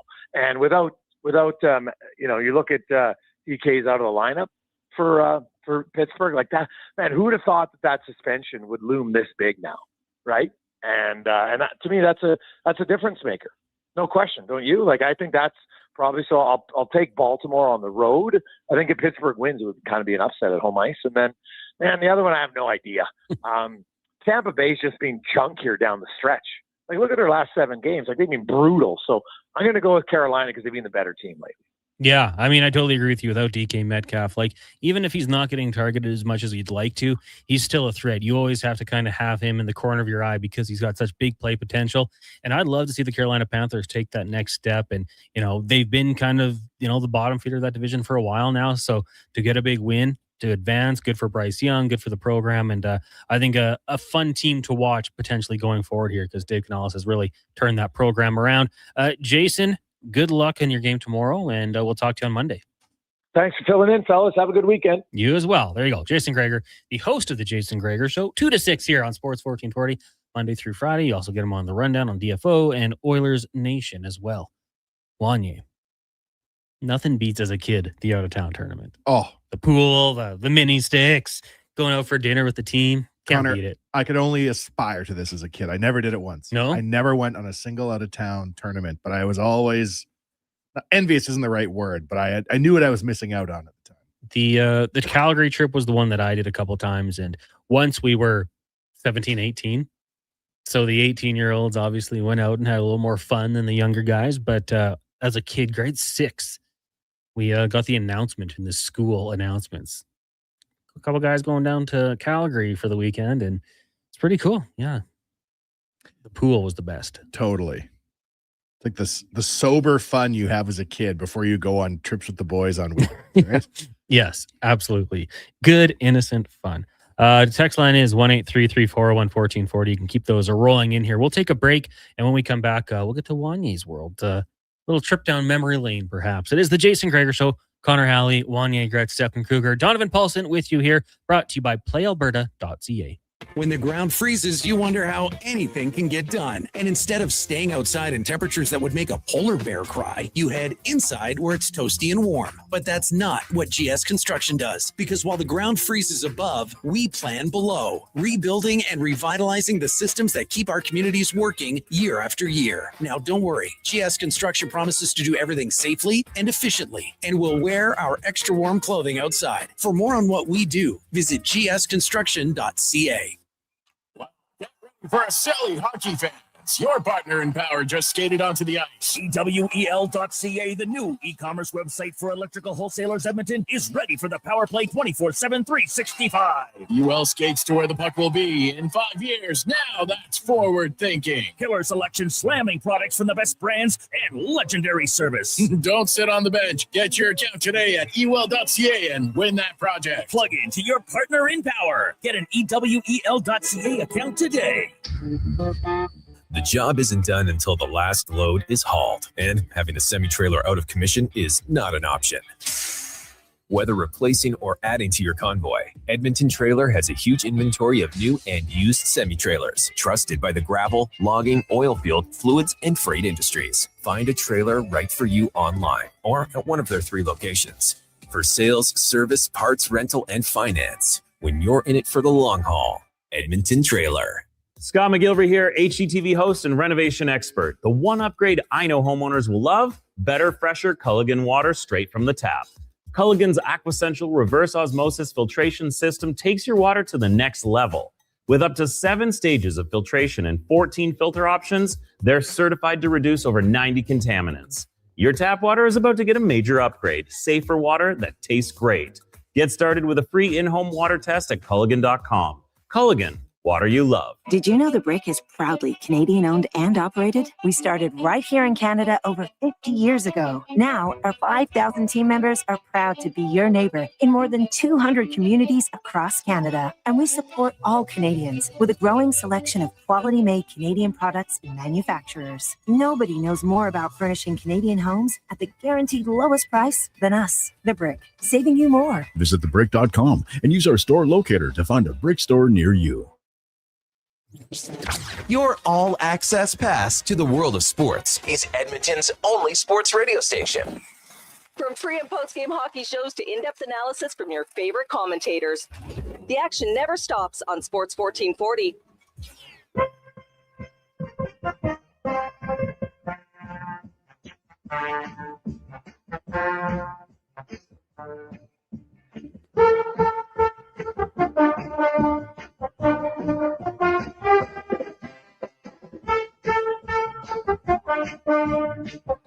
Portions of this hour brought to you by Ewell. Get your power play amped up with Ewell, supplying the City of Champions and Alberta with quality electrical gear since 1975. Ewell.ca, your partner in power. From puck drop to kickoff, it's the Jason Gregor Show on Sports 1440. Presented by PlayAlberta.ca, Alberta's only regulated online gambling website.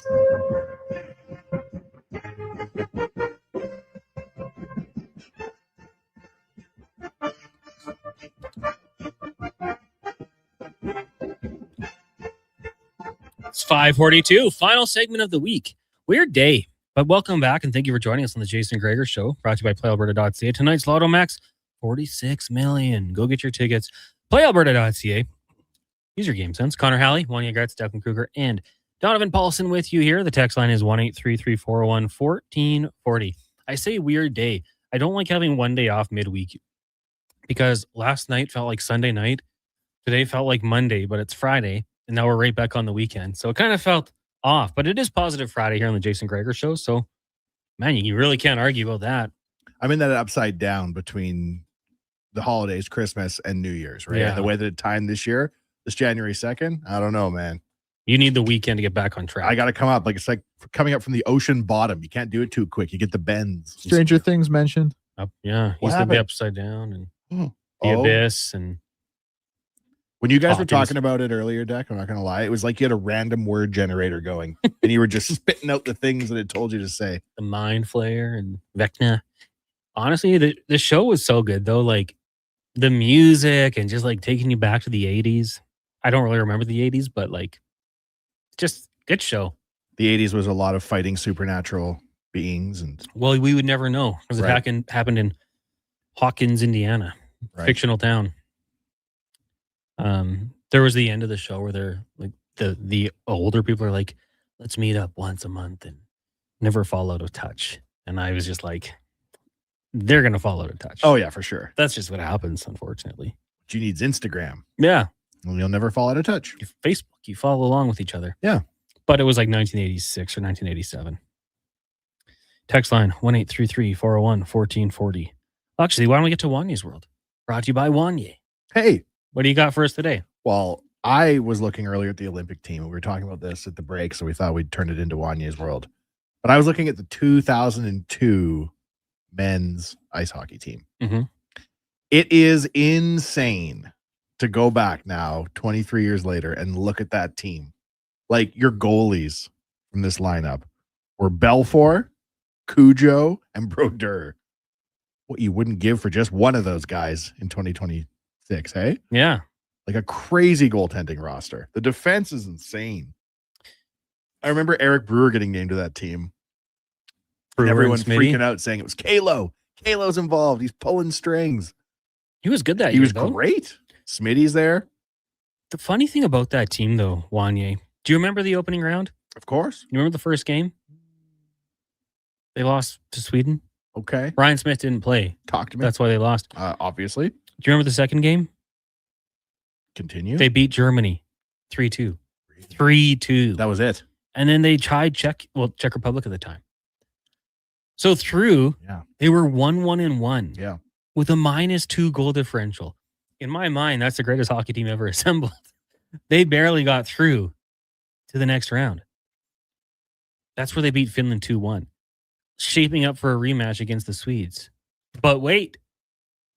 Puck off Tommy Salo's mask. Belarus gets there. Remember. Tommy Salo was never the same. Tommy Salo's never the same. Canada goes on, beats Belarus 7-1, like the Swedes probably should have, because Sweden had a really good team there. Like Forsberg, Matt Sundin, Lidstrom. There was probably lots more. And then you get to the gold medal game, and that was probably one of like my finest moments as a hockey fan. Beating the States, get the goal between the legs. What a tournament. But yeah, that like you go back and look at that roster and everyone's on the Hall of Fame. Yeah, like it's an unbelievable team. It's crazy. But to think they went 1-1-1 in that opening round and like barely got through, pretty wild. So many superstars just bumping into each other. Joe Sakic had to wear number 91 because Yzerman got 19. Respect to his elders. Absolutely. Yeah, it was a fun tournament. To be totally honest with you, if I didn't have that stat in front of me about their opening round record, I never would have thought it. Because I remember they lost to Sweden, but I don't remember, barely getting past Germany and then tying the Czechs. I remember that photo they took at the end, the gold medal photo. I got a painting of it. Me too. I had it up in my rumpus room for rumpusing. Maybe we have the same one. Now, do you remember who led the tournament in points? Canadian? Swede. Forsberg. Nope. Sundin. Really? Yeah. Then Brett Hall, John Leclerc were second and third, followed by Joe Sakic. How about this? Jean-Jacques Acheleman of Switzerland, tied with Philippe Bozon and Len Socio for fourth. Yeah. Legends. Tied with Lemieux and Yzerman. Look at this defense. You got Jovo, you got Adam Foote, you got Pronger, Scott Niedermeyer, like Rob Blake and Brewer and McInnes. What? So much firepower. Yeah, right. One guy kind of like, maybe not as much as the rest, but they were great. Imagine you could transport 32-year-old Rob Blake from 2002 to 2026 and just put him on the top pairing. That shot. Man. Yeah, it was a good group. I thought Joe Sakic was absolutely dynamic in that one. Jerome McGinley played his way on, onto the team. Yeah. It was a good group. Good tournament. That was in Salt Lake City as well. So is that the best hockey team ever assembled?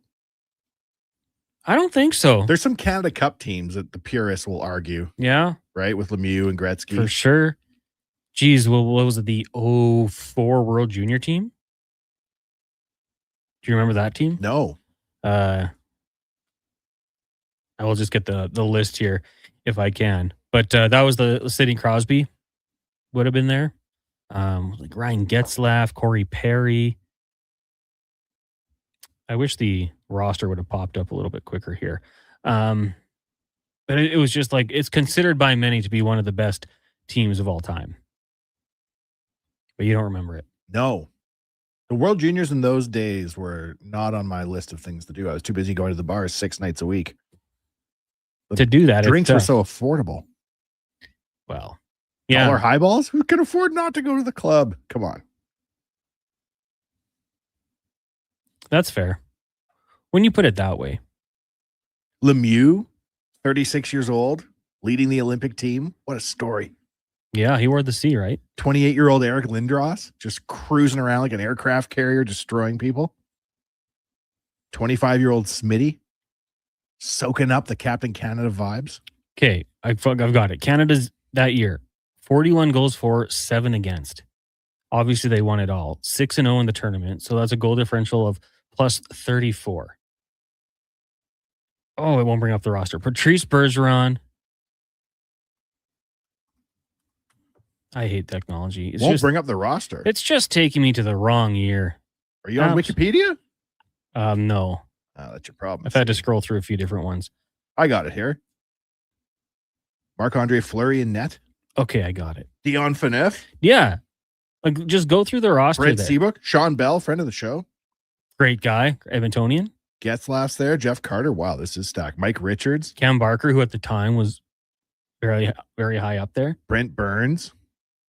Sidney Crosby. Dashing forward from Rimouski. Yeah. And he would have been the young guy. Like 2 years younger than everyone else, like 16. Nigel Dawes. Corey Perry. Only 2 of them are playing. 3 of them have contracts at the NHL level. Shea Weber getting in there as well. Corey Perry when he had frosted tips, I might add. Oh, absolutely. Puka shell necklace.